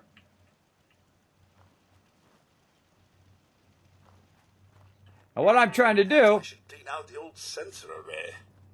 is trying to aggro anything over here to come after me. Here comes a moo-moo. That might be our moo-moo. Yeah, it's our moo-moo. Coming in. Where'd those mobs go? Where'd that farmer and that guy go? And that wolf, Huh. It's weird. The farmer and that wolf were fighting and then they vanished. Well, what I was going to show you was there's a whole bunch of random actions that happen here. They might show back up again later on. Random actions that happen right there, and so you can drag them back to your base and it will annihilate them utilizing the Kismet kill box there. Basically just a bunch of turrets that are going to help you out. Right over there. How's my weight looking right now? 137. We could probably offload some more stuff. Also, let's take a look at our camp here. Definitely looks like we need more food than what we've got over here. So let's go ahead and put down a few more garden plots here. We'll go ahead and see if we got any corn. No corn. All right, well, let's just start with the basics. A little bit of mute fruit, just so they have food. Over here.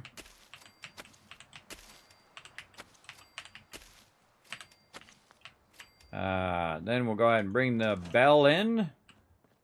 Get them to stop walking away from me. Then we'll put them to work. More food. And then you, who looks like a courser, Sure. can be on defense. All right. So now basically what I did is I just brought the food all the way up. They've got enough beds. They've got defense now, especially with the kill boxes up there. But now we've got 3 people actually working, because if you have too many people idle, it will no longer recruit more people. And the drive-in is the greatest recruiting place in the whole entire game. I think that's just me and my crazy ideas. But there you go. And I think that was our Brahmin. Yeah, our Brahmin took some damage there. Okay. So we're going to let that run. And, oh, we're going to 10 pines. That's what we're doing. And then we'll go ahead and save and see if all of a sudden we get attacked. Let's see. Sometimes it randomizes it. All right. 10 pines is where we're going. We're going this way.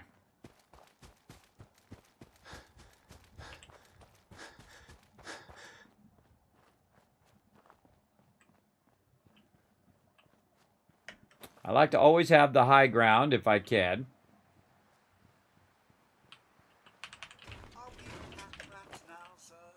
Oh, yeah. Big time pack rats. That's how we build up the wasteland. One settlement at a time. All right, we got to go across the railroad here. All right. Oh, no, just off the railroad this way. Did we already clear this railroad? I don't think we did. This is how we find out. Hey, Cogsworth. I'm all ears. Head over there. Presently, sir.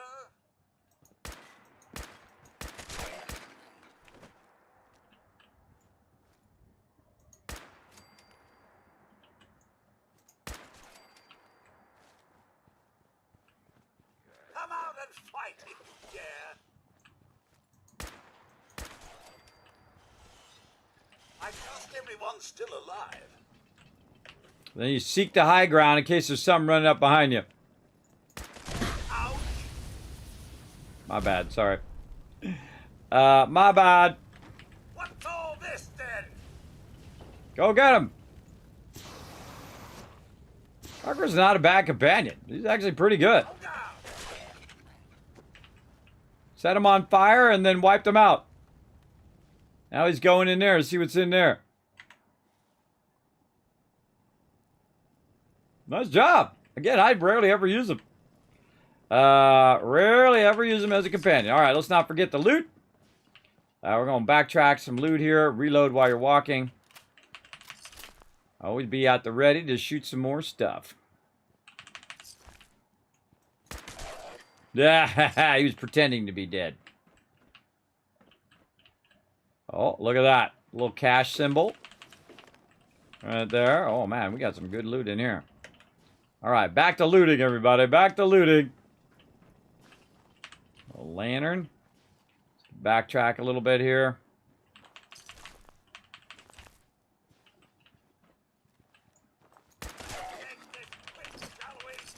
Oh, killed the Dutchman. The Dutchman. Nothing that way. A hunting rifle up there. You can pick that up, by the way. Rotate it.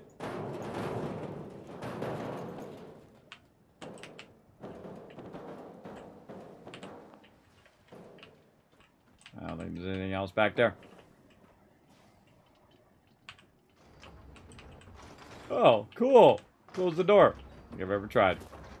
So the Dutchman probably had some stuff on him. We just picked up the loot without looking and see what he had. Did he get himself a holotape or something? Oh God, all these different categories are throwing me off. In Fallout 76, they fixed a lot of these categories. I don't see anything. Oh, Dutchman's instructions right there. I thought he had something. Deliver your package to the old switching station. The runner arrives at midnight. If you need gear, look for the blue barrel. Yeah, we got that blue barrel. The Dutchman is, oh, that's the railroad. That's his name, the Dutchman. Oh, I just had a total flashback there. I forgot. Yeah, we'll have to tell him about the Dutchman. All right, what do we got? Spotlight control, play tape. It's half past. She's late. Oh, wait, let's do this. Hold on. Let's do this instead. Let's eject it. Critical failure at the switching track. We'll just leave the spotlight on. And then we'll just play it out of our thing here. There we go. It's half past. She's late. No. Something's wrong. Someone's coming. Look. 5 of them. It's a trap. Damn it. They've got us surrounded. What do we do? A951. I'll draw them off. Give me a count of 10, then break for the tree line. What? Dutchman, There's no time. Good luck, A9. 10, 9, 8, 7. No! No. No. I'm not going back. I can't. I won't. Foreshadowing. Foreshadowing for later.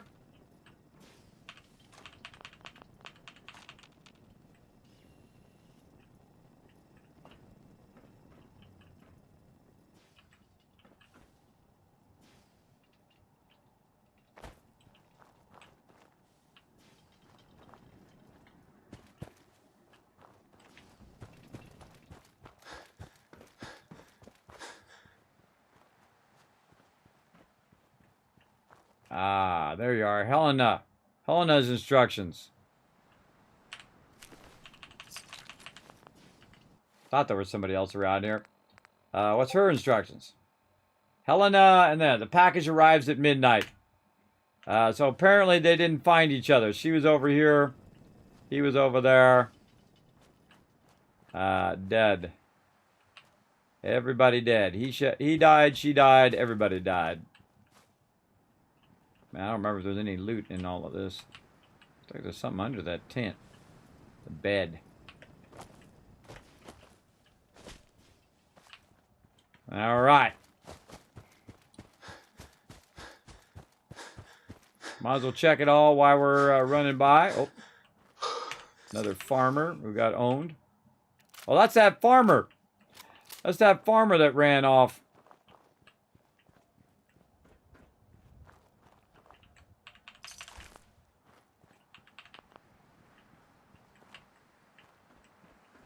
Got this loot.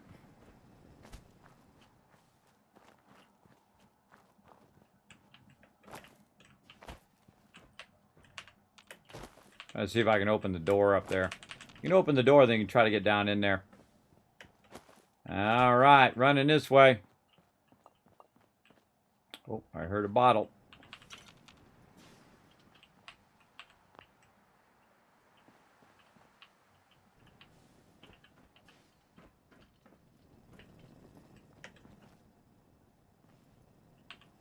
Yeah, that pipe pistol didn't work out well for you today. Oh, cement. And overburden.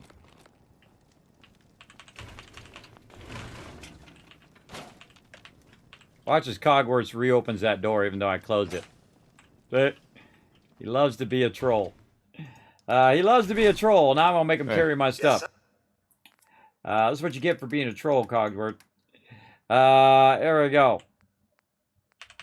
Carry all that cement and stuff. Cogworth's great for carrying all that loot. Alright, more stuff. Grab it all. Kind of fun to remember all of these little tidbits along the way that I haven't read in a long time. Cargo regulations. All cargo manifests are to be logged in this terminal. Logs will be maintained locally for 6 months before being archived to holotape. Intake shipments occur between 8 and 8:30. Delivery to the quarry is expected no later than 12. No exceptions. Output shipments occur between 15 and 17. Cargo designated 00 miscellaneous should be forwarded to the quarry. Notify Foreman Lanham upon arrival for further instructions. Cargo manifest. 1022.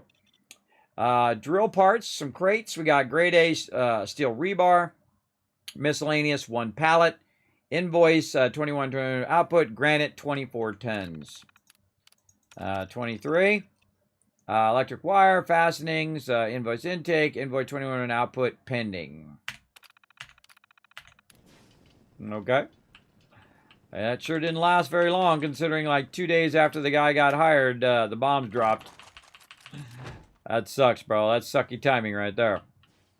Sucky timing. You get a job, and boom, the whole world gets blown up.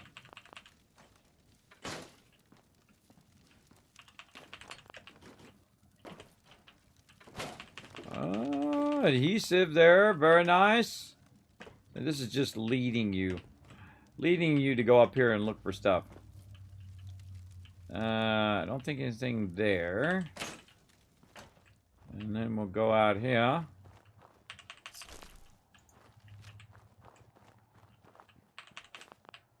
Dead Brahmin's always a scary thing.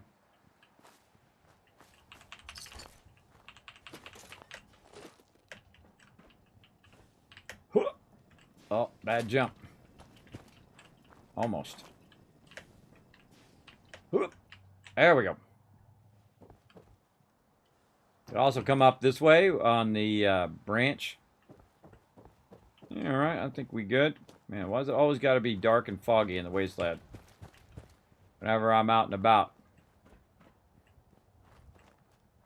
Bunch of granite fell over there. That's not getting where it's going. Again, always seek the high ground. You never know what's going on down there. Burp, burp.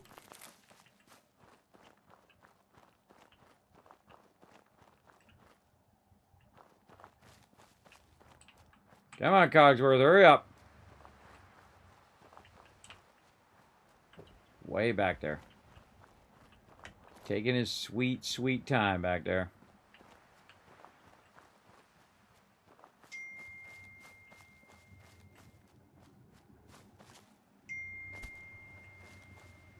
All right. Looking good. Well, well, well. Exactly. All right, let's talk to the lady. Put my gun away. Probably not sticking my gun in her face. Is probably a good idea. You find those raiders? Took care of them. Yeah, I took care of them. No kidding. That's the best piece of news we've had around here for a good long time. So we've been talking. We decided if you came through for us, we'd join up with the Minutemen again. If we want things to get better, we've got to start helping each other.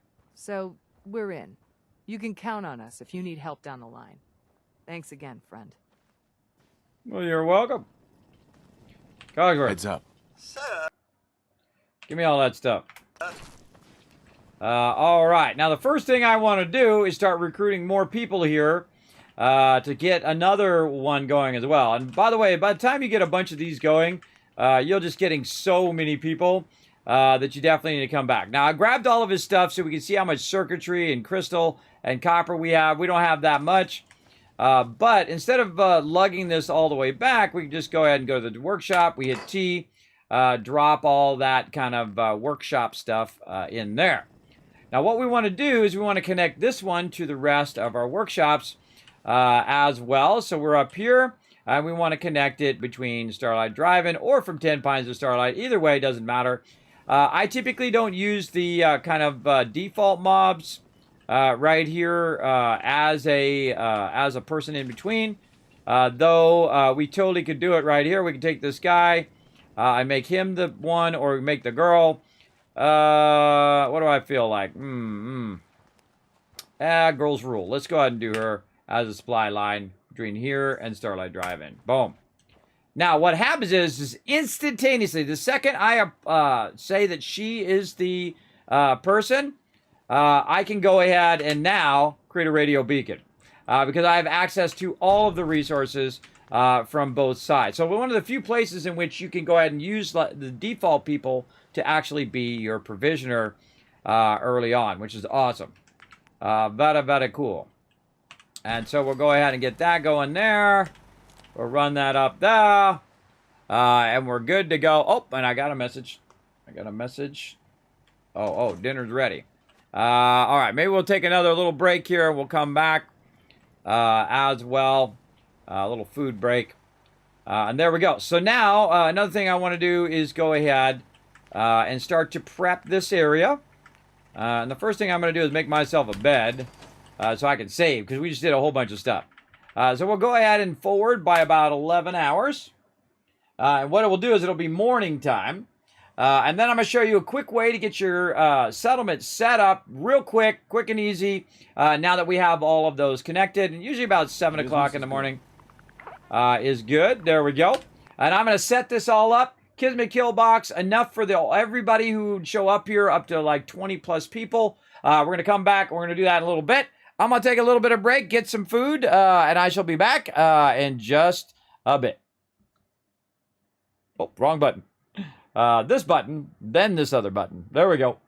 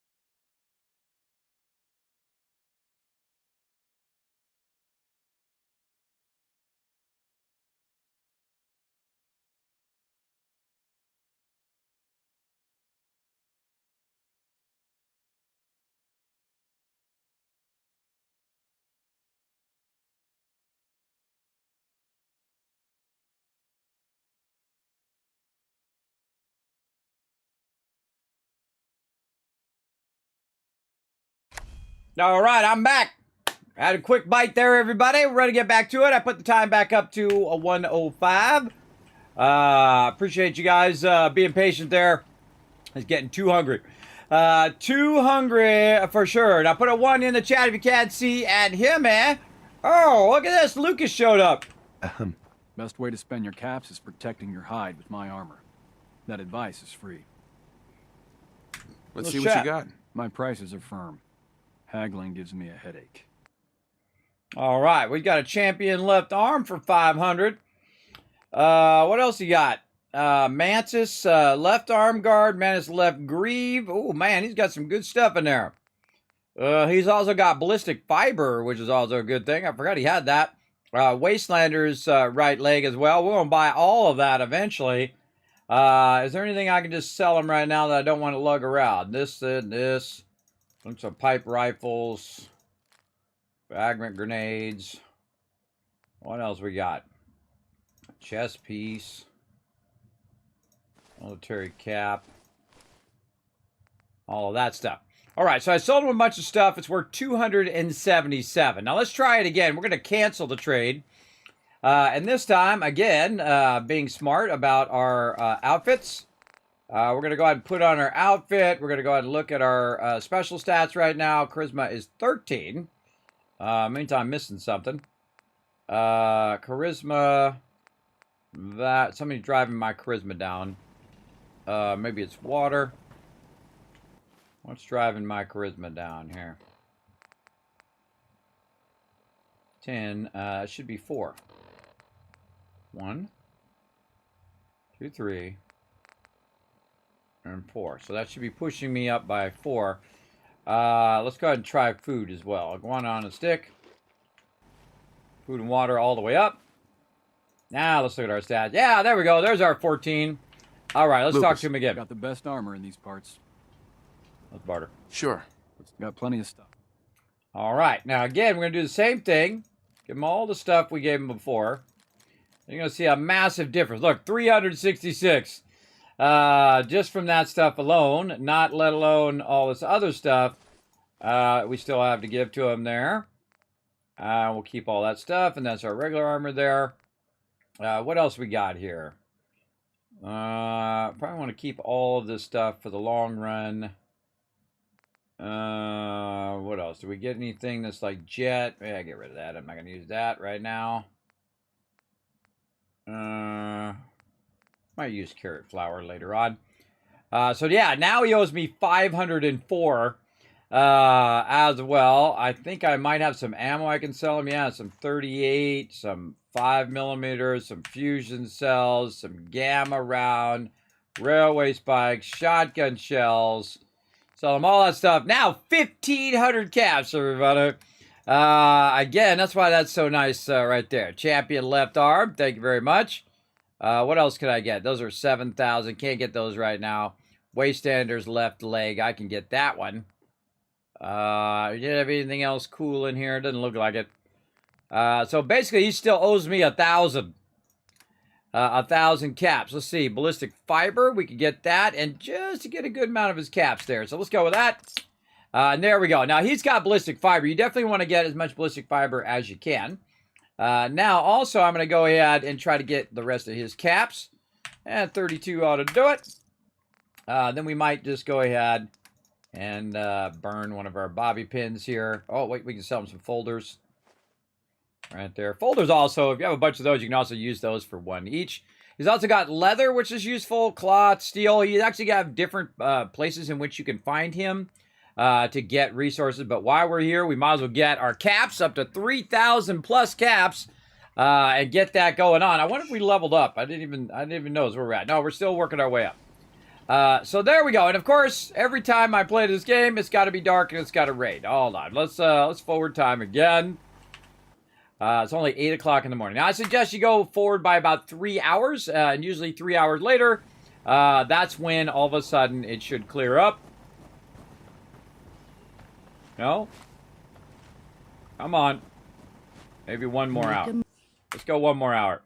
Too many miles on the road. There we go. Holy mackerel.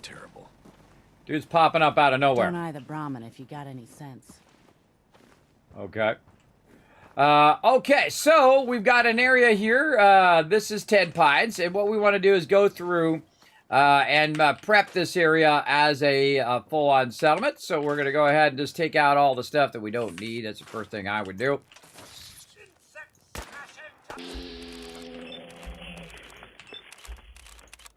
Oh, didn't have enough action points. Boom. Boom. Get that one the old school way. Shoot it with a gun by yourself. All right, there we go. This place is a dump. Get rid of that bed. What else we got in here? We got branches. Time to go in, get her done. Right over here. All right, what else we got? Buckets. Store all these potatoes in the thing. Stop doing potatoes, people. Stop doing potatoes. Stop doing that. Stop doing it. No more potatoes. No more potatoes. No. No. And they're going to let me have this tree here. No, maybe not. All right. Again, clear all the debris that you can find. Also, check the edges. Sometimes you can get some trees. Sometimes you get the trees outside the settlement as well. So just roll over any and all trees that are nearby.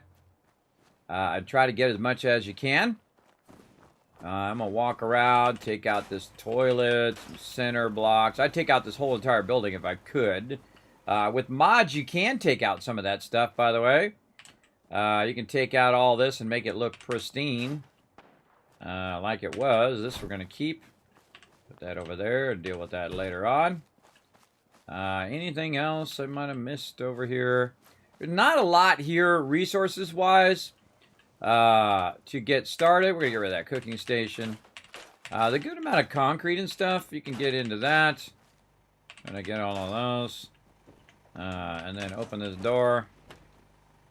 And then grab all this stuff. And get away with scrapping. God, this place is a big old dump. Oh, probably shouldn't have scrapped those bottles, but oh well. Bottles in survival mode allows you to fill up the bottles with stuff. Okay. Now, let's get all this stuff up here at the top so we can kind of clear some of this away. Because they do attack the settlement here. As well. Now, this is a nice flat area down here. Normally, that's where you could put your all of your plants. But why do it on the outside when you can do it on the inside? Now, my actual favorite kit in the game is actually the concrete kit. Because it is so easy to make it do what you want it to do. Now, the first thing I'm going to do is just try to kind of move it all the way to the edge here. And just start with a foundation. Maybe straighten it just a little bit. And then see how it's running over here. Maybe back just a little bit, up a little bit. And I just run a bunch of foundations to see how I'm lining up. This way. Like that. Looking pretty good. In fact, I could probably go one more. Yeah, looking good, looking good. Now, I can go ahead, grab my little bed here, move that out of the way. We're not going to use that for right now. I can go ahead and hold down E. It's going to get the whole entire thing there. I can also hold down E again to scroll it up and down. Come on. Up and down. Up out of there. There we go. To scroll it up and down like that. I can also use my cursor, my mouse, to go ahead and rotate it a little bit. My goal is to make a nice big settlement across here. Cogsworth isn't too annoying. Right there. We're also going to tell Cogsworth. Heads up. Sir? To go right Over there. Here. My pleasure. And then tell him to stay. Wait there. Because he's annoying.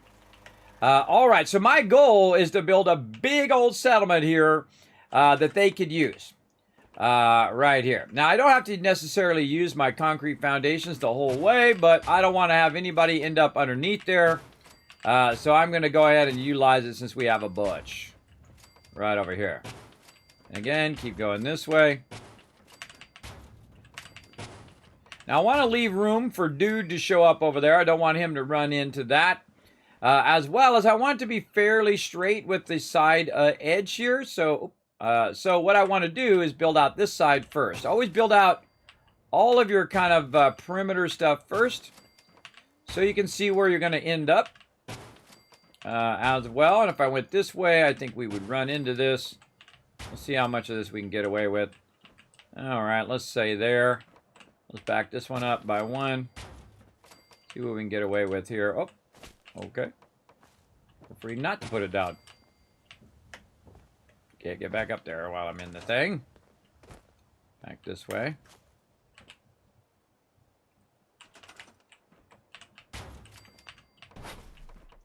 And so basically I'm just making a big square to start.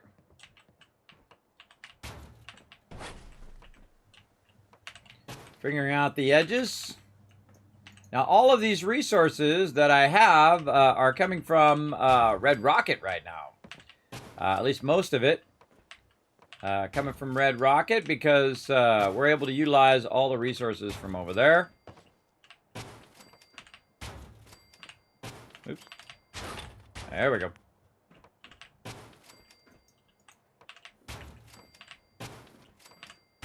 All right. Now they're down right there. I don't think you can move that. I wonder if I put these down. Oh, and there's a level up. If that'll push them out of there. No, I don't think I've ever tried. And a Brahmin in the way. You know what? Let's give it a try this round. See what happens.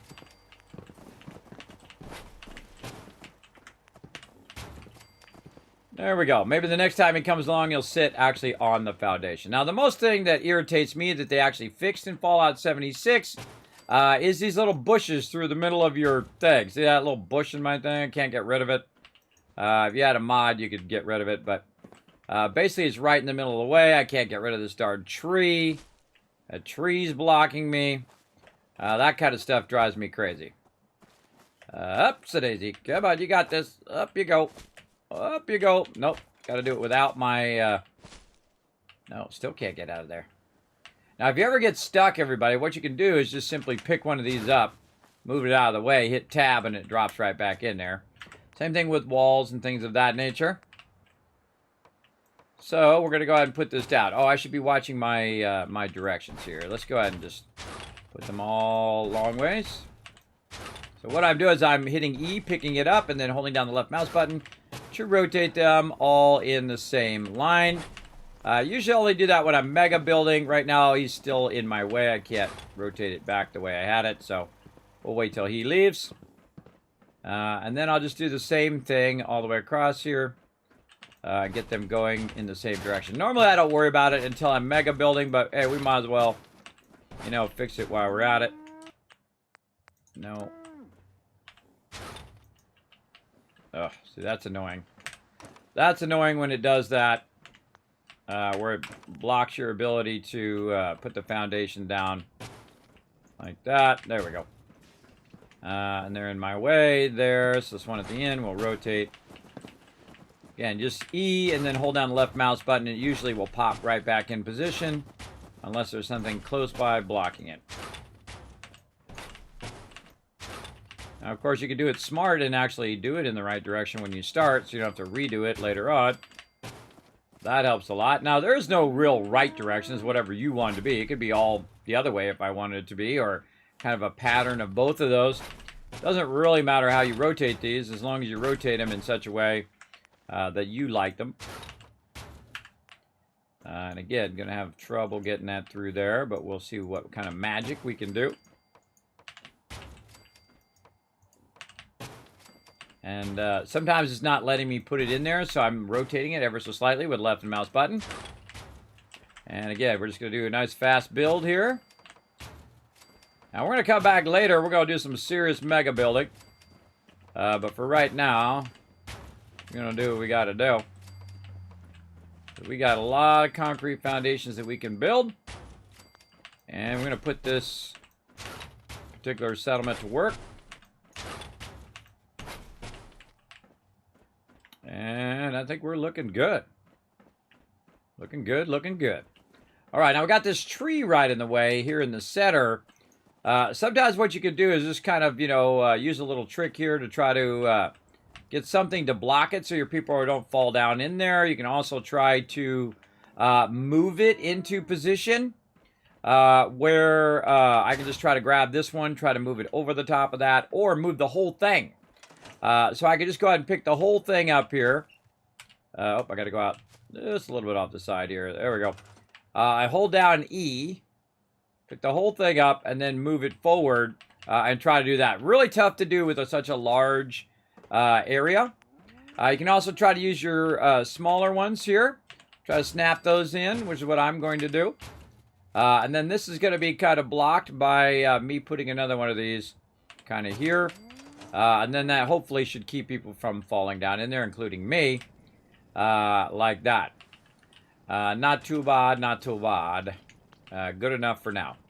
Now, this is going to be one just gigantic settlement. So all we have to do now is give them access to be able to get in here.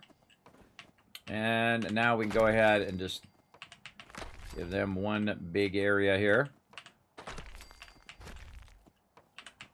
Now, you always want to think about how are they going to get into that particular location as well. And then what you can do on that location. Let's go on the outside there. There we go. And then, again, just snapping the walls along the outside. Like, let's say like that. Now, another thing we want to do is put a roof in. Before we get too far, you want to put a roof in and see how the two things are matching up, right? Is both sides, is the line of both sides matching up? And will it match up over the long run? Right, when you get to the other side, does the roof match up? So you should be doing both walls and roofs along whatever long side you're trying to do, like this. So let's go ahead and put a few of those in there. And again, this whole side over here is just going to be blocked off. And we're going to put some entrances on the other side. And then this one here. And then let's see if our roofs work out at the end. Right there.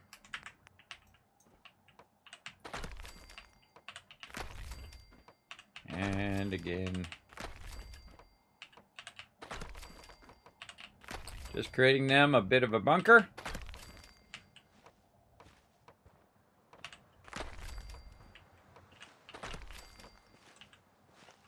That should be outside. This should be outside. So there's two places. You can put it on the inside of the wall, or it can hang off the side. And if you're going to put a roof in, you definitely want that to hang off the side. If you're worried about space and you want to just kind of have it inward instead of outward, then you can do that as well.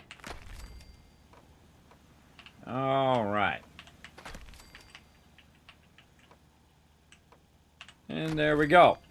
All right, now this guy's going to show up from time to time, and you'll want him to be able to get in there, up into that top part there. Now, these little stairs are good, or you can just go ahead and use the long stairs here and try to snap them in. Sometimes they don't always go in there. I find the best thing to do is to use the smaller stairs right over here. These stairs are really awesome. You can put a bunch of those in there, and your peeps will be able to get wherever they need to go. Right there. Now, again, we want to also use the big door. So we're going to go in here. We're going to work on doors. And we're going to go ahead and put our big door, hopefully, right here. Oh, we got to take the things out first and put those back in later. Let's see if we can snap that big door in there. Move it over just a little bit. There we go. There we go. All right, that's pretty good. We'll go with that. And there we go. Now, most of the time, the door is going to be open. So it's no big deal for them to come in and out of there and do their thing that they need to do. Either I can clip it through the workbench there. All right. And so we're going to have this big open area that is actually going to be protected against being attacked. Now, another thing that I could try to do over here where I have this, I'm going to put these back in here, is try to utilize this middle area as the way of getting upstairs. And I love these, not the prefabs, these ones here. I love these right here. So if you can get that snapped right there, going to be a little awkward because of that thing.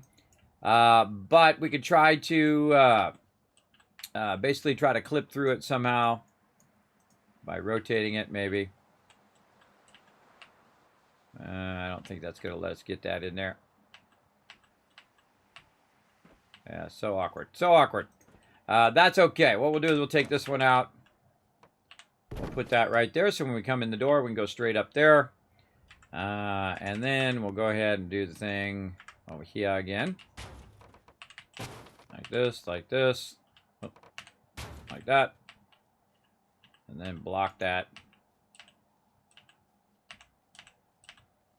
Come on. Kind of an angled one there. I try to see if I can fall in there. If I can't fall in there, then they're good. All right, then the rest of this is just making roofs. So let's go. And there's a big boy settlement over here, everybody. There's a lot of stuff to start with at the very beginning.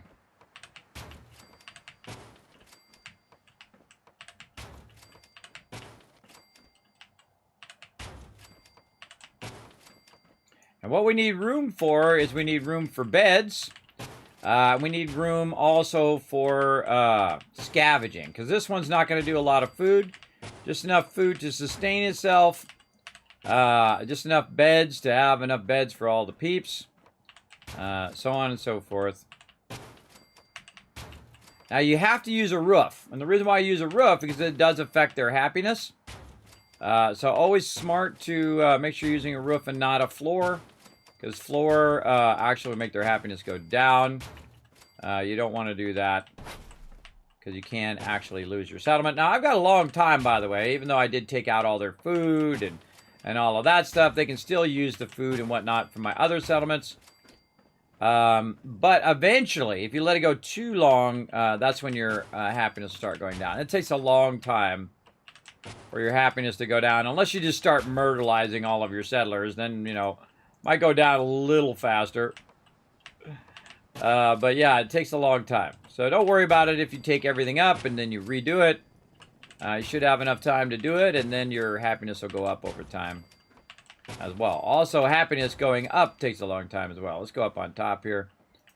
A little easier from the top side, I find.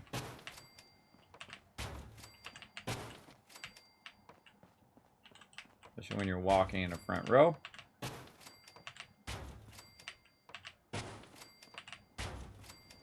And again, not getting fancy. Not time for fancy yet.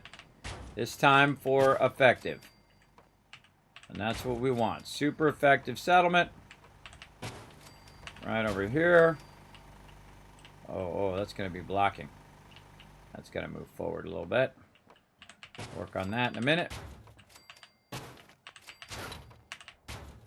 All right, let's got to move forward just a little bit. Yeah.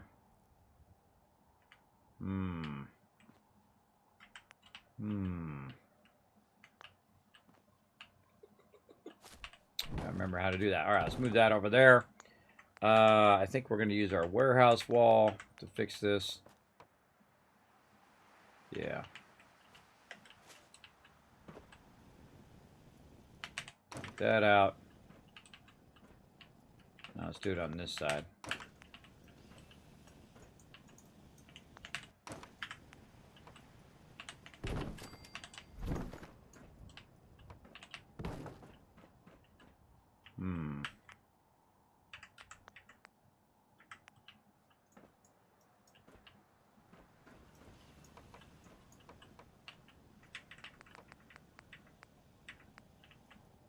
Yeah, we might need our warehouse roof there. That's higher. It's higher up than what I'm doing, so it creates a gap there. What's another way we could do that? Let's take the wall out. We'll just put that down over here somewhere. Take this out. I love to solve these kind of problems. They're real fun. Okay, that one there. That back in there. But before we do that, let's try to put our roof in first. And see if we can just do it with the roof already in. Now again, build order is very important if you're trying to snap stuff together. And I could probably make that work too. I could probably use a pole to line that up in there. But do I really care if that's open? That's the real question. Do I really care if that's open or not? Good question. Let's put that in there. And then let's go ahead and go to our other kit here. And again, using their roofs. And create a cool little tower thing. Little tower thing. All that matters is there's a roof over it. And we could make it like a see-through roof. Like that. I don't think we can put walls in there because those walls will snap into that. Let's go see what happens. Yeah, because these other ones are going to be blocking. Well, that's good enough. So you got a nice cover there. And it is an actual roof. And you're good to go. Now I'm going to go ahead and pick this one up and move it out of my way for right now while I'm working. Because I want to be able to open and close this door. And I want them to open and close the door. Not me, but them to be able to open and close it. And you can see out here is where the connection is. And so what we're going to do is we're going to start very early on this, by the way. We're going to use our logic gates right over here. And we're going to use an XOR. And we're going to put it right over here. Now, the output is the black one, so we're going to connect that right to there. And this is our input. Now, I like to put the power up on the top area because it's a lot safer, I find, up here. And also, we can actually run that cord right down through there. So let's see what kind of power we've got here.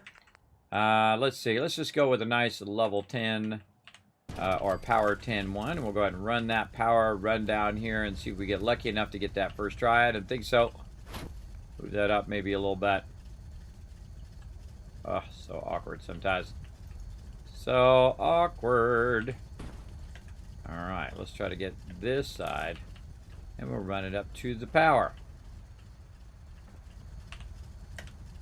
And there we go. Alright, so as you can see, it is opened up. Now, what we want to do is have it close automatically whenever the siren goes off. So let's go look for defense. Insurance, is it? Oh, God. I always forget what this darn siren is. Where are you? Resources, miscellaneous.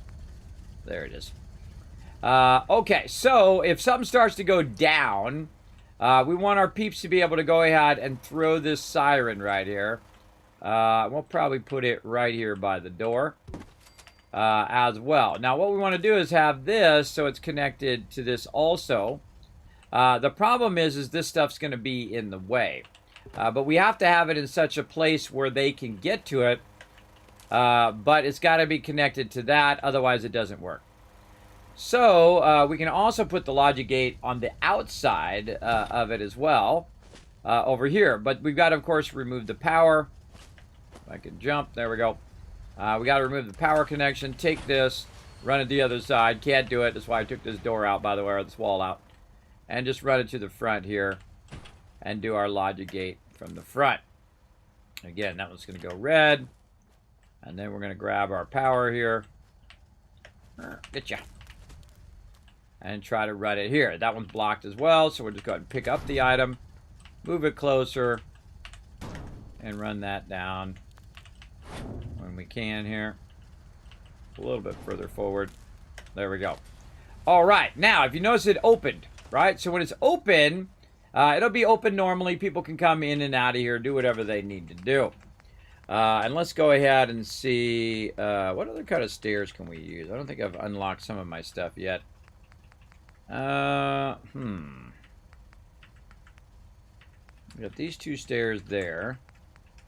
Go see what we got in here. Anything interesting in here? No.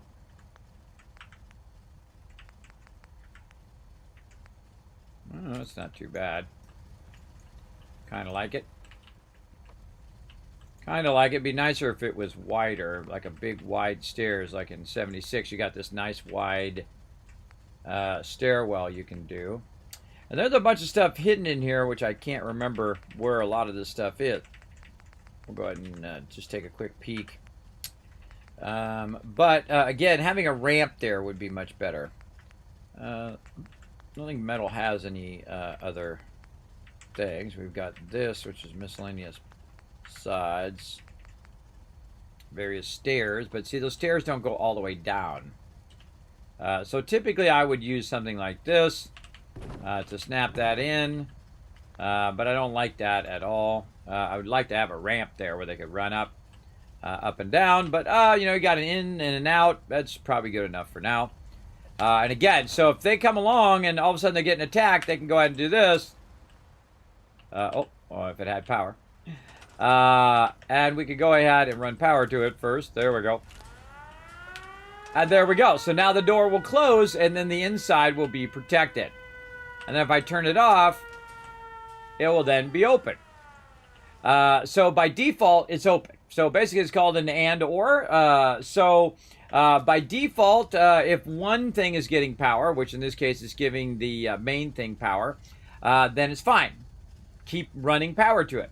But if I have two connections going to it, then it says, wait a minute, no, cut the power, and then we'll cut the power to the actual output, and that will close the door and keep people from getting inside there.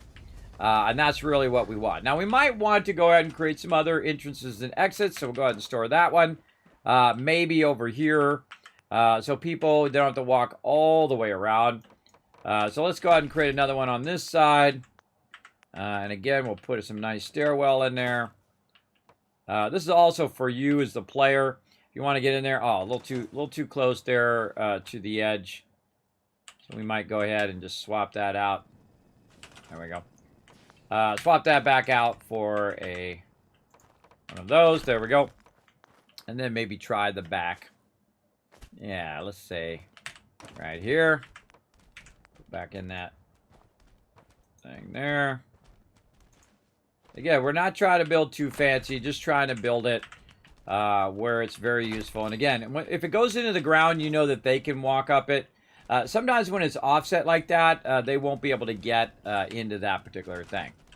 And then this over here, same thing. I could go ahead and instead of using the wall, there's other doors that we could use as well. Over here under doors. And these are like powered doors. Right? So let's see if we can find a good powered door. Let's take that out. Take that out for right now. We'll put a nice powered door in there. Actually, we'll put it the other way. Now, the reason why I put it the other way is so that I can run the power back the other way. And I'll show you what I mean. So we go ahead and we'll jump down first, and we'll put another thing. Now, normally, of course, you want this stuff to be inside so it can't get damaged or whatnot. But I find most of the time they don't bother. It's no big deal. So we're going to go ahead and put this right up here. Again, the output is going to go to this door. And then we need two inputs right there. So you can control both sides doors from the one thing.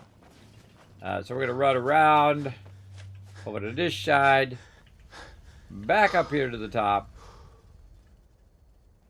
right up here. And we're going to need two of these. We don't need that. Actually, we could utilize that. Speaking of that, we could utilize that as well. Let's go ahead and just scrap that one for now. We'll take this radio beacon. And the reason why we could use a radio beacon is because a radio beacon is just going to be constantly passing through power. So we can go ahead and do something like that. Take another power thing here. And we'll just leave this in the front for now.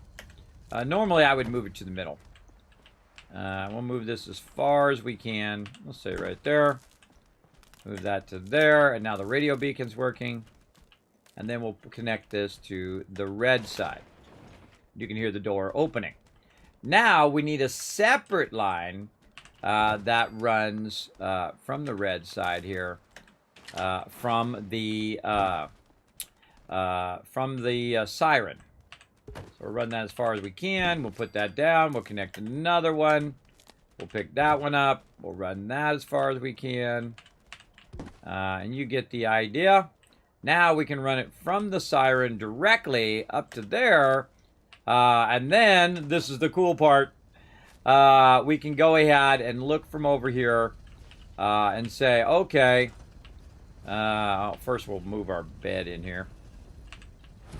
So we're not trying to do... Cogsworth, so annoying, bro. Hey. Look alive. Can I be of service? Move here. Nothing would please me more. Sorry, sir. I can't seem to get quite close enough. Hold position. Stay there then. It's gonna be annoying. He's always in my way. All right, let's sleep. What time is it? 10 p.m. All right, so let's go 10 hours forward. Andor Gate is Star Wars logic. Exactly. Scaffolding has stairs? It does. That's right, it does. All right, there we go. Okay, now we can see what the heck we're doing here. Because you got to be able to see that other door on the other side. Over there. Now, right now, we can see that the door is actually without power. So we need to go double check that this is working properly. This is coming from power there. This should be going into the red one. This one should be going out to here. This is... Oh, I did an and logic gate. That was my bad. Wrong logic gate. Wrong one. I just used the one at the beginning. Where is it?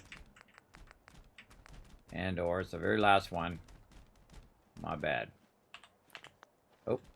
Come on. Get it in there. There we go. All right. This one here. That one there. And then that one. Oh, we can grab it. Get it. Yeah, a little too far. A little too far for us to grab. I don't feel like running all the way back up again, so I'm just going to do that. There we go. Oh, and now that doesn't reach. Okay, that's how it is it? That's how it is. Yeah, now it's not going to reach. All right, fine. Yeah, we're going to have to go up there no matter what anyway. All right, fine. Put the roof back on.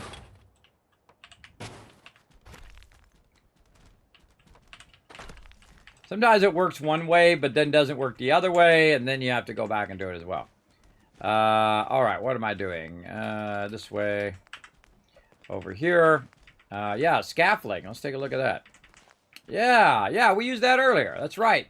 That's right. We used those up in the thing. But does it snap, though? That's the tough part. Not snapping to this kit. Oh, that one does. Oh, no, that's just green. That's just green, but not snapping to up there. I think that's probably why I don't use the scaffolding. Because it doesn't snap well to that anyway. We'll come back to it in a bit. Let's use this. We know that's going to snap in there. We got to go upstairs to fix that other power line. Okay, or not. Get back in first-person mode. There we go. All right, now we got to fix this power line. Because it worked before, and now the power line is not running across there. All right, here we go. Pick that up. Run that to there. All right, looking good. Run this back until it turns green right there. And let's see if we can reach that. A little too far this way. Move this one closer. This is how I get to use the minimum amount of resources for stuff, everybody, as I move stuff around until it works. All right, there we go. Now, if you notice that this one doesn't have power, but this one over here does, because this is the always-on power, and then this one is only on when we throw the switch. So, now, if we did it all correctly, we should be able to see that this one's open, and the one way over there is open. We can see that pretty easily. And if we flip the switch, both the doors are locked out. So very cool. Now let's go ahead and do this. And put this right back in this spot so they can't just go right through the wall there. And that sucker's pretty much done. And so we've got an entrance exit in the back and in the front. You get the general idea. Now, we want to have up to 21 people here as well. So the first thing we're going to do is think about food and water. So we're going to go ahead and start with our water. And you're like, well, Kismet, that's a garden plot. Ah, true. But you can take your little things here and actually put them on the garden plot like that. And like this. And like this. We could also use the larger ones too if we want to. But those require power.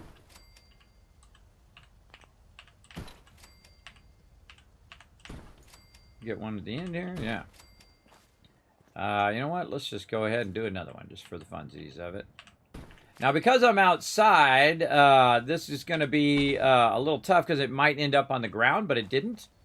And you can see I can go ahead and just pick this up and try to walk it in here and then say put it right there, or even better, put it back here in the corner so there's less chance of that happening. And then we just RP that we cut a hole in the foundation and it went down into the ground, and that's where it's pumping all that water. Plus, we could use the water for us as well. If it wasn't such an awkward position it's in. But I'll actually drink, and you'll see that, there we go, I'm now properly hydrated. I'm good. I guess getting the one that isn't so awkward, maybe this one. Yeah, there we go. Getting the one that's where you're doing the pump from behind. All right, so water taken care of. Now, let's go ahead and do some food out here as well. Now, remember, we have access to all of our settlements. So that we have the ability now to produce massive tons of food, especially mute fruit. In fact, I have 135 mute fruit, everybody. Yeah, Kismet is crushing it. Big time. I think I'm level 17, if I remember correctly. See, that one didn't go in? I thought it didn't. It kind of set itself down just a little bit there. So I wanted to go ahead. And you got to move this out of the way, too. If it was somewhere where it already was, it'll get glitched. So there we go. There's 6. That's all we need. It's 6 per person. And we'll go ahead and we'll put the food on this side, way over here. And let's put it right here. Like that. So that's 6. And let's say we'll put it right here for now.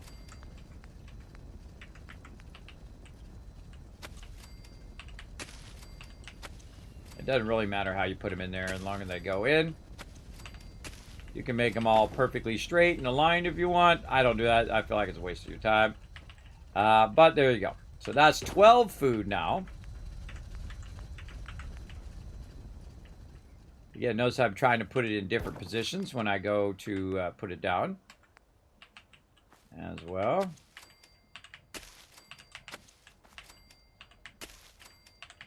That's what I've been working on this whole time in the early game. Is to get to the point in which I can build up a settlement super fast, right from the very beginning, good to go. So that's 6, 12, and then 6 more, which is going to be 18. And then all we need for the whole rest of the game is one more. One more thing of mute fruit. Mute fruit is the easiest of all the foods because it is one full unit, so you only got to put 6 down instead of 12. And it is my favorite. For getting it going on right up in here. And again, make sure there's nothing left behind. And we got all those planted in our planters. Right over here. And we good to go. Now, we're going to need enough beds for everyone to sleep at this particular settlement. So we're going to take the beds and do a whole bunk style bed deal here. Now, beds actually are one of the things where you run out of resources quickly at the very beginning because you run out of cloth. So the more settlements you do and you're not collecting cloth, you're going to run out of beds real fast. So there's 2. There's going to be 3, 4, 5, 6, 7, 8. And I actually, there's actually more than 8. There's actually 10. But I'm going to count it. That's number 9. That's number 10. You get the general idea. So stick one here in the corner. Yeah, remember, this is not the fancy build. This is just getting it done build.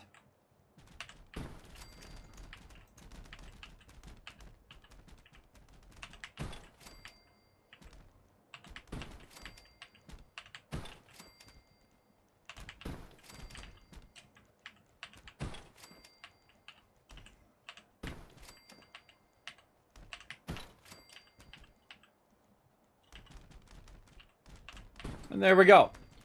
So it's really a total of 24 right now. But you can see I put down enough beds Because eventually I want these people to not be over here. Sadly, I can't scrap those, but I can reassign them away from those beds. All right, now the other thing I want to do is all my other basics that I do in each and every thing, and we're going to go ahead and switch over to my settlement overseer, and we are at 10 pines, which is right here. Now, again, if you want to take over 10 pines, you can't donate to the stream. That's why we're here, everybody, while we're streaming every single day, right over there. So if you want to get your name on my mega build, if you want to get a name on a robot, found a settlement, name a settlement, like these awesome people right here, you can take over that settlement before it's gone. 10 Pines is open. So feel free to show some love to the stream and also interact with my playthrough here as well. All right, did we scrap and clear? Do we have a supply line? Yes. Did we create a beacon? Yes. Do we have our quick travel down? And we'll go ahead and put our quick travel right over here. This way, if we come in on our future transport, it'll land right there. All right, what else do we need to do? Let's call that a yes. We need a quick shop. Let's go ahead and create a couple of those. Now, my quick shops, again, are just an easy way for me to access the workbench without having to go all the way into the settlement. I normally just leave them just out like that. And I leave them on different sides of the settlement. You'll start to see me put them on all 4 sides.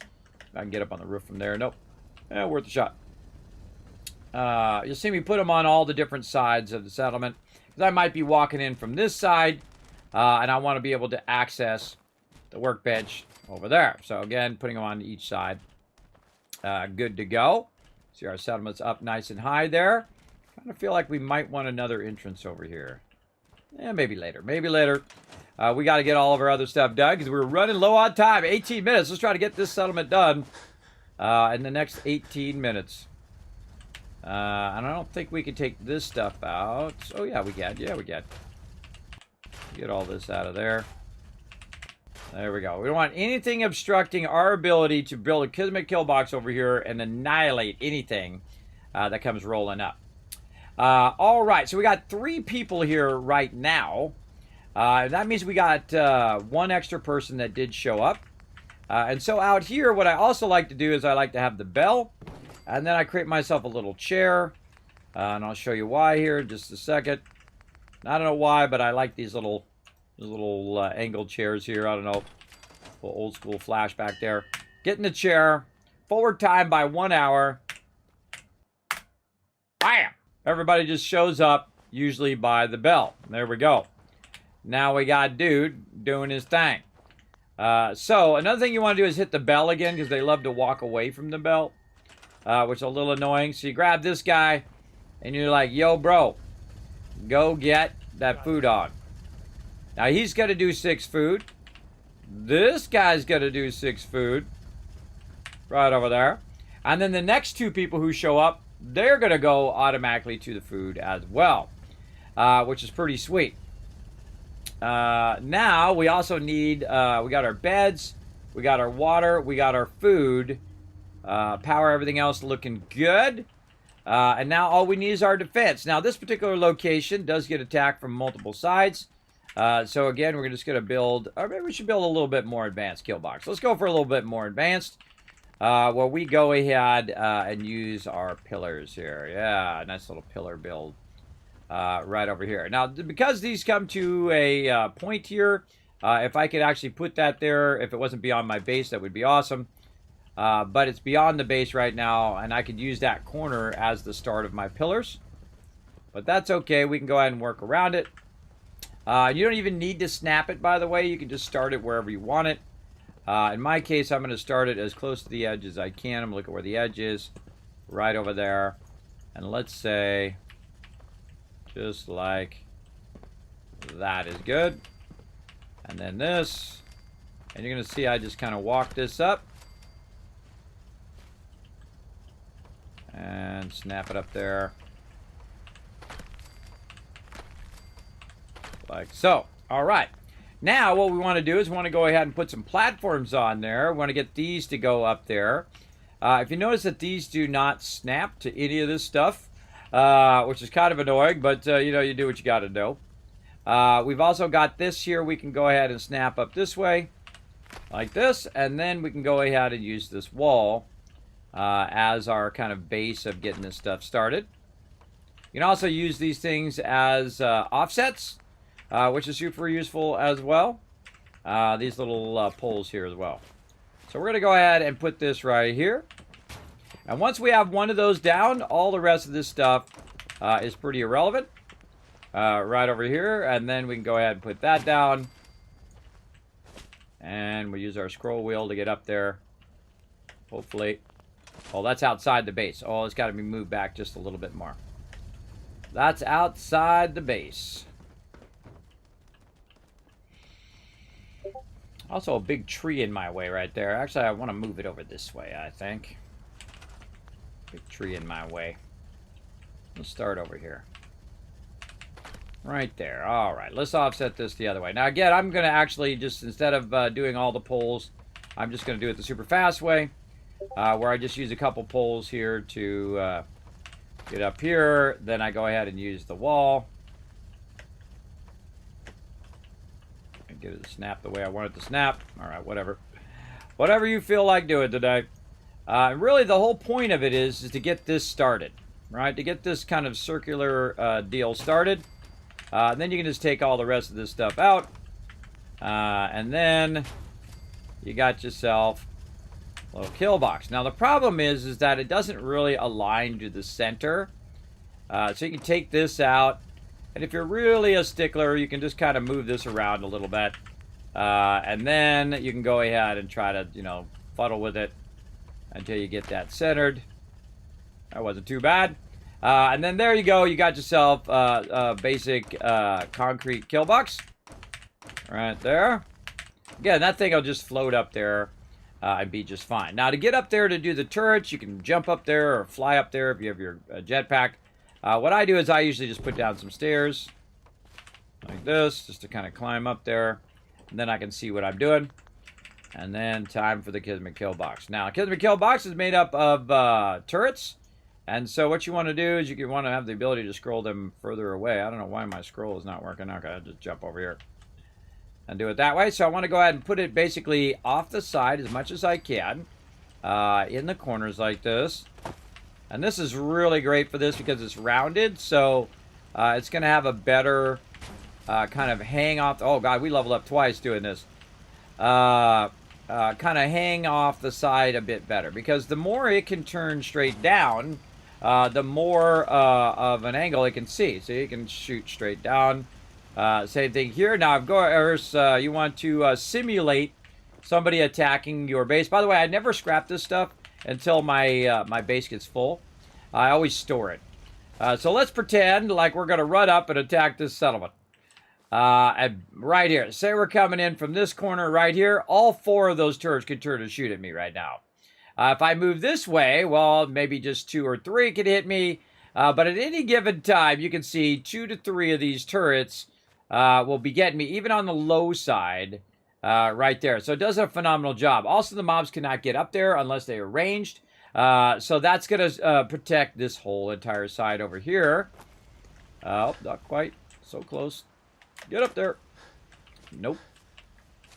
You got this. You got this, brother. You got this. Go get it. Go get it. Nope. Just a little too tall. A little too tall over there. Nope. Can't jump up there. All right. Now we also need the same thing on the other side.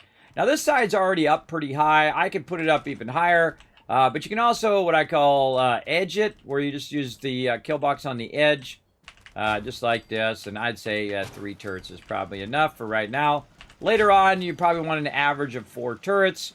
I'm going to put a couple turrets on this side as well. Now, you can probably see the problem here is that it's not quite all the way out on the edge where it can fire straight down. But anything that comes running up from down there is going to get smoked. And you might have a problem over on this side too, so maybe we'll move this one here to the corner so it can fire in both directions, because it'll go in 360 degrees. So no matter where you have it, it will come to bear on whatever is up in your business. And if you don't have a lot of resources for turrets, I suggest stick them in the corners as best you can, like this. And this one over here will help behind here. in case there's anything. Now, if people are right up against the edge there, it's going to be hard for you to hit them with the kill box. And this is why I usually like to elevate them. So they're great. Or you can put the kill box behind the mobs, which is really fun too. And so instead of putting it there, you put it way over here on the edge of the settlement, which is where I'll eventually move it to, right here. And then it can shoot really far outside your settlements based on how high up you have it, because these turrets shoot really, really far.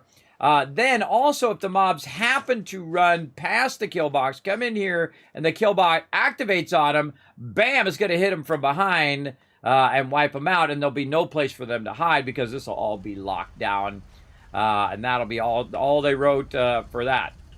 Now, also in here, you can see now that we've got 12 food, 24 water, and when new people show up, they'll do more food, up to 24 food. We'll have 24 water, and then we have 24 beds, which is more than enough people. Normally, we have about 22 max settlements or max people at the settlement as well.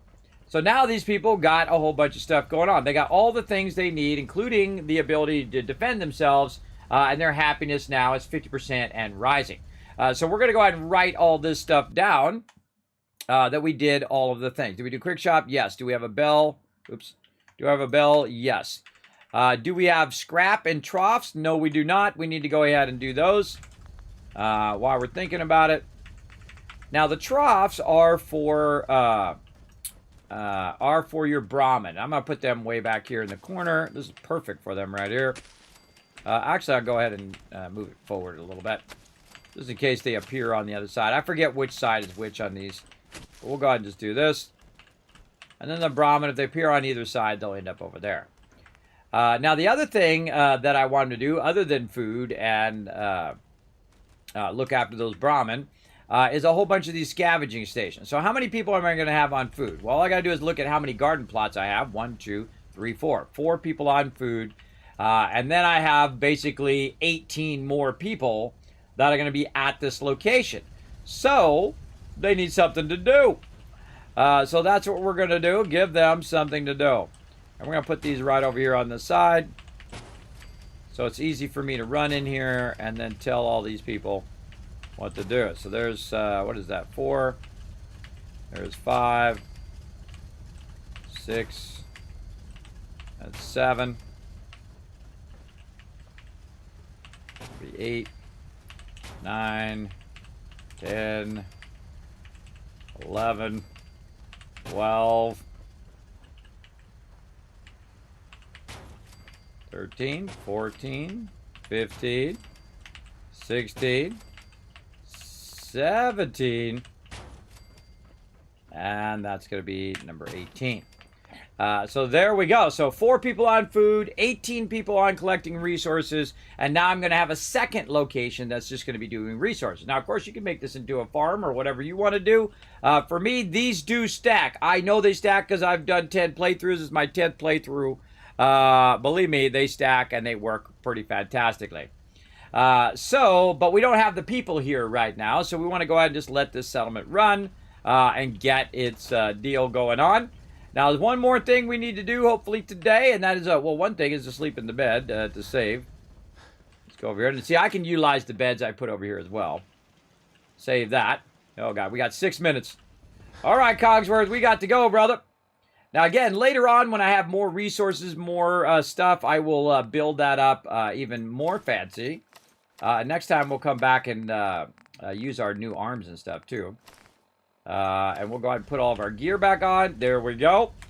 We got 6 minutes to get from where we are all the way back to Sanctuary. Now, one of the cool things about 10 Pines is actually close to Sanctuary back this way.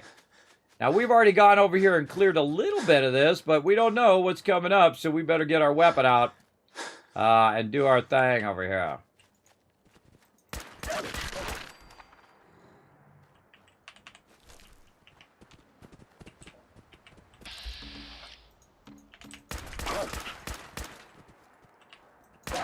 Third person shooting is tough. That's tough. That's double tough. Normally I go first person to shoot. Much easier. Boom. Eat Overseer's Guardian. Now again, this is why the Overseer's Guardian is so epic.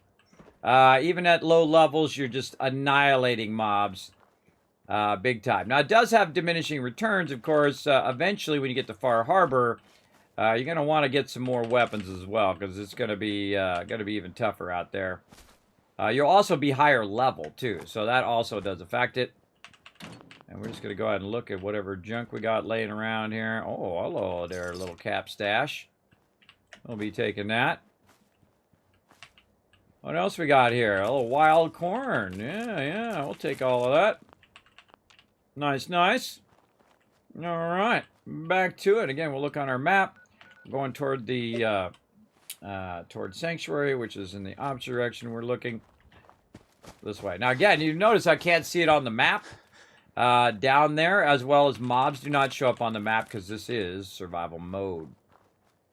And survival mode is the hardest mode you can play in. In fact, this is like double survival mode because there was an original survivor mode, which was way easier than the mode I'm in right now.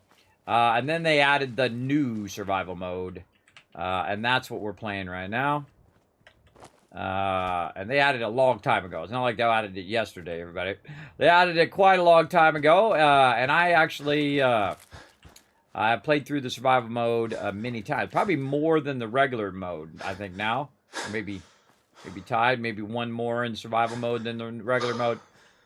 You get the general idea. And I'm kind of walking to the edges of the thing here. See, we've got these fences. And if I just keep walking, you start to see these little fences here.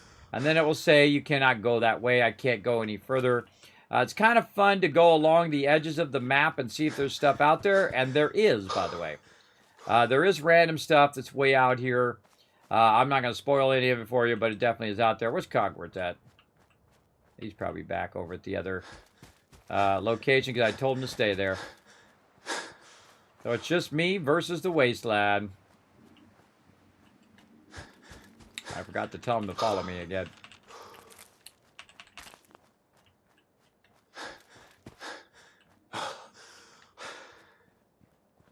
I hate walking slow, so you see me hit shift all the time.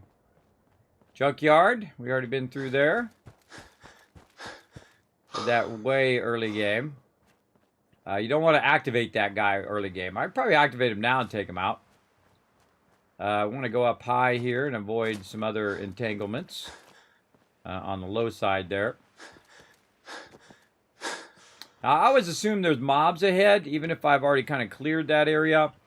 And thus it usually helps me from getting jumped, hopefully. All right, we can see Sanctuary where we're at. And we'll go ahead and put our weapon away.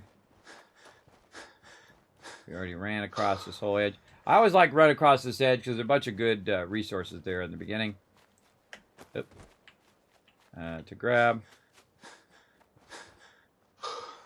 Now, I can come over here, by the way, and work on more of my purified water, whatnot. But you can see that I really need to work on it right now? Probably not. Though I could just sit and work on it over and over again. And I would be making 10 times what I'm making now, 50 times what I'm making now. And just keep that going. But the problem is transporting it. In survival mode, if I was in normal mode, no problem. I could just keep expanding. But transporting 5,000 purified water is not going to be doable easily in this lower part of the game. Look at that. We're getting that going. Yeah, get that filled up. Get it filled up, brother. With tons of loot. All right, now we got someone to talk to. Let's forward time and let's go talk to my friend. Right over here. 7 p.m. Let's go 12 hours. And get to the morning so we can talk to him without it being dark. Hopefully. Now, I do a lot of forwarding of time just for you guys. Normally, I would just run around in the dark. I'd be just fine. Most of the time. But again, when I'm doing dialogue, when I'm like building stuff, things of that nature, I just like to do it during the daytime. Plus, it also saving there for me as well. All right, where's my peeps? Let me just go find him. He's around here somewhere. Where's my buddy, my pal? don't see him. Maybe he's down on the low side down there. Where you at, my buddy? Not down there. Sometimes he's down there walking in the water. Walking the perimeter. Not him. Or not her, actually. Lots of purified water going. Very early game. I think about 700 going right now. I forget where I was at. Yeah, 756. 756. We'll literally get thousands of that purified water going over time. Again, much easier in normal mode. There he is. I went around a big circle for nothing. What up, Preston? You know that settlement you sent me to help? They've decided to join the Minutemen. That's great news. I knew you were the right person for the job. Right, By the way, you should have one of these flare guns. You can use it to signal for help from any nearby Minutemen. It'll get more and more useful as we get more allied settlements.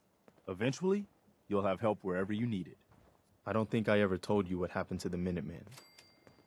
How I ended up as the last one. If you're ready. I figured you'd tell me when you were ready. Have you heard of the Quincy massacre? You guys came from Quincy, didn't you? That's right. Mama Murphy, Sturgis, the Longs. They were all from Quincy. I was with Colonel Hollis's group. A mercenary group called the Gunners was attacking Quincy. The people there called for the Minutemen to help. We were the only ones that came. The other groups, they just turned their backs on us and the folks in Quincy. Only a few of us got out alive. Colonel Hollis was dead, so I ended up in charge of the survivors. We never found a safe place to settle. One disaster after another. You saw how it ended? That's because that guy was sending him after him. That guy, the guy where we just were at Corvega, was sending raiders after this group. That's pretty messed up. Don't give up. As long as you don't give up, the Minutemen will survive. I'm not about to give up, but I can't protect the Commonwealth all by myself. Hell, I could barely protect these people. That's why I'm talking to you. I can't rebuild the Minutemen, but I think you can. Let's do it. Hey, that means a lot coming from you, Garvey. I appreciate that. Does that mean you'll do it? Yes. Okay, I'll do it. Good. Good. Welcome aboard. I feel like this is a whole new start for the Minutemen, and the Commonwealth, too. Don't worry. I'll be right beside you all the way, General. That's quite a promotion you just gave me. The leader of the Minutemen has always held the rank of General. Our last leader was General Becker. After he died back in '82, nobody could agree on who should take his place. The one good thing about being the last Minuteman is there's no one to argue with me when I say you're the new general. Now it's your job to make it more than an empty title. A pack of ghouls has holed up near a settlement. They could use our help. They could use our help. I'll mark it on your map. He's gonna mark it on my all the map. support we can get. So see what you can do to help. You marked it on my map, everybody. Come here, Preston. I've heard that folks at Finch Farm need some help. The Minutemen should be the ones that answer that call. All right. Is there something you need? Follow me. Come with me. I need your help. Sure thing, General. I think the folks here can manage on their own now. Thanks to you. Boom. Now, where am I sending Cogsworth? To Sanctuary Hills. By the way, he'll travel from where he's at, 10 Pines, all the way to Sanctuary Hills. You can follow him, too. You dismiss your companions and just follow them and watch what route they take as well. So now we got the man with the plan. Preston, follow me around. Pretty excited about it. Let's go ahead and see if we got any more purified water in here. Oh, yeah, we got a whole bunch. Let's grab all that loot out of there. Oh, we got to get this one. God, we got so much loot. We got so much insane amount of loot going now. I love the triple extractor, though. That's awesome. Because sometimes it doesn't extract it fast enough. And if you have the triple extractor running, and it just extracts all of that stuff. Crops coming. Pretty sweet. All right, we got 500 in there, and we're going to add another 600 to that for next time. That'll be tomorrow, 1 p.m. Eastern Standard Time, because we've run out of time today. Appreciate you all being here. Now we're going to be doing some giveaways tomorrow. We're going to do Kismet Rampage. What else are we doing tomorrow? 10 gifted subs as well. Tomorrow as well, because, you know, YouTube sucks and it doesn't have all the features that Twitch has. But it's also fun to stream over here for you guys as well. One that ends without an empty stomach. Ugh, why do you guys keep telling me your problems all the time? What am I, your shrink? All right, let's go ahead and save. Right over there. Yeah, run, he's talking. Lost track of how many blisters. But I like Preston. Preston is the one who fights for people who can't fight for themselves, everybody. Just like people in the military and whatnot. So I love Preston. It's not his fault. He was programmed that way. You can blame Bethesda for not giving you a choice. Now, he should have came up and said, hey, you want to go help Green Top Nursery? I'm like, Preston, not right now. Could you hold on to that? I'll go help him later on. He's like, okay, Kismet. Now, had he done that, I think your whole perception of Preston would be different, because he forces you to take the quest. He doesn't ask you if you want the quest. He gives it to you anyway. Taking away people's choice is different, especially people who don't want to do settlements. And there's a whole bunch of people that are like, hey, Kimmy, I don't want to do the settlements in the game. Hey, that's no problem. It's your game. You play it however you want. For me, I love the settlements. So I want him to tell me where all the settlements are, so I can go to those settlements and get those part of my network of settlements, so I can just get more and more people part of my gigantic tier of people that I can go to, who can collect resources, who could go in and make food and all of that other stuff that I will need to keep all of my settlements going. And you'll see I just do the same thing I just did in 10 Pines to start. And that will become like my basic build. Just a bunch of things down in a kind of a bunker style. And just do that to start. And then I'll come back later and I'll really build it out into gigantic mega builds. And we'll put signs up there that says, you know, founded by so-and-so, and then the name of the thing, and all of that. We'll get all of that in there. But again, we need the resources to do that first, right? We need the economic power that I'm building now to build up all of those things and basically bring the wasteland back from the brink. And that's what we're doing right now. But time is up for today, so we're going to go to the Kismet Love Trade. Let's go.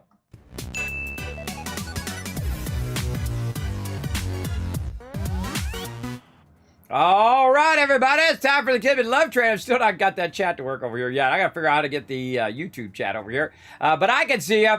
YouTube has gifted subs, I think. They do. Yes, they do. So that's it for me, everybody. We're going to be heading out. Thanks, everybody. Thanks to all my patrons right down there. See, look, if you're a patron, no matter what platform I'm on, you always get your name there at the bottom. Now, this is going to be for Twitch over here. So, again, I got to get that working for that, too. I don't even know how to do that yet. There's all sorts of things I need to get going over here. Now, of course, you can't help out the stream by going out and supporting the stream, everybody. By simply going over there and following those links you're going to see pop up right there, or actually up there for me, or over there for you, in the stream for that awesome support. Oh, or maybe not. Come on, button. Okay, or not. Feel free to not do it then. Oh, man, what's going on? What's going on? It was working earlier when I started the stream, but it doesn't want to work now. It's always something, everybody. Always something for me to tinker with. Something's not working. Something goes here, there, and everywhere. Let's see. I'll just manually do it. I'll just manually do it right here. Right over here. When in doubt, just do it yourself. Right there. All right, there we go. Or maybe it's... What the heck? Oh, it's too big. It's too big. It won't let me do it. All right, well, why don't I just do the command then? Right over here. The board. That's not working either. All right, whatever. Whatever. You know what to do. Go over there. There we go. Now I finally did it. Feel free to go over there and show some love, everybody, over on the YouTubes where you already are. Hit that subscribe button if you haven't already done so. Hit the like button down there. It does help a lot on these streams. Go over to YouTube, or go over to Twitter and hit that follow button as well. You can find all those links in there. And especially go check out my Patreon. It's for every level, everybody. Gets behind the scenes look at my stream, and of course a bunch of tips and suggestions. Also ad-free viewing of guides and highlights, as well as you get your name at the end of every stream and every video. That is the best place to help support the stream. Appreciate each and every one of you hanging out. That's it for me. I'm going to see you guys tomorrow, 1 p.m. Eastern Standard Time. See you then. Bye, everybody.